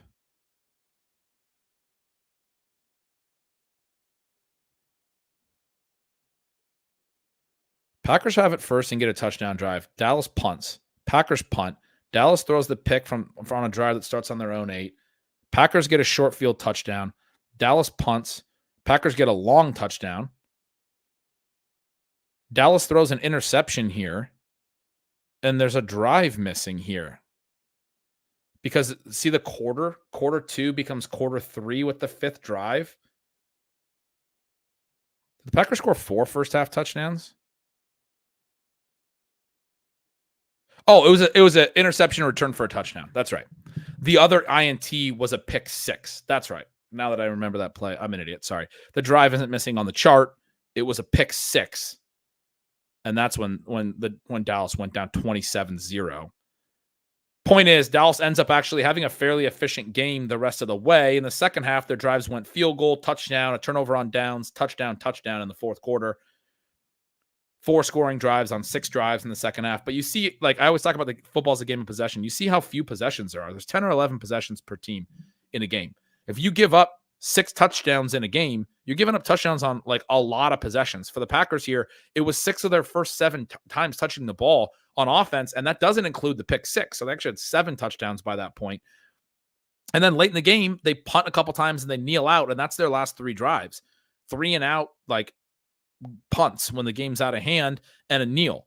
But like they were hyper efficient at this stage of the game, and that pushed Dak into throwing a ton, and it created this really huge spread in the score line where then the Packers defense does get shredded, and they didn't have a very good defense, but it was so smart of them to just keep their foot on the gas. These first 2 drives in the second half, 5-play 75-yard touchdown in 2:45 when you're up 27-7 or 27-10 because the Cowboys came out and scored a field goal right away. But they're like, we're not letting you get back in this game. Cowboys answer with a TD. They make it, whatever it was, 34-17 or something. And then the Packers have another 3-play, 75-yard, 1:36 drive. They're like, we're just going to keep our foot on the gas and put you away because we know our defense isn't very good. Anyway, that game was so fascinating. It's a fun one to look at. But it's also one that's created some false narratives around some of these individual players. So that's also an interesting reason to look at it. Gets back to what happens in the Dallas season this year. I don't know, man. They were so good offensively all year. Dak was in the MVP running at times. They were kind of going scorched earth, man. And then they lose in the first playoff game, but they're efficient. They end up still putting up a lot of points. Dak threw for 400 yards. I mean, Mike McCarthy was willing to throw. It seems like an offense you want pieces of, but do you really want pieces of a 700-yard, 5-touchdown tight end in round 7 or whatever it is, round 8? Do you really want pieces of a 600-yard wide receiver in Brandon Cooks, who is aging and has shown the decline in the targets per out run that I just showed you, and is also somewhat expensive and also has a concussion history I mentioned? Do you really want these secondary receiving pieces when Michael Gallup was the next best last year at 400? I kind of think there's just a spread. Lamb has a ton of yards, and then everyone else is just sort of bunched together like this, where you have 700, 600, 300, 400, 268 for Tolbert. There's somebody that's probably Turpin takes a step up and is in that 300-yard receiving range. Tolbert takes a step up and is maybe at 500 yards or something. I don't know, which would probably be a good pick at the very end. Cooks is in this 600, 700-yard range. Ferguson's in the 700-yard range, 800 yards maybe, which would be good for him as well, but not good enough to justify the price and content. That's why I think he needs to fall back 30 picks and then he's draftable, but he can't contend with the guys going around him at tight end, unless he takes a huge step forward, which is there for him. So I can understand the people that are like, I'm betting on Ferguson from a profile perspective to take a step forward. I just he's a 25-year-old, wasn't that great at Wisconsin. He was good. He had an okay profile. That's why I was betting on him in the 20th round last year over Peyton Hendershot, who was the other kind of candidate. But they also drafted that Luke Schoonmaker, who could play more this year. But in this small sample he had in 2022, he had some good numbers. And then he did project that forward. He started taking a big step forward. I think he's the answer by default for too many people is the point that I'm getting at. And I don't know who the other answer is, but the player has to still be good. All right. That's my take on the Cowboys. I don't really have answers. I'm going to continue to pay attention. This is the type of team where a Puka Nacua could emerge. If you want to go for this year's Puka Nacua, this is the type of roster where, again, if we start finding out, I just told you I don't even know who these undrafted free agents at the back are, Cam Johnson and Corey Crooms. If you guys in the chat told me right now that one of these guys has a really good age-adjusted production profile and I'm out on it, I probably would wind up drafting them later today. That's where we're at with these dudes. They're not bad picks. There's a lot of, I don't know why I said they're not bad picks. For a second, I got a little scared that I might be timing out over on Underdog. So let's jump over there real quick. No, nothing's timing out, although I'm on the clock in a bunch more leagues. Good Lord. We're already well beyond 3 hours. Dallas. Oh, I was looking at our lads. I kind of just want to while we're here, let's just figure out who those guys are. Yeah. I'm going to do it anyway. Might as well do it while I'm on stream. Cam Johnson and Corey Crooms. Cam Johnson, Cowboys. Where did he play? I literally don't know who he is. He played at Northwestern, so we can look at his. I thought he might be a small school guy. Cam Johnson. We can go here and we can find. So we played it actually at Vanderbilt, Arizona State, and Northwestern. Okay, he's a 6-year guy. By his 6th season, he had a 715-yard, 6 TD season. Not really great. Didn't really ever do anything at Vanderbilt. They get all these Husky videos. Let's go Cam Johnson Rass. We can go find our guy Math Bomb. So he's a 7'13" Rass guy. He's got a good vert. Down here in the bottom left, he's about 6 feet, 200. Slow 40-yard dash. Not really that much size. Not a great shuttle time necessarily. Not a ton of production. What was the other name? Because I'm not that excited about Cam Johnson. Casey Crooms? Was it Casey Kroom? It was Corey Crooms. My middle name's Corey. You'd think I would know.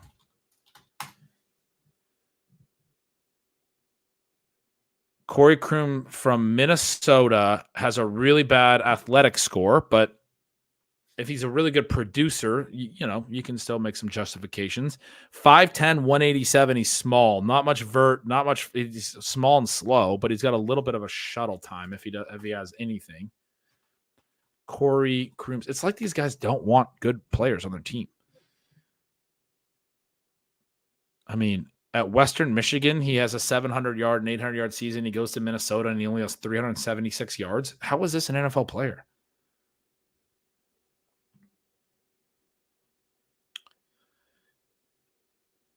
I don't know, man.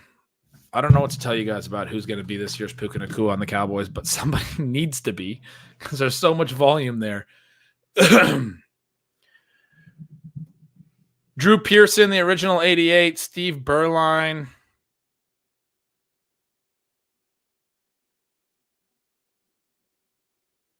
Yes, Jake Ferguson rant. Buckle up.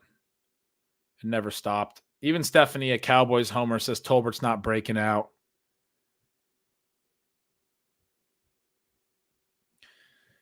Brian says, not saying I love Ferg, but less real target competition than Schultz, so maybe still the better choice of the two. That's a fair point. My concern is just how strong the tight ends are this year. Like Schultz going in that range, because he did kind of go in this range too, like a tight end 8-ish.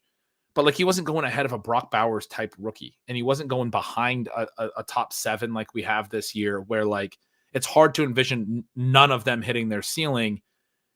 Which you have to kind of tell yourself for Ferg, even if Ferg's better than Schultz's best year, that's something I will give you. Like Ferg could be better than Schultz's best year fairly easily. But it's like, how much better can he really, really be? The lack of target competition doesn't make players good. They have to earn it. And maybe he's better than I think he is. Like maybe he also can step into it. The opportunity's there for him if he's good enough. I will admit that. They're saying, might as well draft Schultz isn't really true. Don't love either at their price. I think this is before I clarified. Schultz has a lot more competition. I clarified that I would probably have Ferguson at like 110 while Schultz is pick 130. Like I would have a 20 pick gap between them for these reasons that you guys are saying. And I think I went on to actually sort of answer this question. Lance will rise. They're just bluffing with Trey Lance and contract talks. What's the Trey? I don't even know the Trey Lance stuff. Somebody explain that. I'll get down to the bottom of the chat in a second. Yeah, Meatwad says it like I do. I just like Bowers and Njoku more, and they're cheaper. That's exactly right. Yeah, Ferg should not be going ahead of those two. I mean, you guys are with me on this, it sounds like. Don't draft him, Ben, and stay poor, Paulino says. Paulino's been around for a bit. He gets the benefit of the doubt. Messing with me a little bit.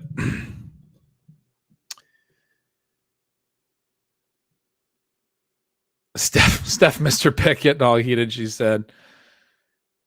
And she's following too. Shakir was efficient. Sean wrote up Flournoy. Okay. Big and athletic, but old in small schools. Oh, he's a 9.89 RAS guy. So he's that. I didn't look at his RAS while we were looking at it. So Flournoy is this year's Puka Nacua. All right. That's easy. Google Ryan. Or not, it's not Puka Nacua, because Puka Nacua actually earned volume in a good way, but he could be like rookie or Chase Claypool, an athletic dude that gets more volume. So we got a 9.8 RAS. We got a 4.4 unofficial 40-yard dash. Some really good vert and broad numbers. One of the things Sean has always said with these late round prospects, and I always reference him because he's so good at this stuff. Oh, the chat's saying Jalen Brooks might be slept on too. What's the deal with Jalen Brooks? I mean, this is actually a fun show where we try to figure out who can actually be good for the Cowboys, because this is an important question in fantasy. Jalen Brooks, I mean, you're going to have to show me more than this. 11 catches for 100 yards in 2020, 14 for 181. He only played 6 games both years. And then his big breakout third season in college was a 504-yard season. He had 2 receiving touchdowns at South Carolina and 1 rushing. He might be athletic, but like at least Flournoy had like the 800, 900-yard seasons. I'd be more inclined to be on Flournoy than Brooks when I see the lack of production. Like, production begets production, man. If you can't produce in college, it's really tough to be productive at the NFL. Gretch talking about every possible player but Jalen Brooks while chat is shouting Jalen Brooks. I apologize for not being caught up on chat, but now that I am, I don't think Jalen Brooks is it. But Flournoy, what I was going to say, Sean is really good at these late round guys. That's why I like to reference him a lot. One of the things he always says is those guys typically have a standout trait, whether it's a really underrated production profile, even if they're not particularly athletic, or if they don't have a really strong production profile, then they are very athletic. That might be Brooks's case, but even in Brooks's case, I would like to see, no, he's not even that athletic. He's a 5'8", he's a 5'8" RAS guy. 6'1", 201, slow 40-yard dash, very slow, 4.69. Bad shuttle and 3-cone. He's got a good broad jump. That's all he's got. I don't think Jalen Brooks is it. Flournoy at least has the athleticism. That was like the case for the Chase Claypool comp that I just made, where Claypool didn't have a great production profile, but he had some production. You need to have some production. You need to show that you've been able to catch the ball and score touchdowns in college, which Flournoy did have some of that at least. And he was named a captain and all that stuff they were saying. At a small school, sometimes like the quarterback play is just really bad. It wasn't a 1,000-yard season, but they also play shorter seasons, like 10, 11 games. So I'm willing to look past it a little bit if he has the athleticism and you're like, okay, well, maybe this is a big athleticism play. So anyway, Flournoy would be the guy that I would put a little bit of late round love on too if I was really anti Tolbert and everything else. But they're talking up Tolbert and like he's super cheap himself. Flournoy's the bigger, wider range, like higher upside for sure.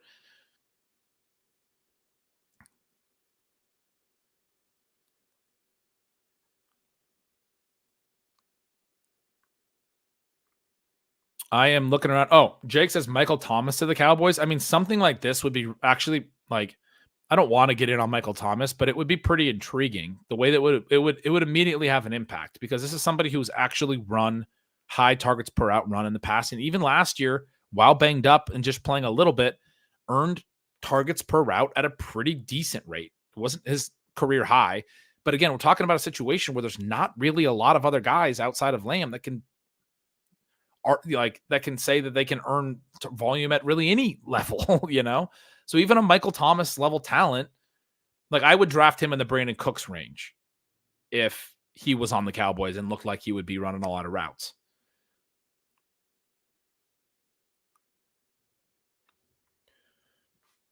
Dowell looked better than Pollard last year. Meatwad says. Steph says I quit.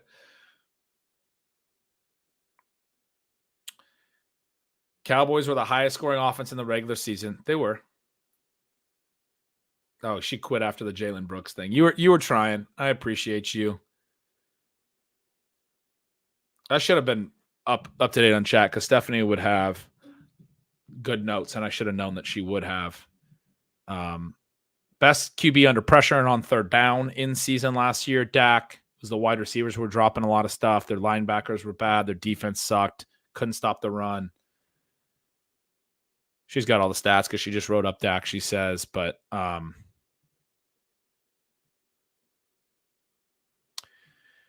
if they're in a similar situation like that, they can't stop the run, all that stuff, and they have to throw, and their PROE is positive and all of that. Like, there's volume here, like we talked through. You heard it. Gretch said Florida is this year's Puka, although I did backtrack and say it's more like, rookie year Chase Claypool. That's got to hit on efficiency more than on volume. I'm having to drive 6 hours today. I'm pretty sure I'm going to have Gretch the whole day, says Nick. Glad to help. I do got to go. I told my kids I'd do something with them today, but that's why I started at 8 a.m. my time. They usually like to have the lazy mornings on the weekend, so usually it's afternoon. It's almost noon here. I'm going to be going pretty soon for sure. Deuce Vaughn in the slot. I like that one as well. You only want Lamb, Cooks, and Ferg, except for you only want one of those three guys. I mean, you can want Ferg at pick 110 if he falls. And I think there's a chance that he could, because there's a lot of people that are saying that he's just not priced fairly there at this point.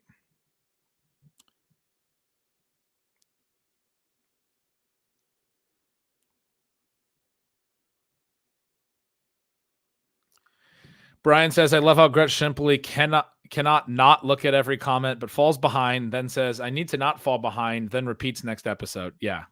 It's elite, right? Chase Claypool himself gets cut, finds his way to Dallas, wins him a playoff game. I mean, this is the kind of thing that wouldn't surprise. A surprise camp cut winds up there. James Jones last that year with the Packers, when he was he had moved on to the Giants, and then he got cut, and then the Packers grabbed him, and he knew the whole offense, and he scored 2 touchdowns in week 1. He ended up having a pretty good season for him. It wouldn't actually be that crazy to me if the answer to something we all see, that the Cowboys need another weapon here, is somebody that's not on the roster right now. And then Steph's point here is the other point that I was trying to make when we were looking at the actual 400, 500, 600-yard seasons. Honestly, I think they could rotate that position, and it may not matter. It might not matter for fantasy if it's all a bunch of dudes that are sub 800-yard seasons.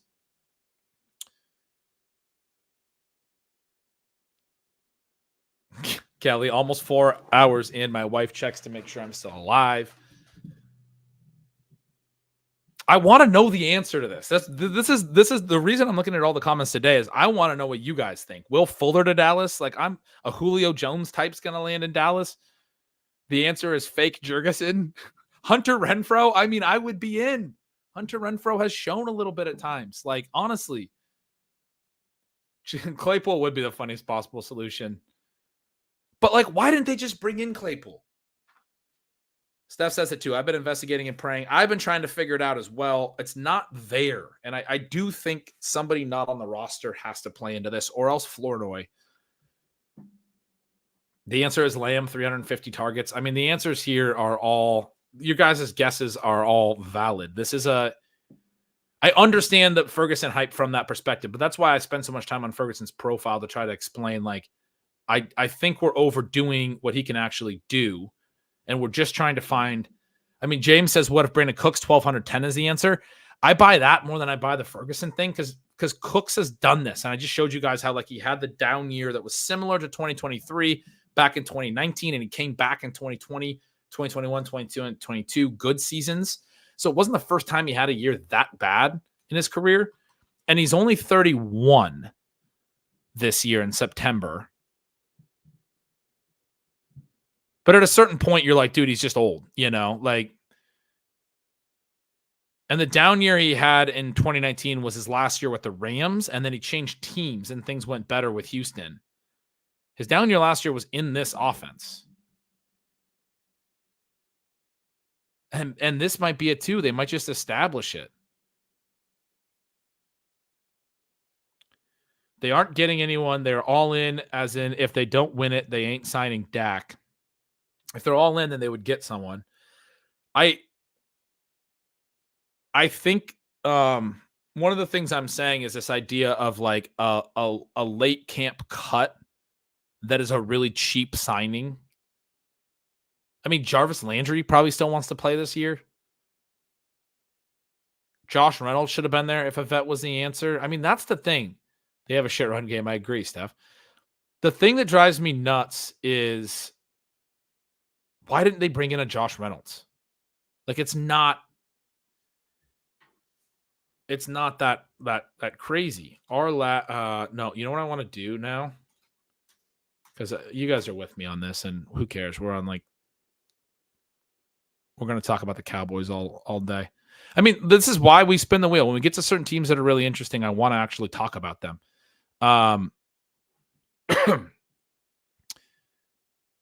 Free agency tracker.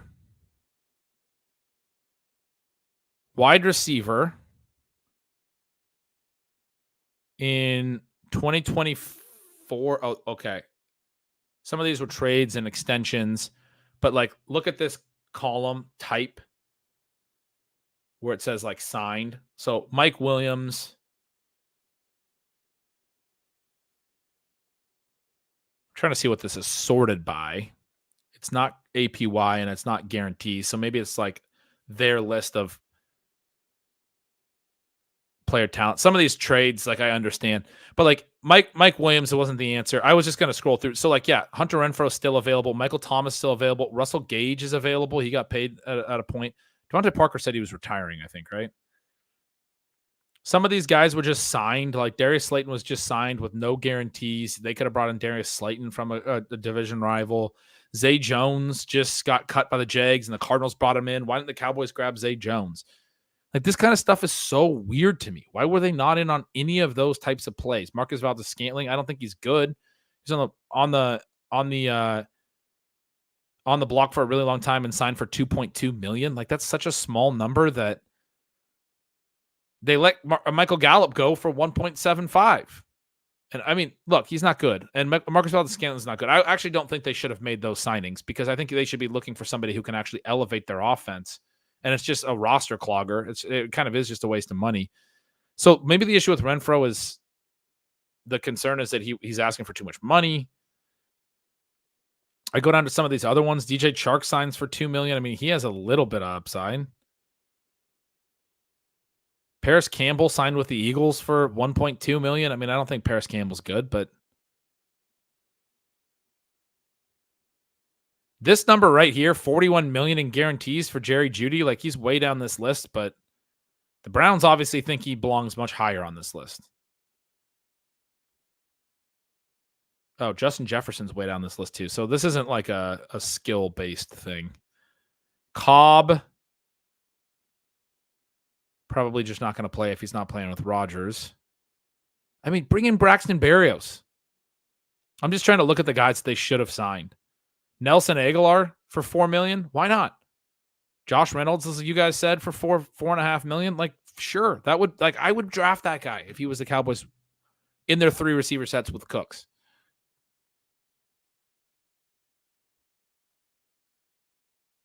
Man, Noah Brown went back to the Texans after a breakout year. Bring Noah Brown back to Dallas. Sign him for $3 million. $4 million with $3 million guaranteed. Mac Hollins went to the Bills. And like, I mean, that guy's not good, but he runs a lot of routes. He pass blocks. He had that decent season with the Raiders a couple of years ago. Like, I could have talked myself into Mac Hollins in the 15th round.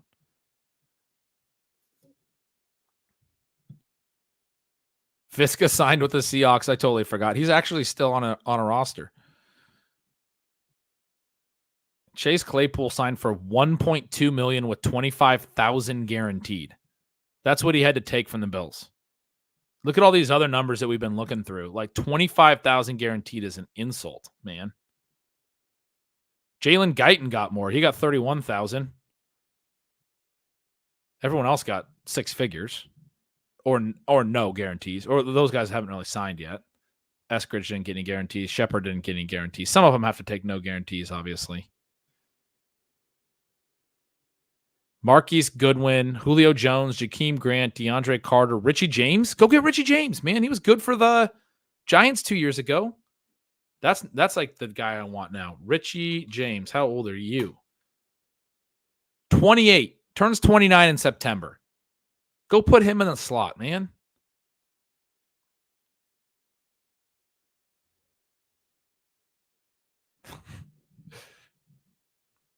Traylon Burks. That would be the hit. Brian's been naming a bunch of dudes in the chat. Tim Patrick, because the Broncos do have a little bit of an overload there. They worked out Zay Jones. It's maddening as a fan, Stephanie says. Let's all name random possible cuts. And then Brian decided to do that. Then he named about 100. All the KJs. Robert Woods. No, we can't do Robert Woods. Jason Brownlee. Good Lord. But Noah Brown, Traylon Burks is... Noah Brown is sneaky. Would Houston give him up? I just showed this, though. But, like, he was a free agent. He re-signed with them. Should have just kept Gallup, but like he was bad last year. We just looked at it. He only had the 100-yard game. Only like 2 games other than that, more than 50. The working out Zay thing, it does. It makes no sense. Alec Pierce, Sky Moore, some of these guys could be the random cuts. I agree. Terrace Marshall, Jake Bobo. I don't think they will be. Eric Azukama, I'd be in. Be interesting to see what he could do. He hasn't played a lot for Miami. He was a 4th-round pick 2 years ago. Chase Claypool got a used Nissan as a guarantee from Kevin. Brian is literally just going down his dynasty ranks at the bottom. Denzel Mims. Rumors Jawan Jennings could get cut. I mean, I'd probably be in if Jawan Jennings landed there. I can't do Robert Woods, man. The Robert Woods yards per outrun chart is... Let's just do that real quick, and then we'll go make the picks. This is the Robert Woods. Like, the targets per outrun have fallen. The yards per target have fallen. Look at the yards per outrun. It's just so sad. 1.74. He was down to 1.14 in 2022. That's why I was like, I didn't think you could draft him. He's down to 102 last year. Like, this is legitimately just, he can't be on a field anymore. The last 2 years, he's run almost 900 routes. Terrible yards per target. Bad targets per outrun. Not horrible, but bad. It's over. It's over for Robert Woods. All right, let's go make some picks. I was saving the super flex ones, but I'm actually on the clock now in 2 BBMs, an eliminator, and a marathon. Let's go do the BBMs real quick. 15.11. I bet a couple of those are the ones where I was at the turn. This one, though, I'm on the clock at 15.11. This is already a 2-4-6-2 build. Kyler Murray and Jaden Daniels, Kenneth Walker, Jalen Warren, Chase Brown, and Kendre Miller. Just got Miller ahead of ADP. Love getting him whenever I can. Garrett Wilson, Marvin Harrison, Cooper Kupp, Xavier Worthy, Josh Downs, and Darnell Mooney. This is a weaker back end of the receiving core, but Mooney was 10 picks behind ADP. I do think he runs a lot of routes, and I like the Atlanta situation as an improvement for him this year. Also have Jaden Daniels, so he was a bring back on Washington. Kyler Murray is stacked up with a bring back. Marvin Harrison with the Kupp bring back. Jaden Daniels is not stacked up. I was trying to get Luke McCaffrey back here, and he goes 13 picks ahead of ADP. Unstacked. This guy doesn't even have an Atlanta player on his team. Just really wanted Luke McCaffrey 13 picks ahead of ADP. I didn't take Sanat because I had McBride. So I took Freiermuth, 17 picks after ADP. I had Jalen. This is like one of my first Freiermuths, and I do want to get a little bit of him because I'm starting to hear some positive stuff about that. And Arthur Smith, we know, likes the traditional tight end, not the Kyle Pitts type tight end. It's a totally different mold, obviously. But it would be like the Jonnu career season last year. Maybe it could be a Freiermuth career season. I took Freiermuth 17 picks behind ADP instead of Sanat, which would have been like right at ADP for Sanat, but I just have no Freiermuth. And I was like, I can get McCaffrey after or before ADP at the next turn. And then McCaffrey goes. And so now I don't actually have a stack for Jaden Daniels, which is not, feels bad. That's not right. I shouldn't probably have gone Freiermuth where I did. See, I took Freiermuth here at 155 before this turn as the big ADP value. Sanat ends up going in the next round. I took Mooney as the other ADP value. And then somebody takes Luke McCaffrey way ahead ADP,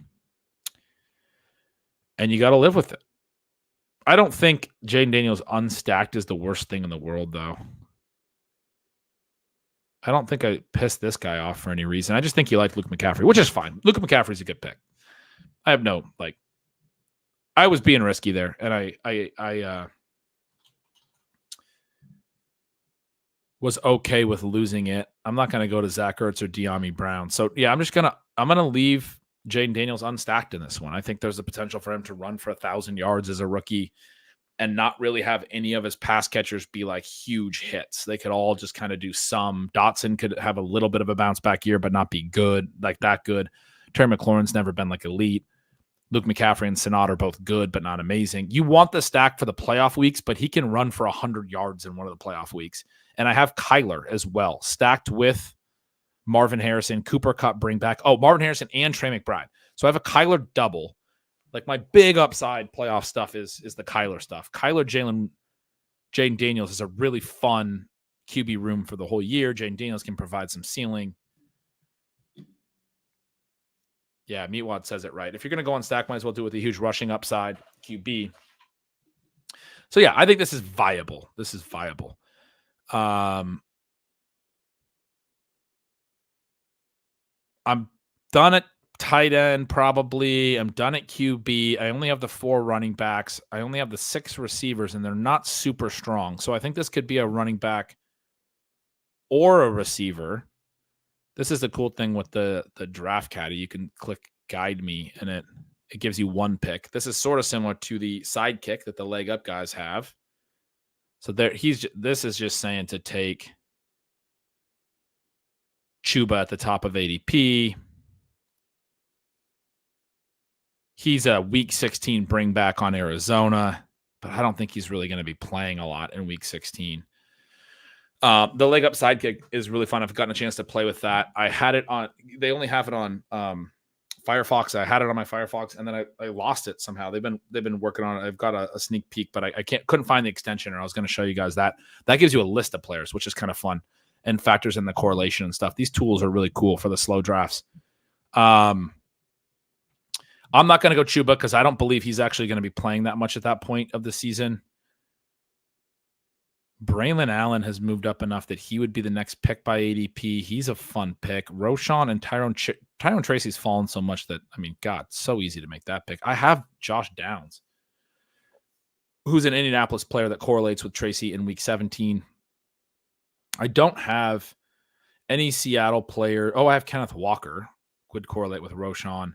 Braylon Allen, I don't see any Buffalo or Jets. Oh, I have Garrett Wilson. So if Brees gets hurt, it's great for Braylon Allen, and it means a higher pass rate, which is better for Garrett Wilson. I mean, you can kind of make that case. Not that I want Brees to get hurt. The top receiver by ADP is Michael Wilson. I already have Kyler double stacked, and the Michael Wilson, Zay Jones thing, they're playing for one spot. Dortch is going to play the slot. Marvin Harrison is going to be the other wide receiver, and then it's either going to be Wilson or Zay Jones. I kind of think Zay Jones is like veteran stability is going to win that out. If I didn't already have a double stack for him, like Kyler's a mobile QB too, and I'm already banking on Harrison as an early 2nd round pick, and I took McBride early 4. Like I'm already banking on this being like a 2-man show, and Kyler's got to add some mobility too. So I don't really, you can add these stack pieces for the advanced rates in weeks 15, 16, and 17, correlated upside, whatever. But my receiver room is not very good. I kind of need a full season win. And I don't think Michael Wilson or Zay Jones is really going to be that, especially on a team where I'm betting on Harrison and McBride to be most of the passing game. Garrett Wilson, Harrison, Kupp, Xavier Worthy, Josh Downs, Darnell Mooney is not strong. So, then I get into, Devontae Walker here. Javon Baker is a solid pick and cheaper. I don't have a Houston player or a Charger, so I don't have a bring back on either Javon Baker or Devontae Walker. There's not really any correlated reasons to be on those teams. Devontae Walker, I have Pittsburgh. I have Freiermuth and Warren. So I have a little week 16 thing going on with Devontae. I don't have any week 16, although Javon Baker plays Arizona week 15. That's a pretty nice boost for him because I have the double stack. Who does Arizona play? They play Carolina in the middle. I already have a Ram bring back for 17, but a New England bring back for 15 is good.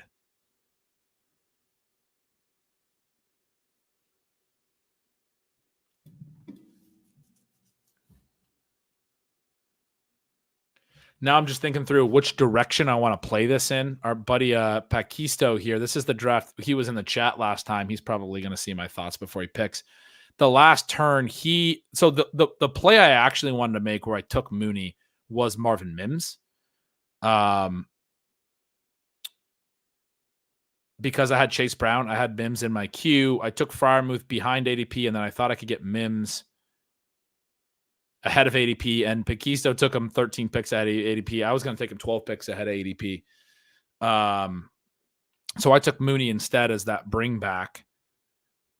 But he's made some picks. He took Pittman in one of the early rounds, and we talked through it in the chat. He messaged me later and was like, I thought I was going to get ripped for that. But the rest of his draft has been very, Gretch approved, I would say. So I'm trying to think through what he would want to do at the turn. Obviously, he only gets 2 picks. I have a lot of directions I can go here. He's got a 1-4-7-2 build.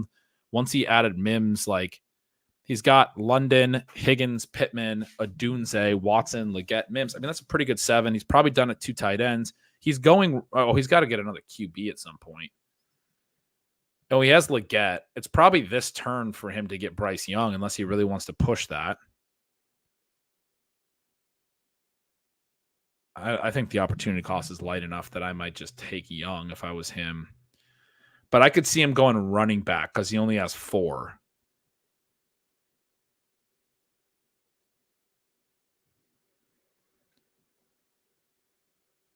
So the guy that I really kind of want to grab here is Braylon Allen. I like the Garrett Wilson thing that I was saying.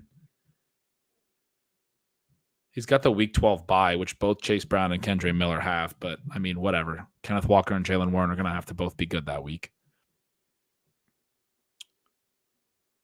Probably one of I'll take a 6th running back on this team too. This will be a 2-6-8-2. Baker, I think, is where I would go over Devontae Walker because Walker might actually, get back to you in some rooms at 203. Baker's 13 picks higher. I don't think he probably takes Baker at the turn in a build where he already has 7 receivers, but maybe he does because he only has 1 quarterback. I'm going to take Braylon Allen, and then hopefully he doesn't take both Baker and Walker. I'm comfortable with either of those guys. I think Baker's the right pick because of ADP and the week 15 Arizona correlation. But I'm fine with Walker as well. And I have 2 Pittsburgh players for week 16. I did the Freiermuth Jalen Warren thing. And I might even get another correlated piece from for the Ravens because I could get Tyrone Tracy later, or I could even be considering Dameon Pierce potentially. So one of my other running backs could be a late correlation with Walker. So I really think either of these receivers is a 7th receiver on this build, and Braylon Allen has been getting a lot of good buzz and somebody that I want to get more of. So I just wanted to grab him there.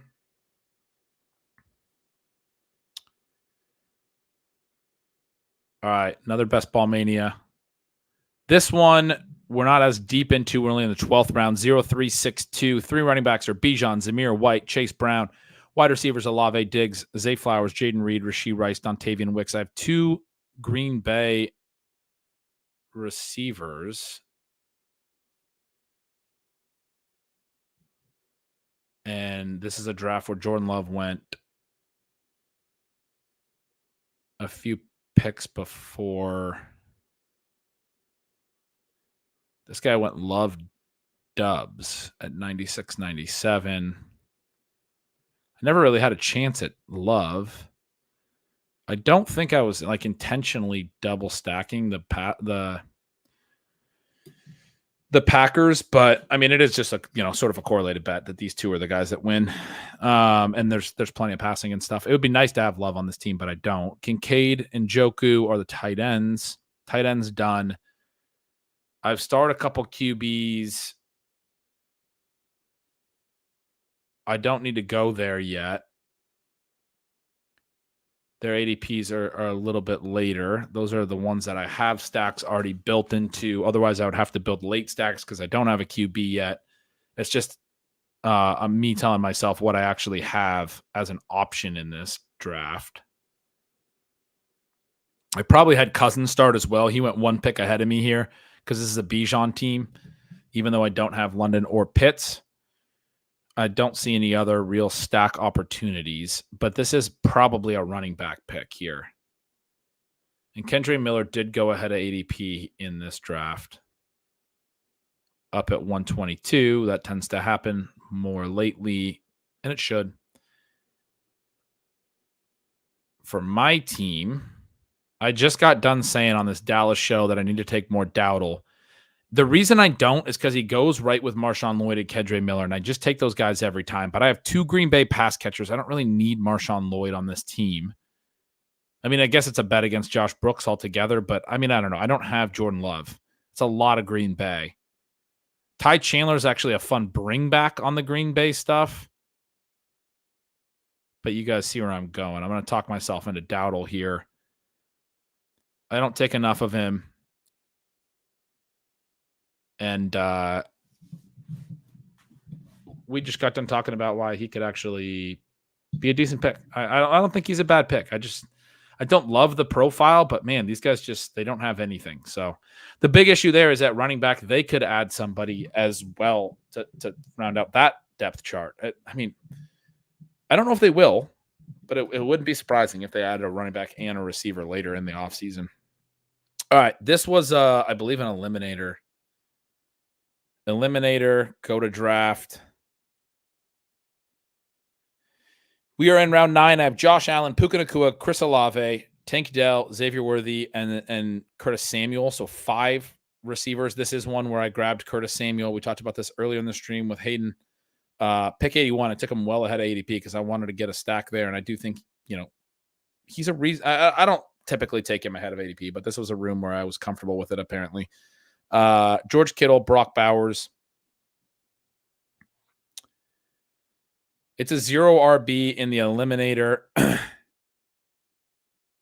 I just love Javonte Williams as the RB1. I don't even care about like correlation or anything. If I see Javonte Williams there when I've already built out 5 receivers, 2 tight ends, and I have Josh Allen, and I get Javonte Williams, because part of it with the eliminator, when you're doing a 0 RB build, you know that you're getting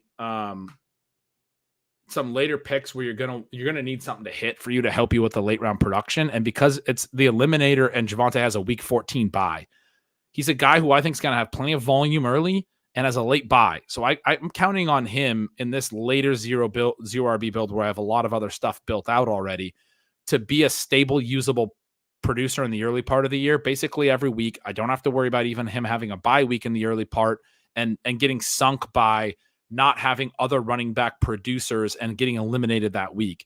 He's my RB1 for the first 13 weeks. I'm hoping I can get usable weeks, like 12 of them, because I do think he's going to have enough pass volume and that stuff. I mean, when I say usable weeks, I'm talking half PPR, like 8 points. I'm not saying a massive amount, because this team is going to be good because of other positions. Josh Allen, I have Kittle and Bowers at tight end, and I have 5 good receivers. But Javonte last year, in games he played in, caught multiple passes in all but one. And like, yeah, I know it's half PPR, but that also comes with receiving yardage. And then you have rushing yardage. In addition to that, the receiving yardage, he had one game where he had negative receiving yardage, but besides that, like, actually he had some other games where he had single digit receiving yardage. He had some games with really low receiving yardage, actually, but whatever. Usually you're expecting like at least 10 receiving yards with the 2 receptions. So that's 2 points. 2 receptions, half PPR is 1 point. 10 receiving yards is a point. And then probably like at least 30 to 40 rushing yards. That's like 3 or 4 more points. I'm talking about like 5 to 6 points as like a floor for a guy with this type of role. That's the real floor. But like, he's going to have a lot of games where he catches 3 balls. He caught 3 or more balls in all but 5 of his games. So 1, 2, 3, 4, 5, 6, 7, 8, 9, 10, 11. Again, half PPR. That's only 1.5 points for 3 catches. But then also I'm saying super floor, 10 receiving yards. With 3 catches, it's probably more like 20 receiving yards. I think he's going to be more explosive than he was last year. The receiving side can get you 3 or 4 points. 3 catches for 15 is 3 points. 3 catches for 25 is 4 points. As more like a floor for him with the pass, because I think he catches more balls this year than last year. He had 47 total catches. I think he has the chance to catch 80 balls. I told you guys that. I really do. And so you get that type of floor in an eliminator, plus the rushing, plus any touchdown potential. There's a lot of other things that can happen. It's a really nice RB1 and a 0 RB. Meanwhile, Gretch, it may have taken 10 combined hours of convincing, but I think I'm willing to get back to even with the field on Javonte.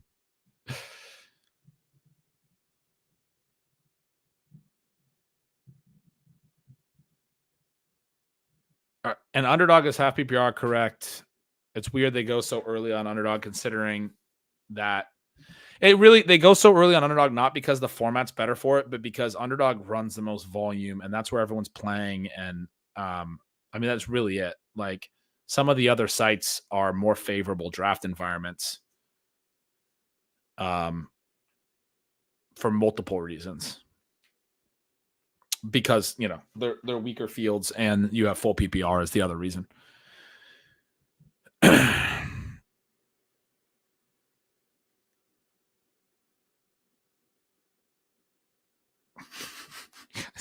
guys, good Lord. Yeah,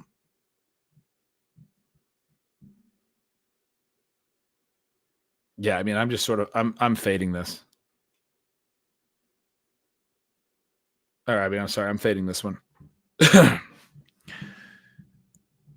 All right. Marathon. God, I got to get done. It's 12:20. Could eat some food. This is a marathon team. Brock Purdy, Kyron Williams, James Conner, Justin Jefferson, Devontae Adams, Keenan Allen, Rashee Rice, Trey McBride, George Kittle, 2 really good tight ends, obviously, 4 good wide receivers. It's the marathon. Rashee Rice, I took 11 picks ahead of ADP. It was a swing on. Maybe he doesn't really get suspended. Maybe it's 1 or 2 games. Maybe it's something very, very weak. And then he's just a really strong piece all year. Justin Jefferson, Devontae Adams, Keenan Allen, they all stay healthy. They all earn a lot of volume all year. This 4 receiver group could be basically not all you need, but a big group. A big portion of my receiver production. It's a Kyron team who I got in the middle of the third at pick 30. James Conner, who I'm not taking a lot of, but I felt like in the marathon was an interesting spot to take some of him, because I do think there's scenarios where Conner just stays healthy and is their lead back all year and is a really good pick at pick 91. I'm taking Trey Benson, but I do think it's going to be Conner 1, Benson 2. You hear some of their quotes are we have a good running back in James Conner. I heard Kyler say that the other day. He was talking about how good their team is or something. And in one of his quotes, and he said something about we have a good running back in James Conner. There's just no doubt in his mind James Conner's their running back. And then Trey Benson's that other guy they drafted who's their backup running back. He's not going to probably take the job without an injury, although Conner has been banged up before and is getting up there in age and is a physical back. And it wouldn't surprise me if he gets banged up, but it also wouldn't surprise me if James Conner stays healthy all year and my Trey Benson bags are pretty unhealthy or pretty unhelpful.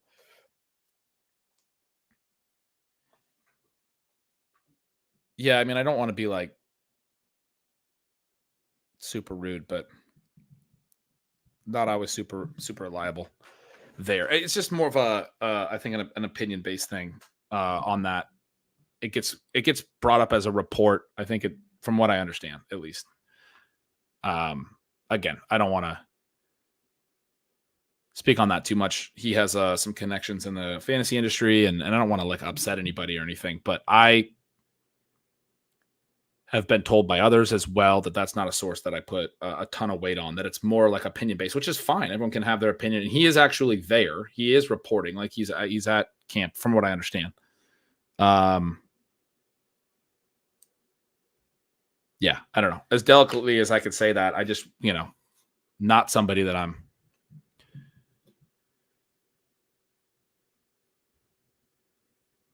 putting a ton of weight on that opinion for personally, especially in relation to Jaleel McLaughlin's work last year and my own analysis of it and those things.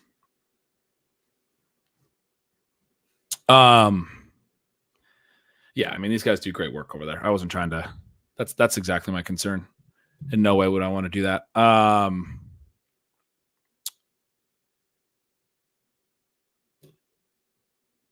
This is a marathon. I was talking through the good wide receivers. McBride, Kittle, really good tight end room. Given a little bit of James Conner hype, I have Purdy here. Really, this needs a wide receiver, but this is just not a wide receiver range, obviously. But, I mean, you have to have a wide receiver hit. I mean, this could be a Dontavian Wicks pick. It could be a Jerry Jeudy pick.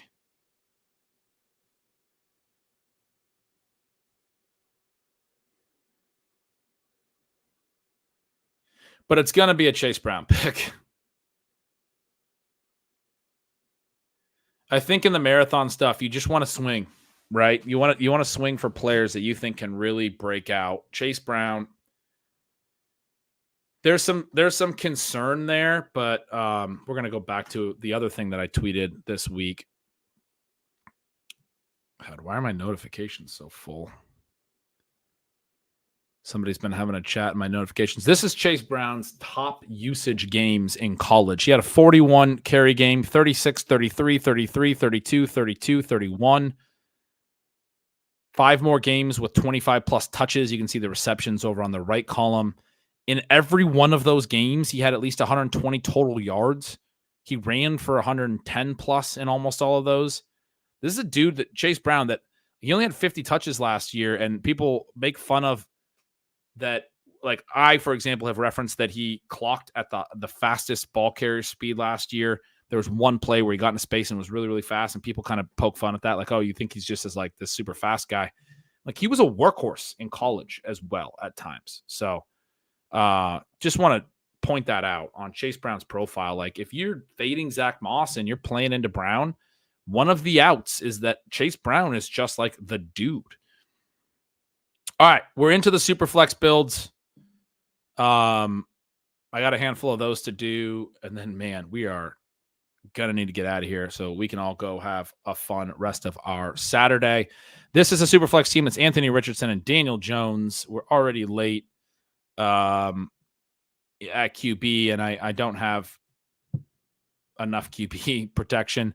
Jonathan Brooks at running back, ARSB, Drake London, Malik Neighbors, who's stacked with Daniel Jones, Stephon Diggs, Rashee Rice, Kyle Pitts and Kittle, good at tight end. Arguably should have used one of those picks on another QB. Top player in the queue is Devin Singletary. He does correlate with Daniel Jones. This is just not a very good team. I don't like this team. I don't want to finish drafting this team. It's got really good receivers. It's got great tight ends. I like having Jonathan Brooks, but I'm really concerned about the quarterback room. Anthony Richardson and Daniel Jones is just not going to get you through. Probably means I should take like an Aiden O'Connell or something, but I'm going to throw Singletary on for now because those guys actually play Week 17 as well. If for some reason this team made it to Week 17, I want that Indy New York Giants game to be really good. Singletary adds to Malik Neighbors, who's a part of that game. I got the Indy guys starred. Their ADPs are a little bit lower, but I will come back and probably take A.D. Mitchell in the next round if he's around, or Jonathan Downs after that if he's around, to get an Indy side of that game, and then just try to hammer some running backs. Maybe I'll throw on an Aiden O'Connell, but I don't even have a stack there. This just isn't a very good team. Doesn't have a lot of outs to be good either. All right. Next one. 3-3-5-2 at this point. I started with Mahomes, Dak in this one. JT and Kelsey. I added Fields, who's a bring back on Mahomes. This is one of my favorite ones because I got Mahomes. I'm going to go through it by pick. So I had Mahomes at the 107, Dak in the second round. Then I went Jonathan Taylor, Travis Kelce. I hadn't taken a receiver yet till the 5th, but I was able to get Stephon Diggs there. T. Higgins in the next round.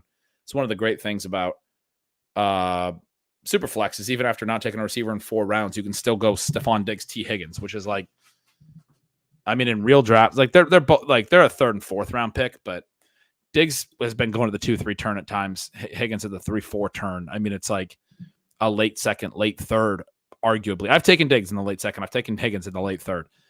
And then I get Keenan Allen. And then beyond that, I go Xavier Worthy to stack up with the Kelce pick and Mahomes. I now have a double stack with Kansas City. And then I take Justin Fields as my bring back on Kansas City and Jaylen Warren the next day. So we're going to get a Justin Fields, Jaylen Warren read option week 17 against Kansas City with Xavier Worthy, Travis Kelce, and Mahomes all smashing on the other side. You can see that I took Dak in the 2nd round here, didn't have access to CeeDee Lamb. And this is one where I took Ferguson in a different one. I was like, I can't do it. I can't take Ferguson. I took Fields instead. And I finally ended up taking Brandon Cooks in this one at pick 151, right around ADP. I had to get a stack in there. He scored 8 touchdowns last year. It's a Kelsey Bowers tight end room. Diggs, Higgins, Keenan Allen, Xavier Worthy, and Brandon Cooks at receiver. That's not bad. Taylor, Jaylen Warren, and Kendre Miller ahead of ADP. Surprise, surprise at running back. And then Mahomes, Prescott, and Justin Fields is a fun QB room. We're probably looking at running back, which has been picked through. Jalen Wright went 2 picks ahead of me here. That is a snipe. That's one that I don't like. Or not like a huge snipe, but I just wish I could have got him. Marshawn Lloyd went a few picks before that. Those are guys that would have been much better picks here than what I'm kind of looking at. For me here, Ray Davis is the top of the queue. Antonio Gibson, Jaleel McLaughlin, Tyler Algier, Kamani Vidal. The picks are Vidal and Davis. In other formats, Vidal and Davis go back-to-back. I'm not really sure the gap here. It's only 5 picks in ADP. So really, it's like all 5 of these guys are kind of right in this range. I'm trying to see if there's any like correlation reason to go either direction. Vidal doesn't. So Vidal has New England in week 17, which I don't have. Has Denver in 16, which I don't have. Has Tampa Bay in 15, which I don't have. Ray Davis has the Jets in 17, which I don't have. New England in 16, which I don't have. And Detroit in 15, which I don't have. I don't have any correlation for either of these picks. And their ADPs are so tight that, I mean, it's not like I'm reaching way down to get Vidal. Both of them could go before my next pick fairly comfortably. I'm going to take Vidal here. I mean, that's the pick that I really like. I think there's some real upside in the Chargers rushing attack, and he has the ability to get it, the runway, to go realize that efficiency, that opportunity. Man, I'm 3 more picks, and then we're logging off. This is my longest stream of the year at this point. I've done a couple long ones. They've mostly only been 3 hours. This one's over 4 hours. I started earlier, and then I just talked more this morning before I actually made my devon This is a team where I started CeeDee Lamb in the first round. I didn't get Dak to come back to me. I went Jaden Daniels, Kirk Cousins, then Devon Achane, Devonta Smith. I went McBride and Pitts in 6-7, another 2 elite tight end build in this super flex. I'm starting to question that, but whatever. Xavier Worthy, Deontay Johnson, Jackson Smith, and Jigba. I probably, by questioning that, I probably don't think it's the right allocation of resources. Part of the reason I've done it is that it frees up roster spots, but you do have 20 roster spots. I don't think it's that big of a deal to take just 1 elite tight end and then tack on late, like stackable options with like your quarterbacks. I had one team where I did 1 elite, and then I had a Bo Nix, and I had a Bryce Young as 2 of my later round quarterbacks, and I took Jatavian Sanders and Greg Dulcich. And like I liked the way that tight end room worked out. 1 elite with 2 stacked 19th and 20th round picks, using the 20 rounds to its fullest and the extra depth to go get a stackable tight end. 4.5 hour Gretch stream. This one's legendary. We appreciate you, Gretch. Seriously, you guys are awesome. I appreciate you guys hanging out with me. The fireside chats of fantasy football content. I mean, that's awesome. I'm glad that you guys are having so much fun with it as well. Jaden Daniels, Kirk Cousins. I on this team. No other real QB upside. Oh, that's hilarious. Because I have Cousins, Michael Penix shows as a stack option, and I have Kyle Pitts, but I don't think. Yeah, no. Like I have JSN, and it doesn't highlight Sam Howell. It doesn't do the reverse stack. It's saying Penix is a good pass catcher for Kirk Cousins, which is great. Oh man, appreciate this, Camp Jones, $9.99 super chat says next beer on me. Appreciate you. If you guys send these super chats, I mean, you might as well send me a question and I'll answer it for you, but maybe not on this stream. Appreciate you guys as well. Definitely means a lot to see all those positive comments. Jaden Daniels, Kirk Cousins, Devon Achane is the only running back at this point. We're in the 11th round, so try to get back on track here. CeeDee Lamb, Devonta Smith, Xavier Worthy, Deontay Johnson, JSN is a really good 5 receivers. I just read this, obviously, in draft order, but I like where the receiver room is at when you take Lamb in the first round of a super flex, and then you also get 4 other pretty strong ones. Deontay Johnson is a really strong later round one in terms of like providing stability. When I draft a guy like him, I don't feel like I need as much depth at the position, right? Because I'm like, yeah, there's a lot of target volume that I just got really cheap. JSN and Xavier Worthy, a little bit more breakout profiles, could be zeros. Deontay Johnson's not going to be a 0 unless he gets hurt. So I feel fine at receiver, obviously. Feel fine at tight end, obviously. It's really just like a running back pick at this point, unless I want to add to receiver, which I could, but I feel fine. And the running back pick that is the ADP value is Brian Robinson. I have Jaden Daniels. It's highlighted for me. I mean, I almost feel like Eckler's the better like stack partner for this QB op situation. Like, because talking about like Eckler probably playing more on the passing downs. Even when I saw somebody share a positive note about Brian Robinson on passing downs.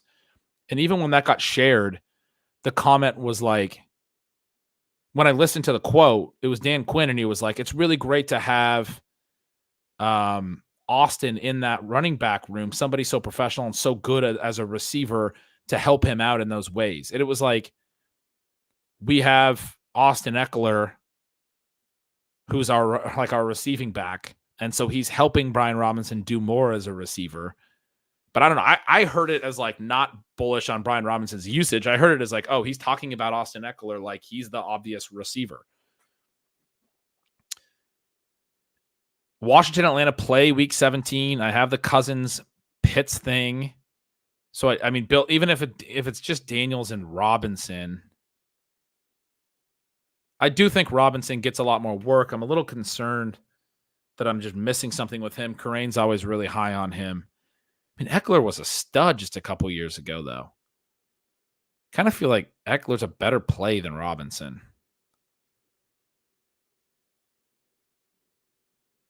Or I could just go take Chase Brown again. I only have one running back. Chase Brown would be right at ADP at the next pick. It's probably going to be a lot of running back picks coming up, so it probably makes sense to just take the running back value with Brian Robinson here. He's stacked up. That's what I'm going to do. And then see if Chase Brown gets back to me at the next pick. If he's not, then that's when I'll start reaching on my guys. Kendre Miller, Marshawn Lloyd, Charbonnet, Chandler. I don't know what order I'll put them in, but his Eckler's top speed of 13 miles an hour and 23 true because I believe it. I mean, but like the point is like, what if he was just hurt last year? Because he was really good every year prior to that. All right. I took Brian Robinson there. I need more running backs in the future rounds, so I'm hoping to get a Chase Brown at ADP in the next round. I don't need to start pushing running backs up in ADP when I know that I'm going to be stacking running backs in my next few picks. So that was the thought process there. This is a Patrick Mahomes, Derek Carr, Daniel Jones team. I've started the Casey and Pittsburgh options. I'm only in the 9th round. It's got Garrett Wilson, Drake London, Deebo Samuel, and Xavier Worthy at receiver, Travis Kelce. So it already has Worthy and Kelce. I have Rashee Rice at the top of my queue, but he's not actually the top play by ADP or anything. I don't have a running back yet. Aaron Jones is the top one by ADP than Ramondre Stevenson and Najee Harris, Jonathan Brooks. See, this is a situation where I wouldn't take Harris. Like, he does correlate, and I have a double stack with KC, and it would be nice to have a bring back. I'd much rather have Jaylen Warren, and he's a little cheaper in this format. I also, because like the way Harris hits in a particular game doesn't like lend itself to shootouts. It's like boring, plodding, 25 carries. Like Jaylen Warren, the way he hits is more explosive plays and more fun. But also, like, there's better options. Like, Jonathan Brooks is available at this point. Like, when I showed I took Harris earlier, it was when Warren was gone. I think Brooks was probably gone in that draft as well. Although it was in an eliminator format where I was targeting Harris's bye week as well.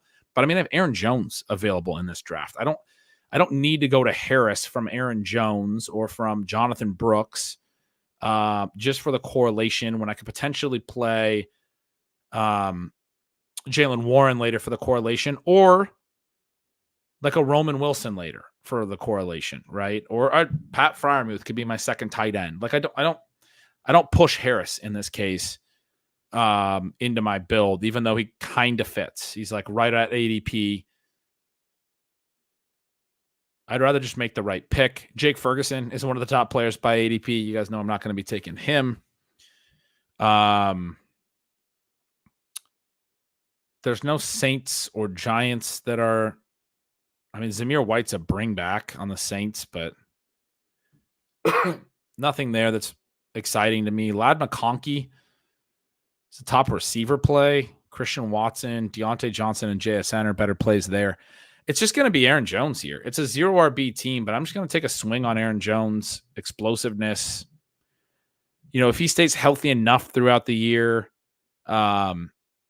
I think you're going to get some spike weeks, some spike plays. Like,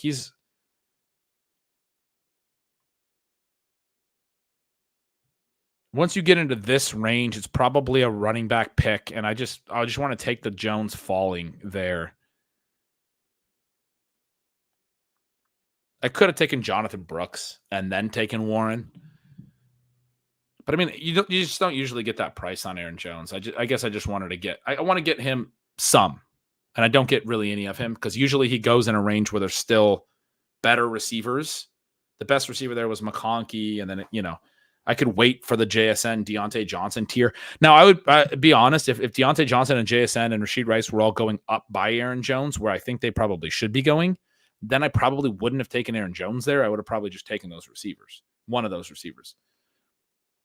But because I can get them cheaper and there's 3 of them, I'll probably be able to get one in the next round, or Jaylen Warren. I don't know how exactly I'll play that in the next round. But, I get enough exposure to them and across all my drafts at those cheaper prices. And so it's one of those things where, I mean, if you could push it, you push it. Cracking my knuckles. You guys are getting some, what do they call it? ASMR or whatever. Sorry about that. Maybe you liked it. Who knows? All right. Last one. We're in the 15th round of this super flex. It's a CJ Stroud, Caleb Williams, Daniel Jones. I have Charbonnet, Marshawn Lloyd, and Kamani Vidal. It's obviously a weak running back room. I didn't take a running back until pick 138. Charbonnet was a bring back on Caleb Williams. The other two not really correlated there. Nico Collins was my wide receiver 1. He went with Stroud. Jalen Waddle. Tank Dell gives me a double stack. Keenan Allen, he goes with Caleb Williams. JSN, Rashee Rice, and then Trey McBride and Dalton Schultz I also got at tight end. So this is a CJ Stroud triple. I went Stroud, Caleb Williams, and then I took Nico a little ahead of ADP in the 3rd to get that Stroud stack. Took him ahead of London. I remember thinking through this, and it was tough, but I did take him ahead of London in this one. I get a good price on Waddle. I go McBride. I go Dell at a good price to get my double stack. Keenan Allen gives me my stack on Caleb Williams, who I'd take in the 2nd round. So I'm just kind of filling out stacks. I grabbed Daniel Jones at a decent price in the 8th as my QB3. I could have maybe gone Bo Nix there.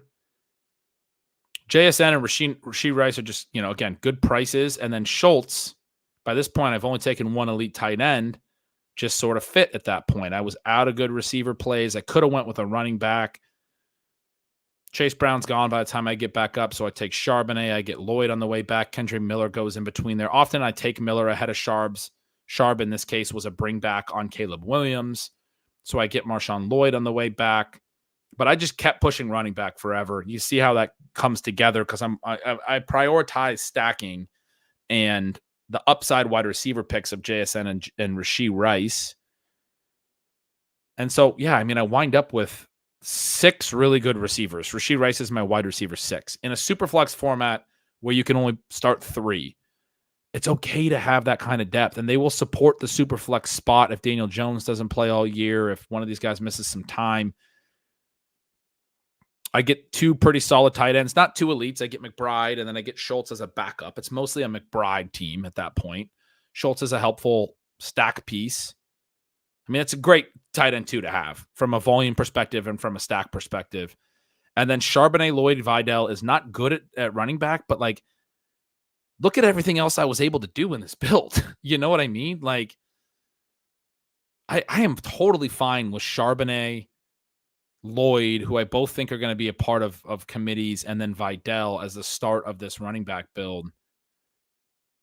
And then Bucky Irving is going to be the pick here. I mean, at this point, I love the rest of the build, so I want to get my favorite players all jammed into the team. It's like Bucky Irving's my highest drafted player. I really believe in him as well. Cam Jones says to bring back only for week 17. That's the way I'm talking about it. But I mean, week 16 correlation matters too. Week 15 correlation matters too. You can see the matchups on screen there. The red ones are 15. The blue ones are 16. The green ones are 17. And so, yeah, I've been talking about it as the week 17 stuff, which is typically the most important of the bringbacks. Or at least, yeah, I mean, there's varying analysis on that maybe 16 is just as important as well. I have Khalil Herbert, Tyrone Tracy, Roshan Johnson as correlated to my quarterbacks, to Caleb Williams and Daniel Jones, running back options that are all guys that I take anyway when they're cheap enough. I like Herbert and Roshan, and I like Tyrone Tracy. So that will be where I go in the next round. I have Dameon Pierce at the top here just because I starred all the Houston players right after I took Stroud, and then I started all the Baltimore players, and then I did Chicago and Seattle. My queue isn't a queue, is my point. My queue is starred players so that when I look over at ADP, the correlated ones are starred for me in the app. Wan'Dale Robinson would be a good pick coming up on this team, but it's just like this could be a 6 receiver team. It's really hard to add when you've got Nico, Jalen Waddle, Tank Dell, Keenan Allen, JSN, and Rashee Rice, and you don't have to start 3 receivers. At this point, I really need to be trying to get as much into the running back room as I can. I was saying, like, I with how well I did everywhere else, I'm okay with Sharps as an RB1 and Lloyd as an RB2, but it does still thin out. Like, so then Vidal's my RB3, and then Bucky Irving's my RB4. And even though I've been taking running backs every pick at this stage, when you start that late, like, I still think Charbonnet is viable, but by the time I got back on the clock to take Lloyd, and then by the time I got back on the clock to take Vidal, a lot of good options go, right? So Charbonnet is a good option, but Kendre Miller goes, Ty Chandler goes, the Eckler, Chubb, and Elliott veterans go. So I take Lloyd. Then by the time I'm back up, Dowdle goes, Jalen Wright goes. And so now I'm into the Vidal tier. I don't mind Sharps as the RB1, but when you get this extreme with the 0 RB build, you can't get enough RB picks before you're out, right? I just got Bucky Irving to force myself to get another play that I really like into this build, because I need at least a 4th one that's an upside play. I'm excited to get Herbert, Tracy, or Roshan. I'll probably take one of them, and I'm just going to move them all to the top of the queue. I will probably take one of them instead of getting the Wan'Dale stack with Daniel Jones. That what I would like. The whole point is I would like to have Wan'Dale Robinson, because I don't have a receiver stacked with Daniel Jones here, but I got to keep making the running back bet. So it's probably Tyrone Tracy as the pass catching running back that can go into my running back scoring slots that I would really like to get at 1606. Tyrone Tracy will be the big target. All right. We are 4 hours and 38 minutes into this. And there's still 56 people watching. I mean, I don't usually get hundreds. Usually tops out in like the 80s. It dropped off down to like the 60 range hours ago. The fact that you guys are all still hanging up but stayed above 50 all this time is why I kept going. I mean, if it starts to drop to 30 or 40, I would have went. I would have left a while ago. But I appreciate you guys hanging. This has been a really fun Saturday stream. It's nice to do it on the Saturday when I have a little bit more free time and just kind of go after it. I appreciate you guys with the Father's Day. Oh, you said Father's Day gift for you. Appreciate me giving you so much of my time this weekend. No problem. It is my Father's Day as well. I appreciate all you guys that were. I saw some Happy Father's Day stuff elsewhere as well. Appreciate all that. Kelly mentioned it. Happy Father's Day as well to all the fathers watching. All you guys, thanks for tuning in. All the thanks to you as well. T. Peter says, hey, Ben, had some stuff to do today. Saw you plan on streaming. Super hyped to see you still live. Going to go back and watch the whole thing. Hope you're doing well. I appreciate you.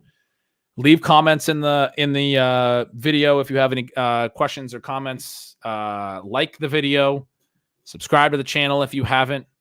Appreciate you guys. It's been fun. I'll be back.